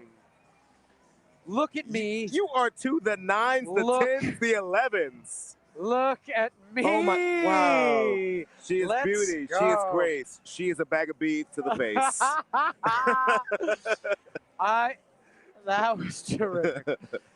Yeah, that was what a wild parade that was. The Satire was biting. And now Morpheus will be a horsey of a different color, I think. I think so. But equally as much of a delight and full of wonderment as well. Did you make any good catches? Did I make? Oh my goodness! You like moon pies, dozens maybe thousands. Even. Wow. Maybe thousands. Wow. Koozies, light up swords, bones. Wow. We got like these are from Hermes, but they're Proper heavy. cups. They're heavy. Yes, I Very, want to bring very a bunch much. of cups to my senior center for Yes. sure. Well, And I these will are- take one of those. Sure. You should take all the rest of the 30. Yeah, that sounds good. Yeah, wonderful. What a great night this has been. The streets are lit up with prowess. Everyone is still glowing from various Hermes catches, and then there's added ones You're from getting a little D'Etat. break. This always happens in between. A little yeah. break where the kids, they run out. They're going to throw the ball around. They're going to run up and down the street. Yeah, look at the fun and the They're joy. gonna stretch their legs. It's true. It's when you're a kid, it's hard to stay in one spot. A parade, you're standing in one spot, you're catching. It's good to be able to stretch your legs, take a moment. I remember those days. It's hard for me to stay in one spot right now. That's true. I did wear my comfortable shoes today. I thought I had. Oh, smart. Yeah, look I at got those. these- They these look are the very whale nice. shoes. The whale Oh, yes, that's true. You had to be there. You had to anyway, be you had to be there. Yeah, no. What did you do today outside of parading? I went to work. Oh, terrible. This is the longest day maybe of my life. Wow. So I mentioned this earlier. I was not on the parade cam last night, but you all know that if you're watching. I believe it was Mary and Aubrey. Yes. And so I did hang out about 6 or 7 feet that way. I stayed for all 3 of the parades with music. Music ended in this spot around 12:30 a.m. Oh. And you know, and for safety's sake and all those things, we decided to Uber back. I didn't get home till 2. No. Woke up at 6:15 to get ready. I work at a school, so I woke up at 6:15 to get ready for work. Then school all day. Napped maybe 6 minutes. Very sweet. Maybe 6 minutes. Very like nice. Maybe. I love so, that. we're on fumes, but we're still going. You got it's new carnival. glasses. I did. Apparently And the they're same the ones. same glasses like that I have. Exactly the same. Precisely the same, and that's because they are the cheapest on Zenny Optical. Absolutely. So we are looking peak stylish right now. I had a snack before I got here. I went to the St. James Cheese Factory. St. James Cheese Store. It's not a factory. It's been a while. I think it's St. James Cheese Company. It could be. It's not a factory. It is not a factory. No, they sell all manner of cheeses, and I ate like a lump of brie, and I ate to myself a wedge of like aged Gouda with crystals in it. That sounds crystals. You ever had the cheese, the like Gouda or Parmesan that's aged just right, and you bite it and there's like crystals that pop? Yes. Wow. That's a good place. We've done like friends and I spent like $100 at St. James. Bruh, it's very easy to do it. We've got the sirens. The sirens. Y'all, it has begun. We are at Morpheus. Morpheus is here. They have come around Harmony Circle, and now they are making their way down St. Charles. And behold, we have the marching crew, the sirens. You can see them in the light there. Their arms flapping in the winds. Look at this pirate ship. Pirate ship. Massive pirate ship. Is there some type of smoke effect happening? I'm going to say 100% yes. That is very good. And we've also got bubble wonderment to behold. We've got the skeletons of mermaids upon the ship. And there are the ladies, sirens, all of them. Very cool. Look at the mermaid skeletons. Very nice. And the sirens themselves, look at the wigs. A wig is a great investment, ladies and gentlemen. If you don't have one wig, what are you doing? And you live or travel or visit here, oh, then I don't know what to tell you. No, you should be having at least 3 wigs in your house at all time. You never know when you're going to need one. That's true. And I was always told this, no matter who you are, yeah, that if you're a New Orleanian, you probably have at least one wig and at least one dress in your closet. Yes! My gosh. I used to have a wedding dress. I have no idea where it went. No. I have this pink number, and I look just positively wonderful in it. Just divine. Just divine. All right, who we got here? We got a marching crew. Oh, we saw them last week. Roo-la-la. Here they are in the flesh. The Roopocalypse. The Roopocalypse. And behold, they look marvelous. Wow. Wow. That's all you can say is wow. Wow. Yay!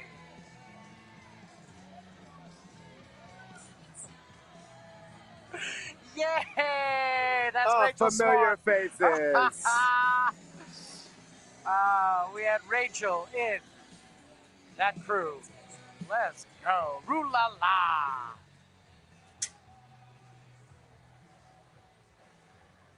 All right, we have the U.S. Marine Corps Band and Color Guard, and it do appear they shall be playing. So as they approach, let's listen to the band.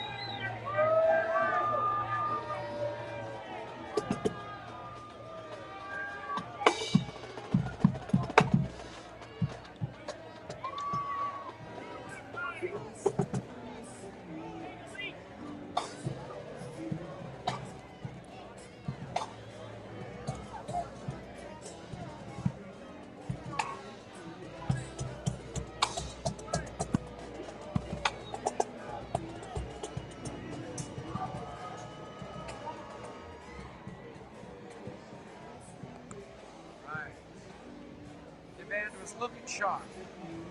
And behold, I've seen this float before, and there it is again. The ice bricks. Isn't it? It's like a pile of icy bricks, and they've got icy glitter fingers. Similar to maybe an igloo?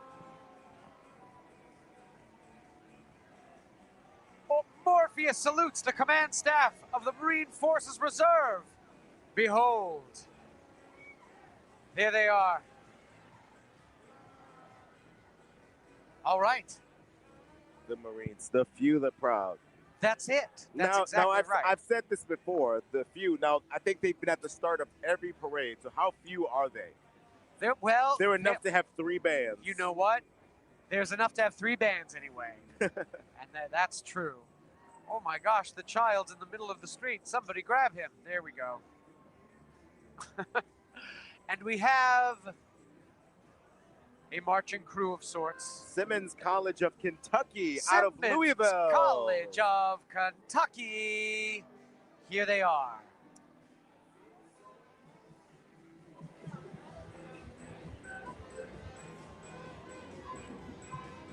All right, Simmons College.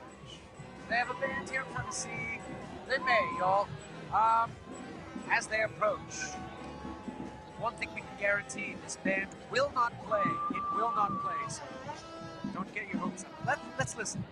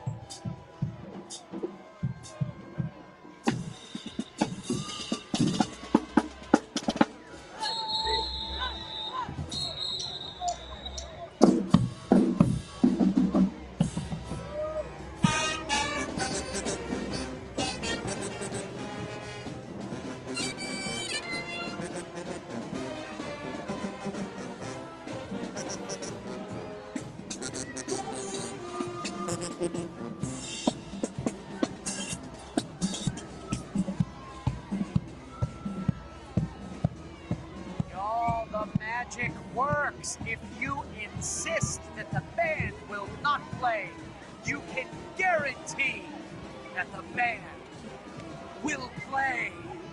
And I've just proven it, have I not? A marvel to behold. They played just for us. Yo, we have a float swiftly approaching. Morpheus off to a good start. We got bands playing literally right in front of us just for us. That's when the band struck up. And it was a marvel to behold. This is the captain and officers of Morpheus. We have a winged horsey aloft in the sky on the crest of clouds and red bricks. The red M for Morpheus. The sparkling moons and neon lights shifting to every color. It's a wonder to behold. Mark me, a wonder. Oh my goodness. The famed Pegasus. I suppose a winged horsey has another name. Pegasus. I caught a shirt. I caught beads. The camera caught a bag of beads. Oh man. The camera took a wallop. Very scary. That was so exciting, y'all. I said this earlier. I'm starting to notice sometimes it seems that the camera is a target Yes. for some riders. Yes. Ah.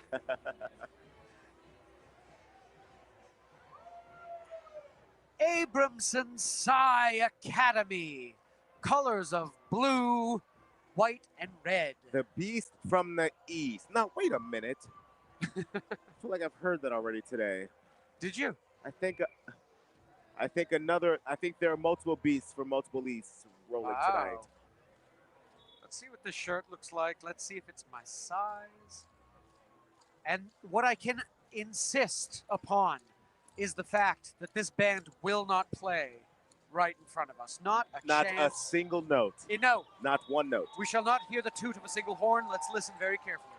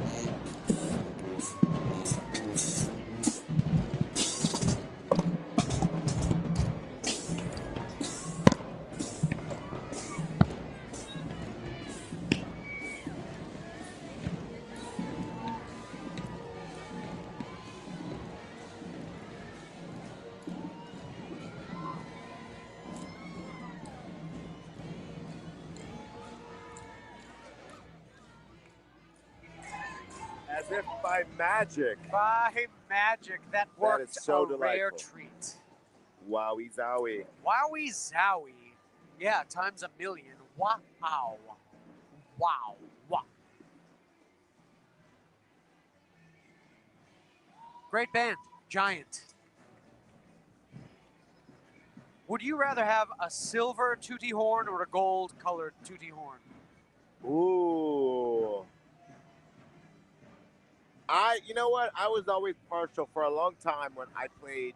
We had two tubas in the band for a long time when I played, and I played the silver one, and I got really accustomed to that one. I love but that. gold is just, I mean, a pristine gold horn. It's actual magic. We have a float here. This is the King Morpheus float. My goodness, he was so good in the Matrix. Behold the king. In his white gown. Just threw 20 cups. At least 1,000 cups came billowing out of his hands.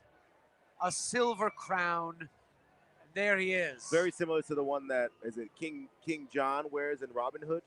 Except that one's gold, but it's kind of got a similar style. Yes, yeah, it's true. Crowns are something interesting, aren't they? Just the concept of a crown. I wonder who wore the first crown. Ooh, you know what I mean? Yeah. Who said that? Like, oh yeah, the top of my head has to have like the shiniest thing. I've got an idea. Yeah, here you're gonna know me. Observe, and I wonder what the first crown looked like. And this king is presently the king of partying down. The king of the thriller. Look at him. A rare February listening of Thriller by Michael Jackson. Yes. There he is. Wave that scepter, Your Royal Highness. Now, this king has performed an action so far that can sometimes be a little unique to royalty in a Mardi Gras crew.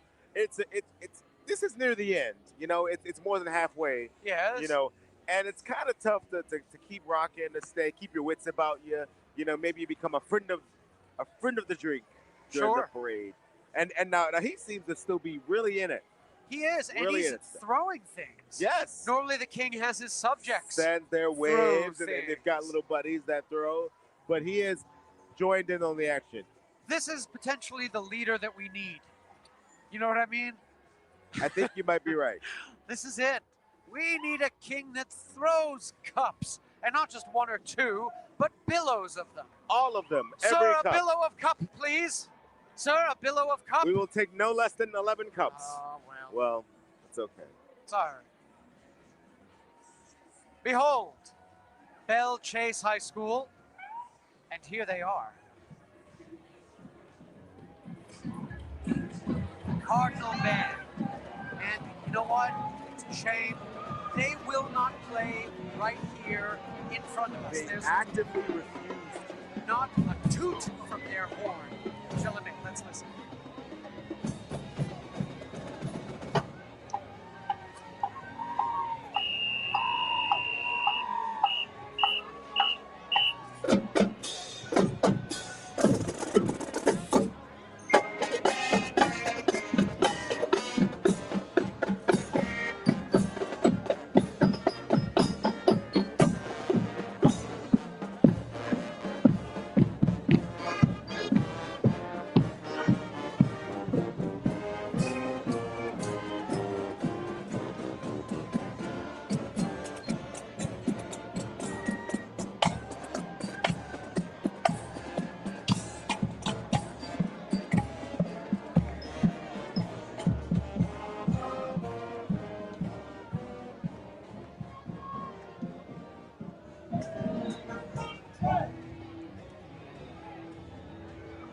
The magic works.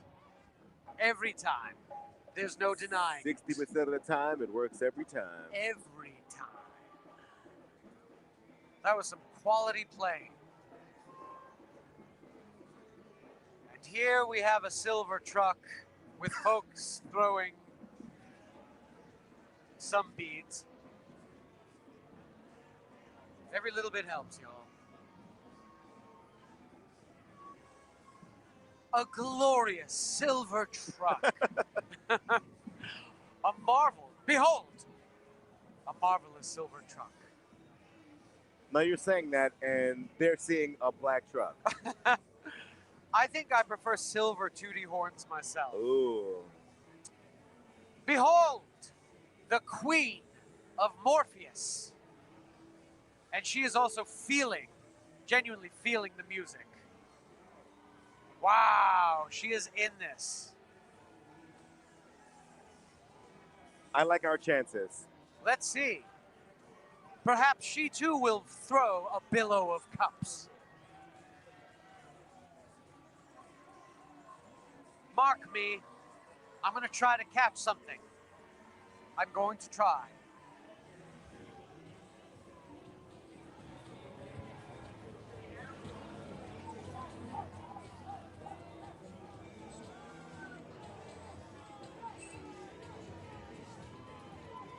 Unfortunately, not much luck, but luckily the NOLA Showgirls are here. I caught a small billow of cups.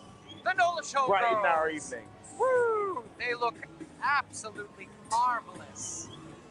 Genuinely a delight and a wonderment. Spellbounding vision.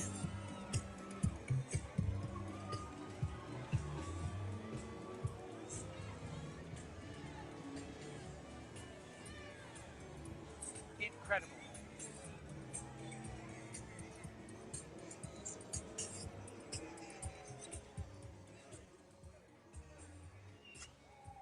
Wow. Crew de la Renaissance. And this truck pulling has lights underneath it, and it's potentially magical. Ooh, Look, potentially. observe.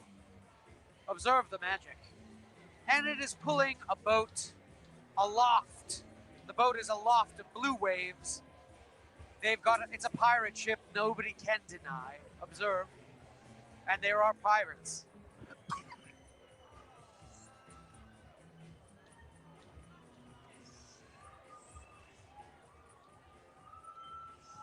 Oh, and it's being followed by one of those streetcar style floats. Yes. They have a pirate flag. These are real pirates. These are very real pirates. Yeah.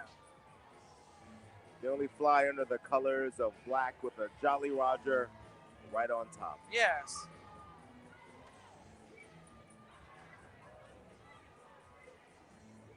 Toys for Tots. Float number 4, the U.S. Marine Corps' Toys for Tots. This year, my wife, Naj, she organized a big toy giveaway via Toys for Tots. And it was a massive success. Fantastic. A massive success. Wonderful. Yeah. Some pretty cool toys were gifted. It was really great. I love that. Yeah, I do too. I hope that continues. I would love to participate this year. Yes. It's a ways away, I guess, the holidays, but you're never too early to start planning. I assure you, if we do it again, I will say, Kyrie, remember when you promised, because it is a buttload of work. Yes. Separating the toys into the right packages for everyone and things like that. So if you would like to help, reach out, Wallace's Fine Cuts on Instagram, and I will conscript you into Toys for Tots giveaway assistance. Potentially. I don't know. We'll play it by ear, y'all.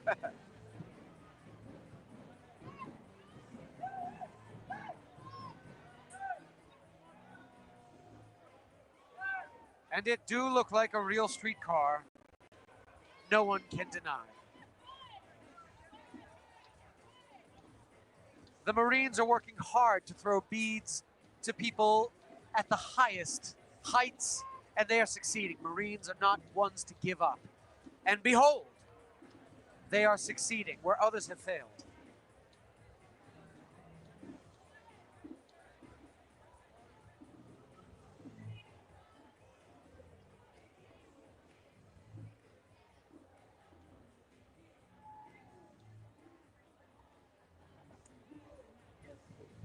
This slight pause denotes a toast going on at Gallier Hall.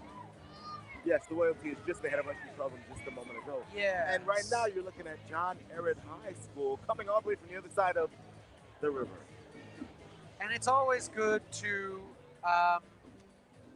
let the bands charge up before they get to us. Mind you, they will not play. They will not play. They outright refuse. They will not play in front of us. However, they are charging up their prowess right now. So we'll see what happens. anything's possible.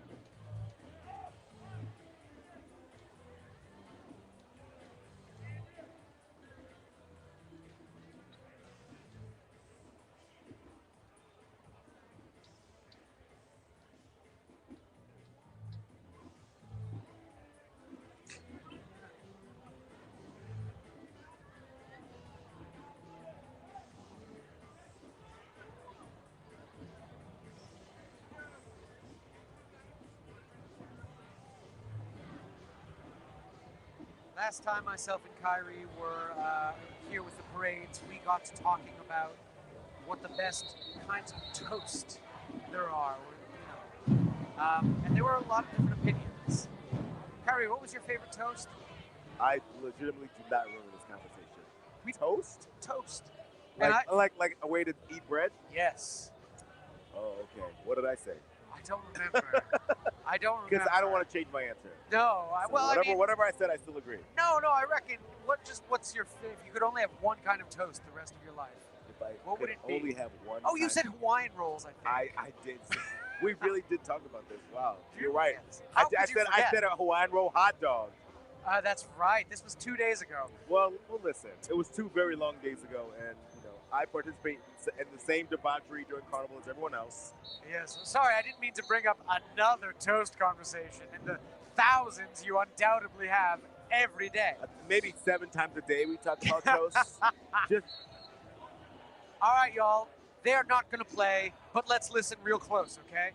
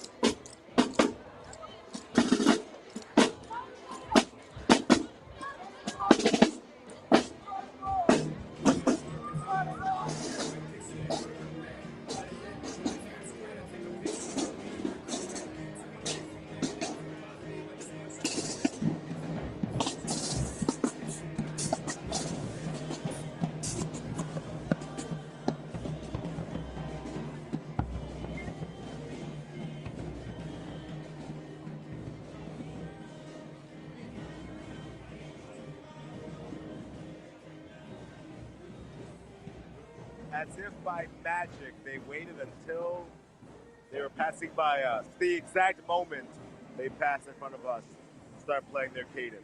Well, we got some good drum work, for sure.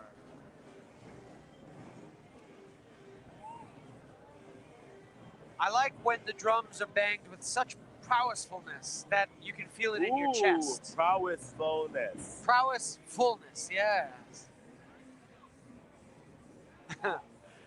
It shakes the core of you, I like that the best. Same with like fireworks. My favorite fireworks is the one they bang and you feel them in your chest and they're so big. Those are the best fireworks. I've never really been a big fireworks person. It's a trait I share with dogs. Oh, fair. Yeah, it's true. That's fair.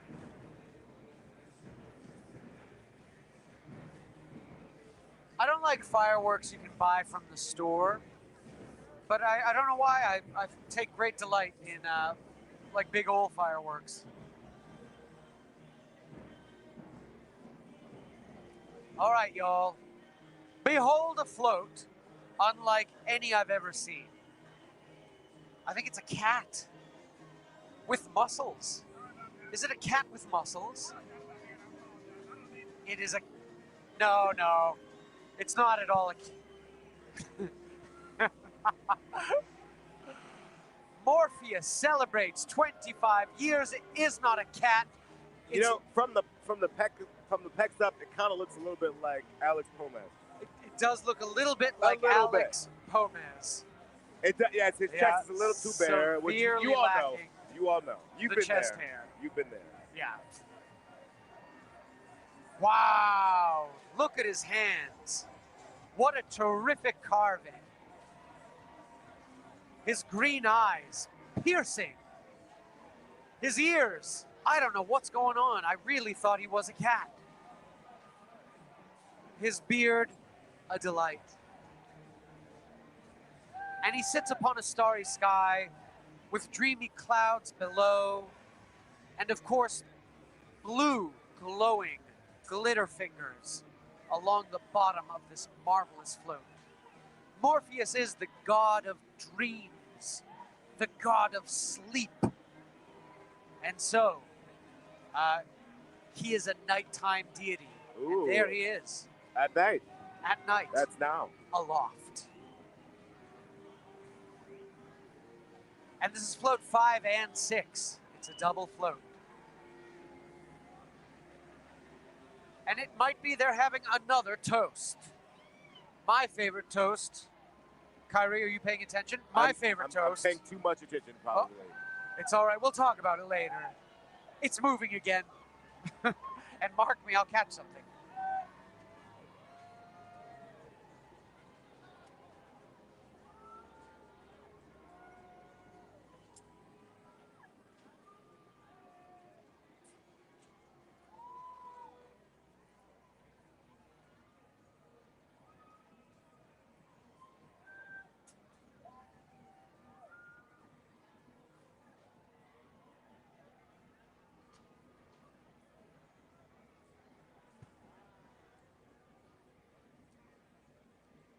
Kyrie is successfully catching the world. I'm really trying my best. The beads just kind of like magnet Yes. to my hands. They just stick them. It's true.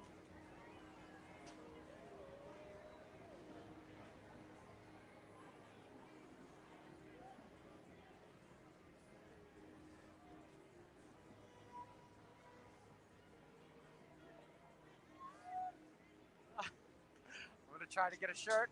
Ah, yes. Gorgeous. If you're keeping track, now you're up to 2 shirts. I've got 2 shirts.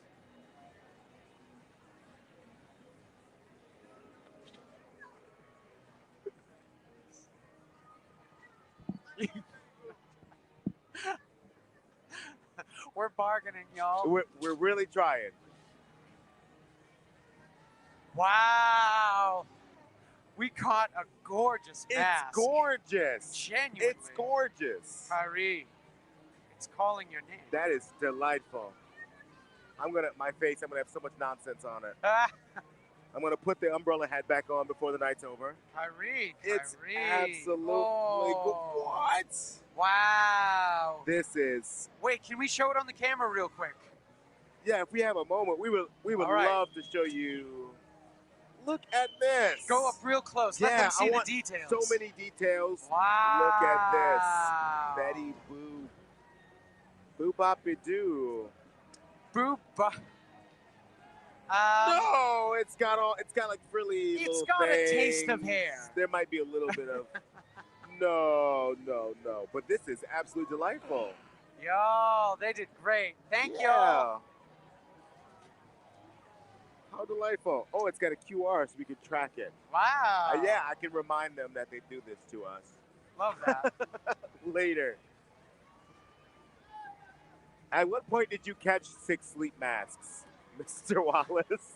Sleep masks. Wow, look at those. You caught so many sleep masks. Sleep masks for Morpheus, the god of dreams and sleep. It's perfect. Yes. Have you ever used a sleep mask? You know, I don't really have any problem. As a matter of fact, I kind of need stuff. Like I sleep with the TV on. Oh, I got friends in the background. I got you. You know, so I don't really need a sleep mask. I got to be like ready to honk out. I'm getting on a plane in a couple days though. Maybe I'll take it then. Oh, maybe. I'll try and sleep the flight away. I have trouble falling asleep in a sleep mask. The feeling of it. Is there a claustrophobia thing going on? It's warm. It's like too warm, I think. That's what it You is. throw it in the fridge for a little while. You know what you do? Yeah. Spray it with a little bit of water. Yeah. Just throw it in the freezer. Yeah, 20 minutes. yeah, you're right. That would be Put nice. it on your face. That might be nice.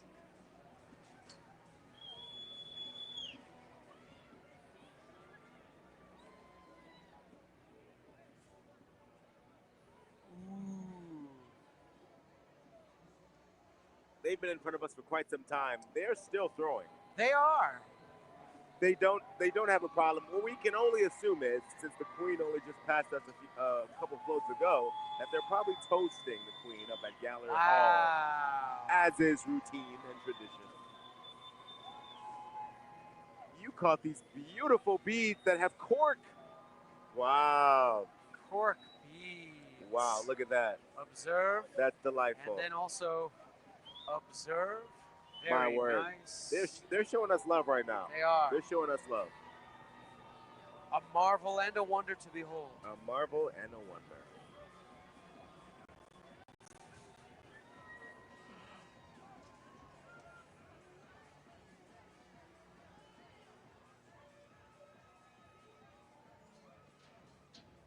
And look at all those people. I was gonna say, look at the revelers. We don't show the revelers all the time. So I hope they take their moment.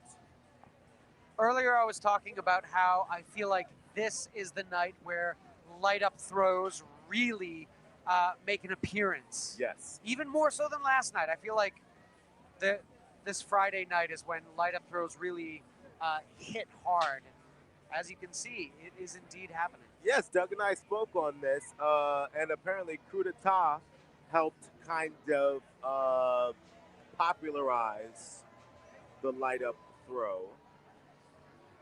Really? Yeah, when I was a kid, they were pretty rare. I'd say so. And now, I mean, it's so fun to see just a streak of blinking lights down the street. Half a mile, 3/4 of a mile. They really like throwing at the camera. They We're do. learning. At the camera. There's a person behind there. Come on. And here comes Frederick Douglass High. We already know they're not a single solitary note. So let's listen. Maybe not even listen. Maybe not even.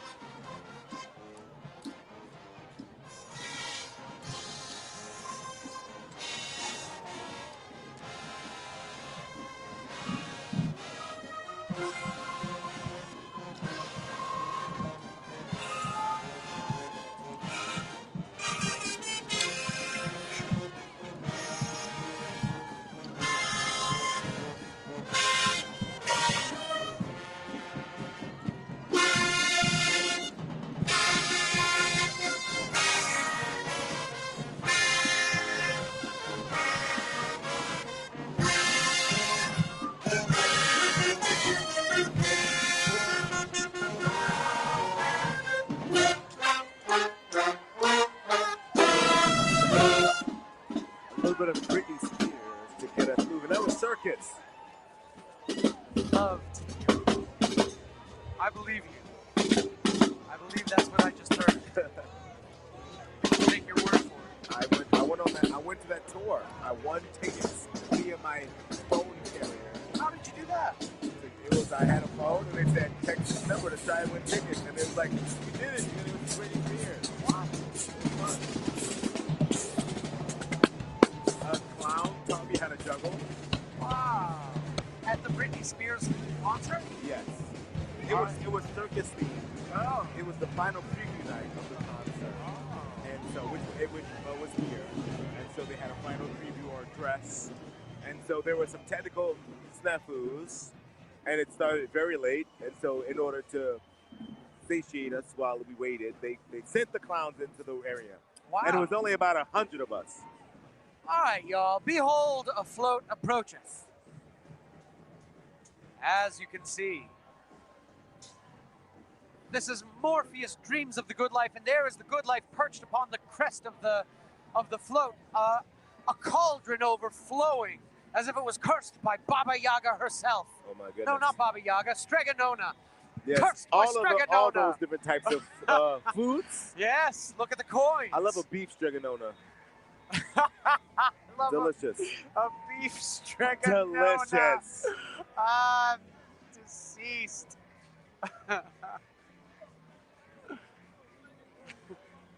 Wow, glass beads. Beef Stregonona. I love it. Oh, the 689 Swampers. The 689 Swampers. Kyrie's favorite number. My favorite number. I remembered it and then forgot 3 digits of my phone number. So Wow. I think my phone number starts with 689 now. And you erased our toast conversation as well. Oops. The biggest insult of them all. And behold, they are dancing hard.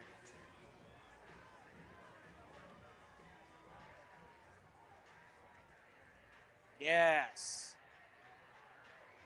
My gosh. Observe the man with the beard.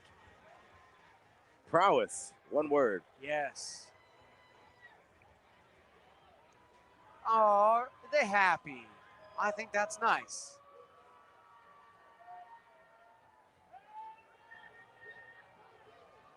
Behold. I think that Action Bronson down there? Behold. Yeah. Wow. Oh. Here he is again, the beard. My goodness. There is the beard, if My ever I'd seen goodness. it. Duck calls. As a bearded person, I'm very jealous. They use duck calls to start the dancing. Oh, that's too good.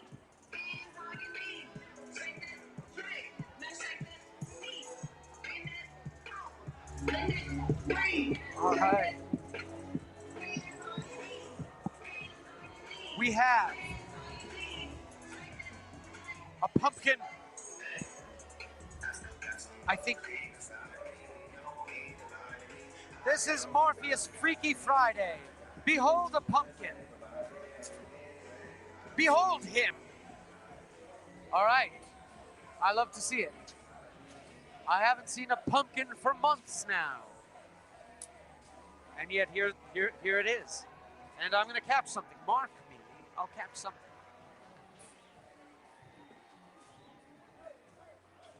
Oh, you caught a giant toothbrush.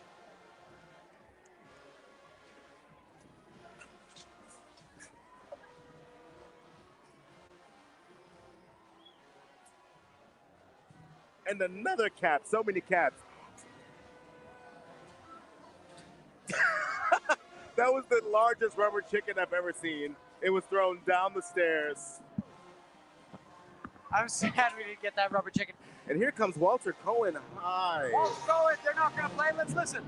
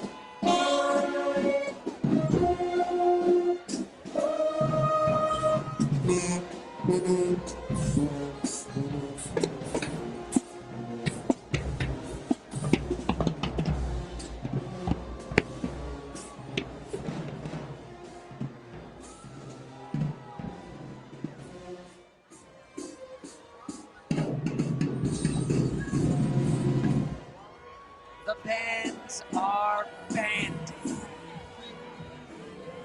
Hey, we are blessed. How lucky are we? How lucky are we?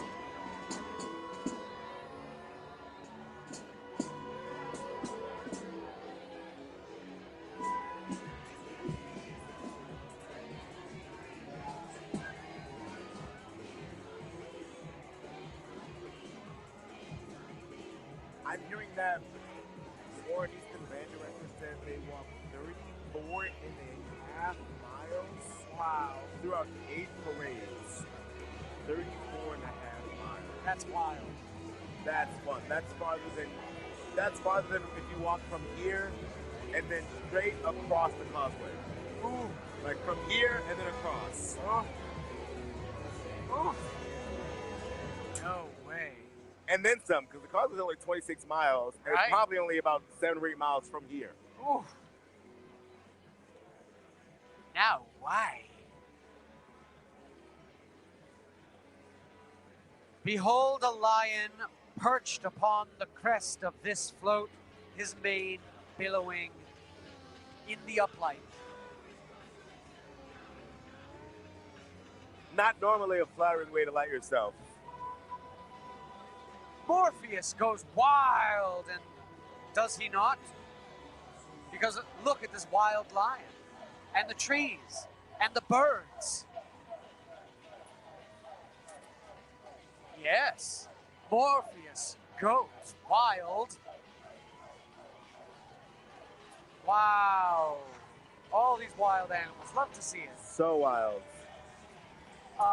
Love to see it, Love y'all. to see it. And a little solidarity. Yay!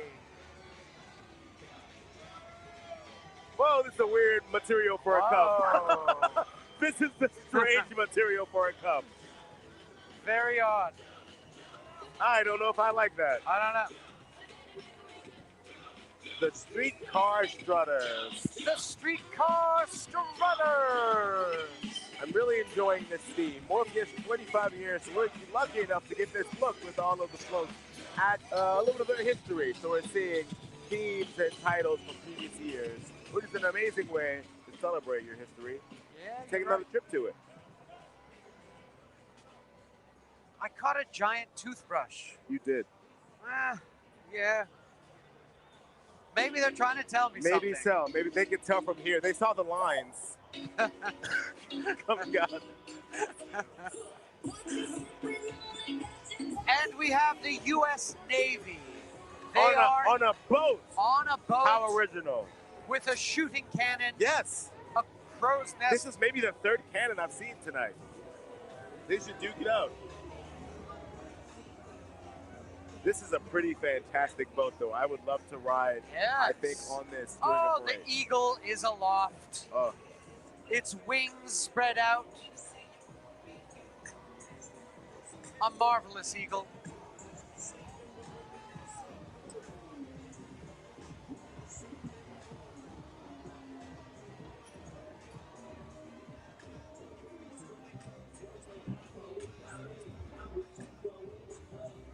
Wow. Look at these. Oh, those are so little. Oh, the Dance Fleur Elite.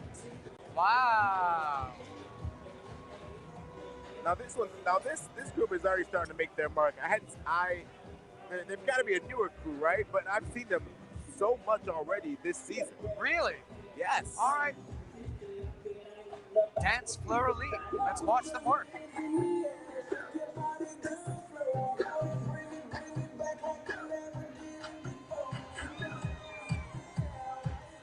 Oh, they are giving.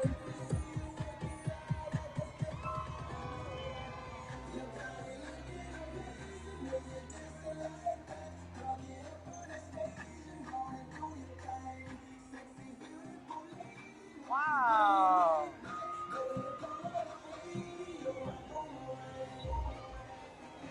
Terrific. Wow. Wow. Wow.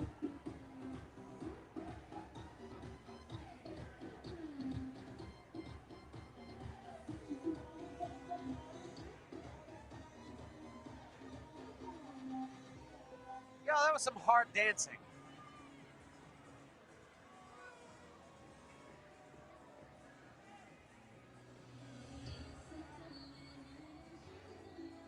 All right, y'all. We have a feller with a scene kid haircut. Here's another double-decker float. This is Morpheus. number 11 and 12. What's the name of it? Morpheus Dreams of Carnival. From 2007. And there is a feller with a scene kid haircut. Do you remember in the Smash Hit show? Scene kid here. It The is. swoop is happening. Do you remember in the Smash? Have you seen Game of Thrones? Did you watch Game of Thrones? I've seen minutes of Game of Thrones. There's one where Dany is in a hallucination. That's Daenerys, and she sees her child, and he's got a scene kid haircut, and he's like a baby. It's wild. I can't believe it's real. Moon pie costumes on this float, y'all.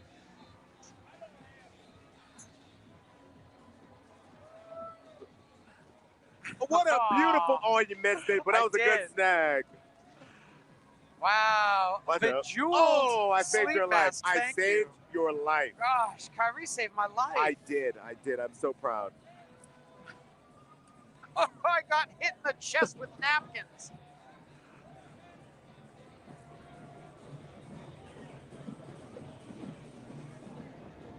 South Gwinnett High School. Ooh, the Band of Stars. They're all the way from Snowville, Georgia. Wow.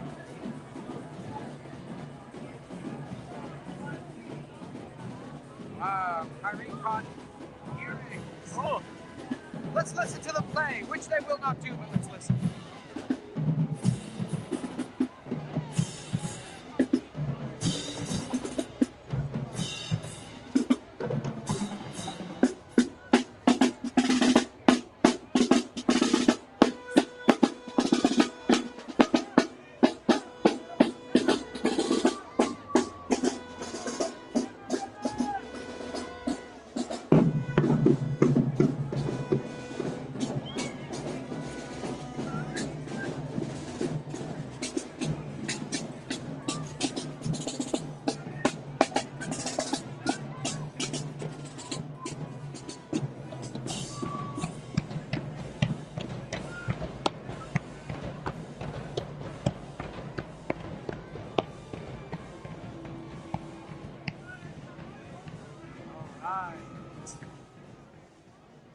Well, we have a spaceman.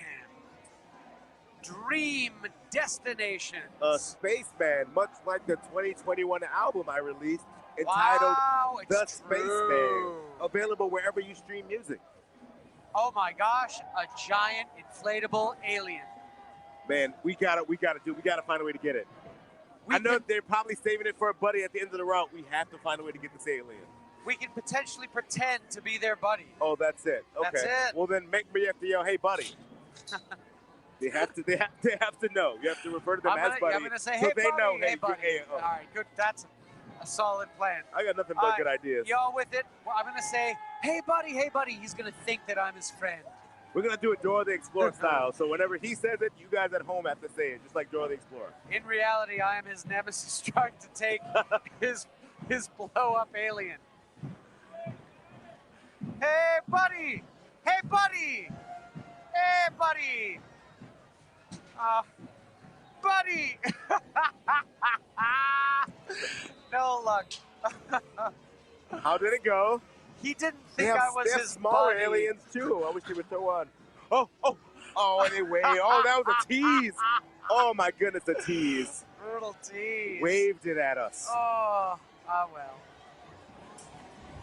So we know the hey buddy technique does not work.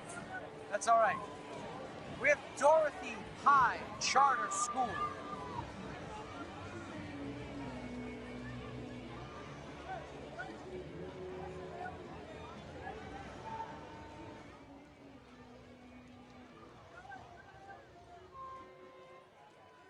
So y'all, I don't believe this band will play. Mark you, it will not. Let's listen.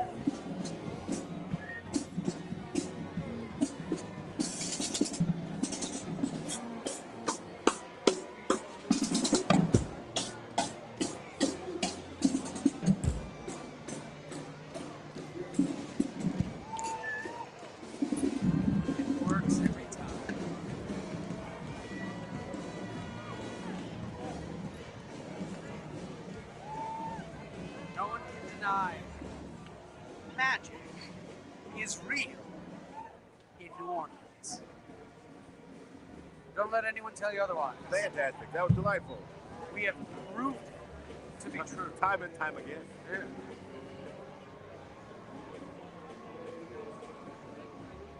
Behold, a float unlike maybe the any I've ever brightest thing seen. I've ever seen in my entire life. Yes. Is it a meteor? Is it a meteor? It looks meteor than a few things. Morpheus dreams of the classics. And there we have a meteor, the one that destroyed the dinosaurs even. You can tell because there are dinosaurs. That's pretty classic. On the sides, you can see the magma flowing beneath the meteor. Had to get rid of the dinosaurs. Orange glitter fingers. They don't pay time. Light. The underneath of the float. And as the float passes, you will notice the astonished faces of all the dinosaurs. They cannot believe it. It was a surprise to them. They are in a state of bewilderment.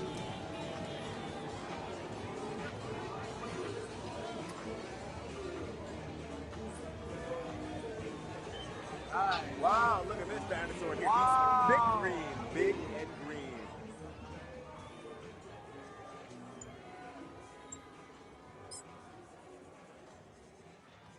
I got a squeaky dream. I saw another giant chicken. Wow. All right, we have a marching crew. The Wedats of Nouvelle-Orléans. We've seen them before, and they are back with their powdered wigs and blue petticoats and ivory corsets.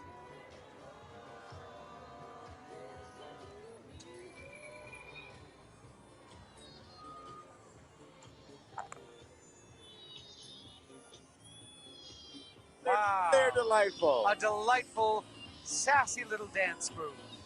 Yes. Yes. Demure and sassy.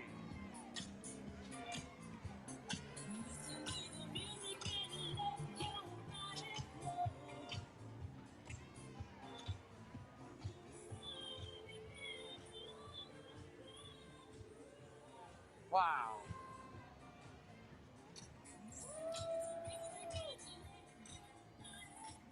And we have the Cheshire Cat, if ever I've seen him.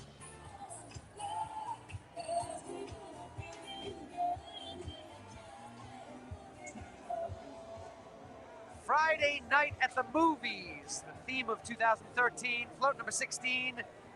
And behold, the Cheshire Cat. Looking real sassy. Does he have a bow on his head? Does the Cheshire Cat have a bow on his head? I am not familiar with the bow. I think this might be Maybe the a creative liberty, which is okay. And beneath the Cheshire Cat is in some flowers. Some daffodils is what we're looking at, specifically daffodil flowers. And this is an Alice in Wonderland themed float. There's the Red Queen on the side, a magic mushroom behind the cat, a drink me potion, and card soldiers, all of which you will see as this float moves along. There's the White Rabbit. Probably has somewhere to be. Most I always assuredly. say he should leave earlier. Like, what are you doing? You leave early enough, you'll never be late, unless you're leaving in New Orleans. And Wow. You might still be late. Yes. Oh!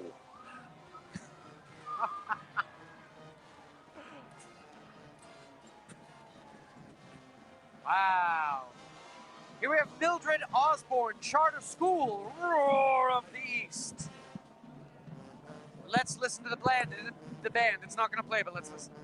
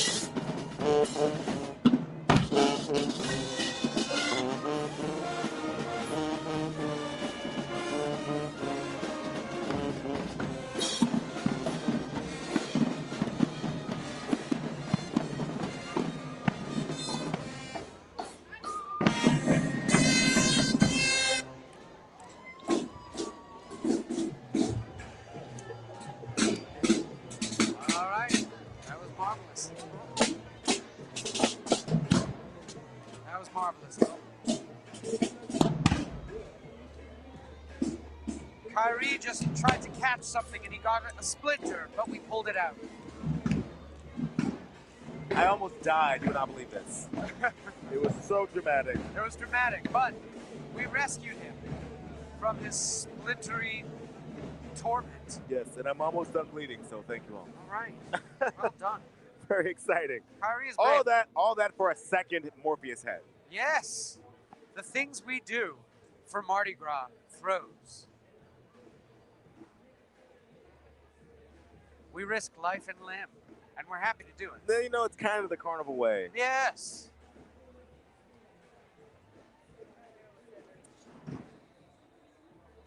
What's the worst you've ever been like hit with something at Mardi Gras? Did you ever have an experience where like? Oh yeah, I mean the classic is like a bag of pearl beads. Right to the During head. Endymion. Yeah. Yeah. Y'all, listen to this. Open daily from 9 a.m. to 5 p.m., the National World War II Museum features immersive exhibits, multimedia experiences, an expansive collection of artifacts and first-person oral histories, taking visitors inside the story of World War II. My goodness, did you know that no city brings people together like New Orleans? And New Orleans & Company makes planning your wedding, reunion, or group travel easier than ever. Find everything you need at NOLA.com. Wow. Everyone behold some not-so-pale horsies. Wow. These are cowboys. I like when they make the horses do a little dance. Yo, we are seeing cowboys right now, and you can tell because of the hats. The hats are a big... That's the giveaway. A big giveaway. Yes. Oh, I think the horse might be losing his mind. No, he's fine. They just play it.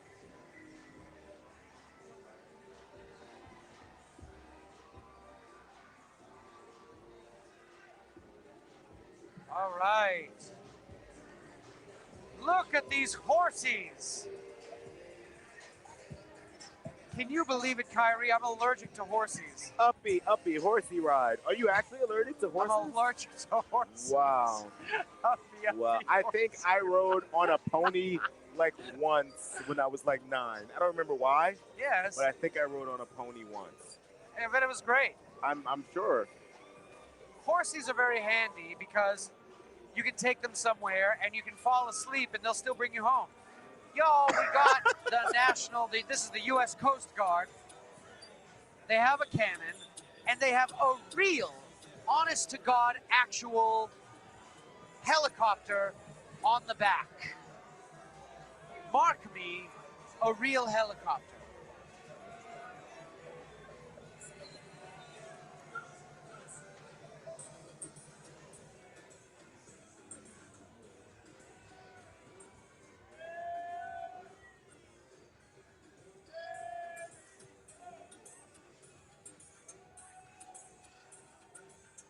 Taking some time away from guarding the coast to join in on the revelry.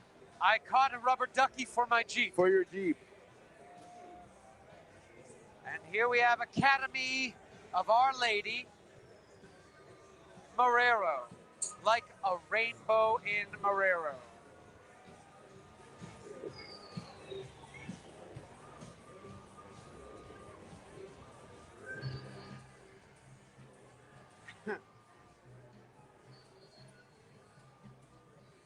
They are happy, optimistic, conserving their energy a bit, but that's all right.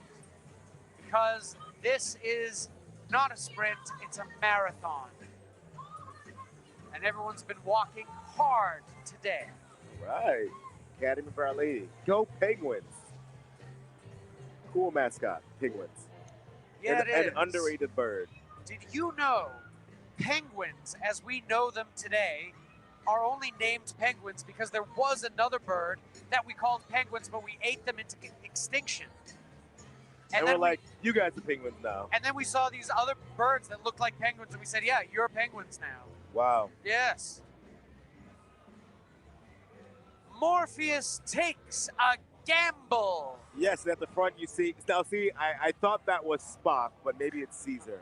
Behold Spock, his bronze bust, his green laurels, and behold, flowers made of playing cards. And this is a gambling-themed set of floats. There's 2 of them.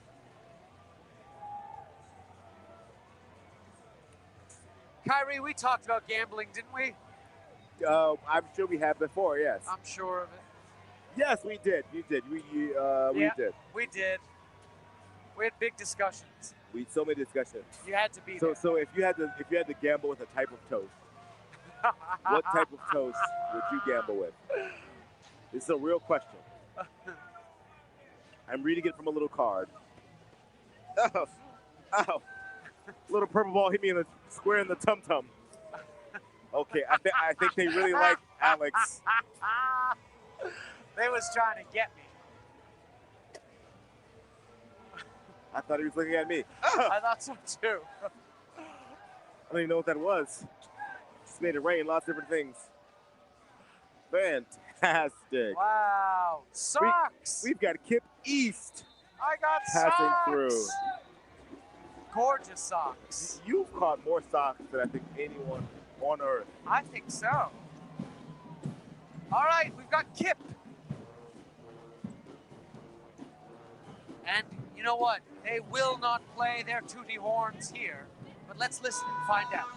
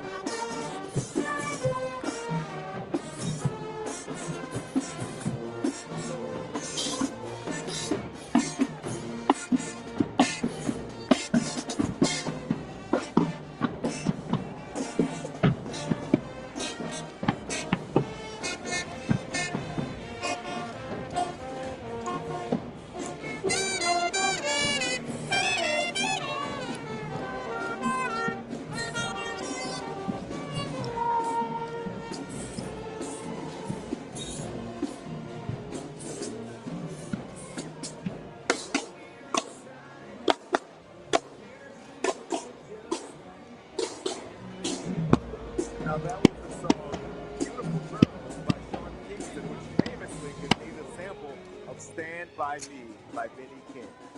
Now that is nothing but the truth. That is the and I love to hear it. Behold, we have a float. Childhood dreams. This is from 2005. We have Little Nemo. No, it's not. It's Harold and his crayon. I thought it was Little Nemo. Do you ever play that video game or see that movie, Little Nemo's Dream Adventure? No. Well, you Little missed Nemo. out. What is that from? Little Nemo. I don't have to miss out on anything. No, you shouldn't because it's really good. It was on Nintendo, the video game. But there's I Harold probably own it somewhere. and his purple crayon. Yes. Doesn't look a lot like Zachary Levi, but that's okay. It does. That's a fact. White flowers, white stars, orange skies. Mark me, I'll catch something.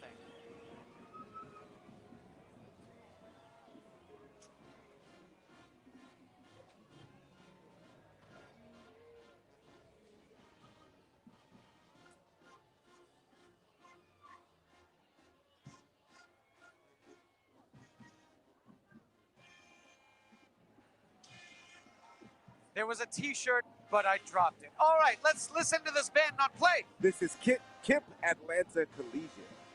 Sounds of royalty, straight out of Atlanta, Georgia. Second band I've seen tonight from Atlanta.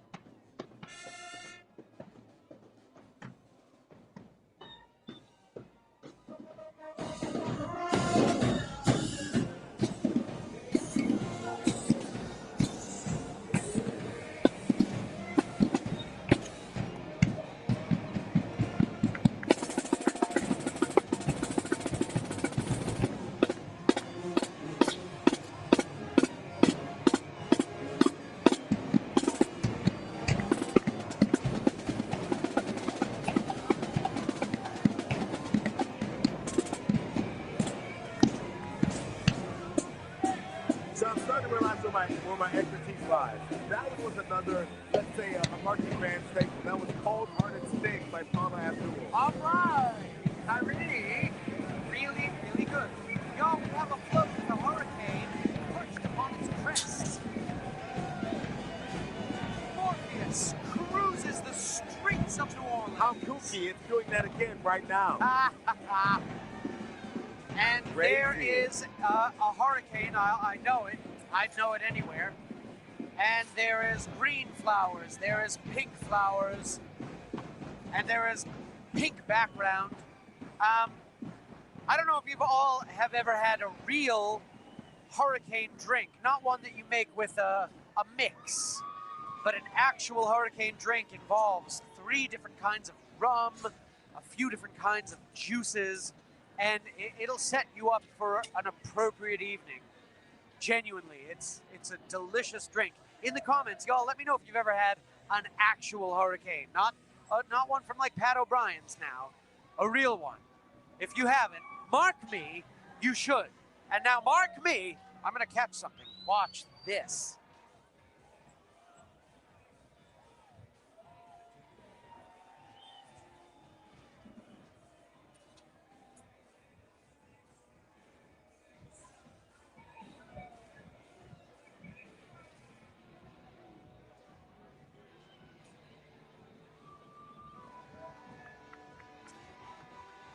I caught something from the mystic group of Femme Fatale. Oh!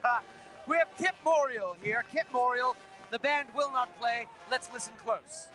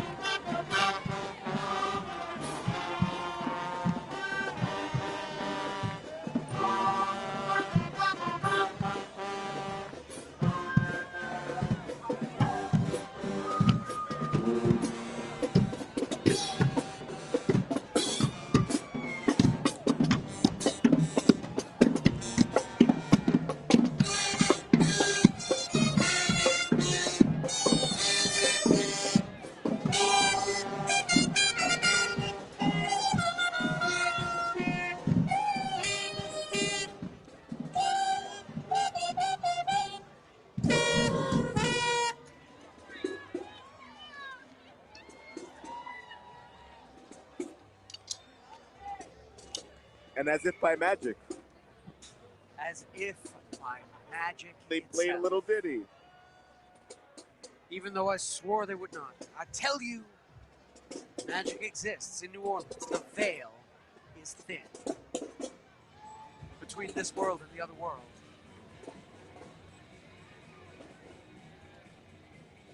All right, another float approacheth.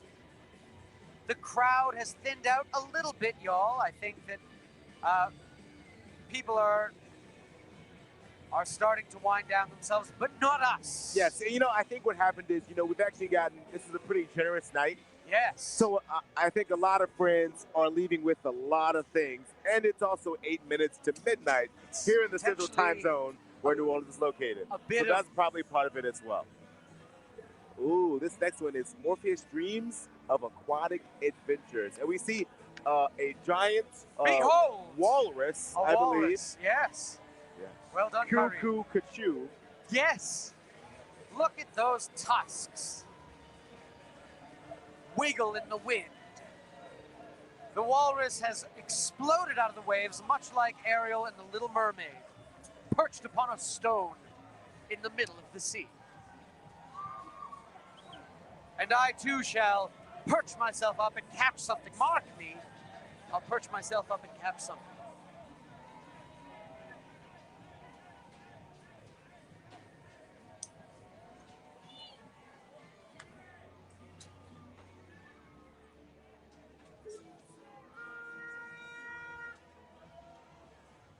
Yo, we caught blue crabs. I was not sure what this was. Yes, and it's massive and heavier than a real blue crab. Wow. It's heavier than a real blue I don't crab. even know what to do with this. It's incredible. Yeah. Yeah, the blue crab. Yeah, we're gonna bread it up, fry it hard, maybe with a bit of a tartare sauce. Mitchell High School approacheth. And I don't know if they have a band. They have a small band. We have a little band in the back, y'all. And so, a small but mighty band that will not play. Come on! They shan't. Let's listen.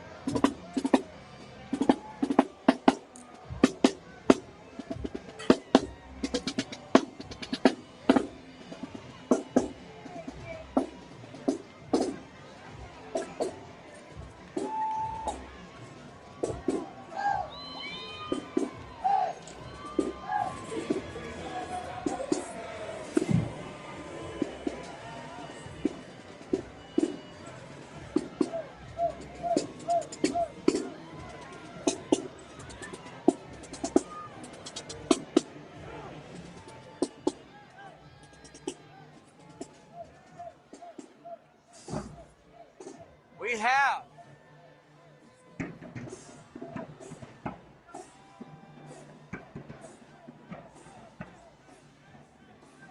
now, believe it or not, this is a third float from Morpheus Dreams of Aquatic Adventures, and this time they have a hippopotamus aloft. Did you know that there was a time that New Orleans was considering importing hippopotamuses for our swamps? I don't even believe that. So they could eat the water hyacinth. But we settled on the nutria instead. We imported nutria from South America. And now we hate that. And now we hate them. And for whatever reason, here they don't eat the water hyacinth that clogs things up. Here we have Kip Central City Academy. But you can look it up. They almost imported hippopotamuses. That would have been something wild. Let's listen to them not play.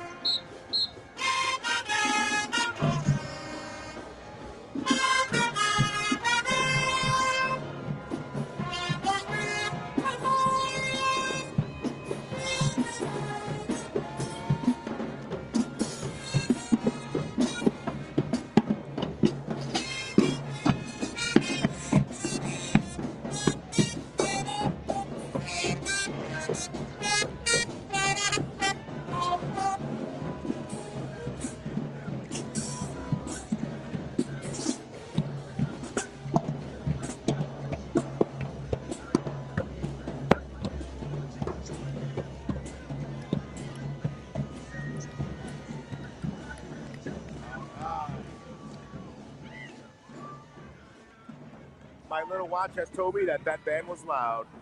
My watch said, be careful with your ears. That's a loud band. Dude, big sound. That band was loud. They did phenomenal. That thing was happening where the drums were so loud I could feel it in my chest. Now I just want to remind you that we are approaching midnight. We are approaching midnight, So y'all. the crowd surrounding us has mostly now consists of adults. Yes. And they're having a blast. They are. We're tossing them crabs. Never mind. These poor cars are. Yo, we have NOLA Heat. NOLA Heat Duff Approach. And the last time I saw them, they were giving it their all, really dancing hard. And I can tell from this distance that they are continuing on with that trend. Dancing hard. Great costumes. Let's watch some moves. Let's watch them move. Look at them go. Look at these costumes. The bedazzlements. The shoes. Wow. There's nothing else to say but wow.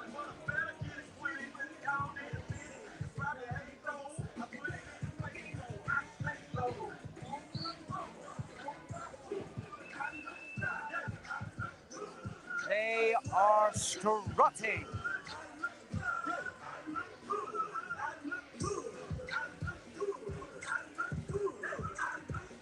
All right. Yes. It's all in the hands. NOLA Bead. Prince,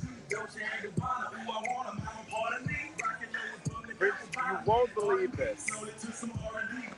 You won't believe this. We have come to, with one float remaining, the end of Morpheus.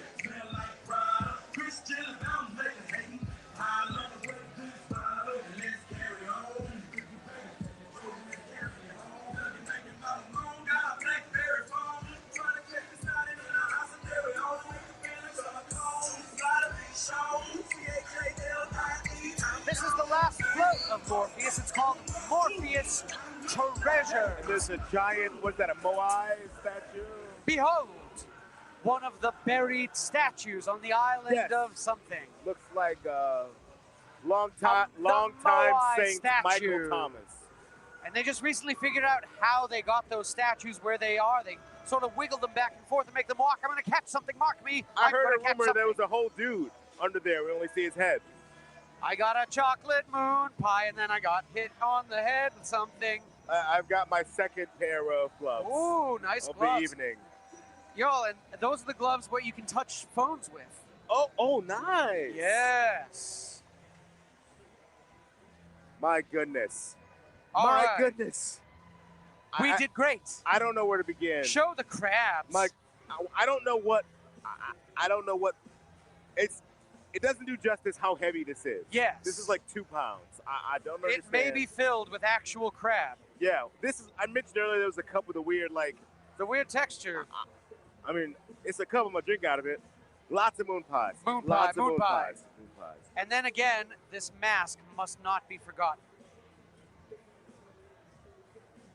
And then this beautiful sleep mask right Wow. here. Say what?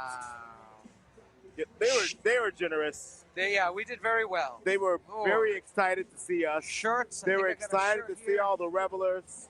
You know, you got some people that are starting to leave quickly, but some people that are pretty comfortable right now. They're hanging out behind us. They're chilling. I think people are going to be partying all night. After all, the next parade doesn't start till like 4. That's not true. What? It's like 11. Oh, is that right? No. Tomorrow morning is Iris and Tugs. Oh, no, I'm talking about Endymion. Yes. So, I reckon there's a lot of people here who are like, you know what, we're going to be out all night because we don't have to get up till way later to see Endymion. So that's fair. Let them have it. Let them eat cake. Let them have party. Let them eat party. Y'all have, thank you for sticking with us. Thank you for joining us. NOLA.com. What are we called? Mardi Gras for all y'all. That's it. It's That's actually it. on the screen. There it is. I see it now. Brought to you by New Orleans and Company. We are live at the LCMC stage. Thank you guys for joining us, and join us again tomorrow for Endymion coverage and Iris and Tux. Iris starts at 11 a.m. 11. So tune in. You don't want to miss it.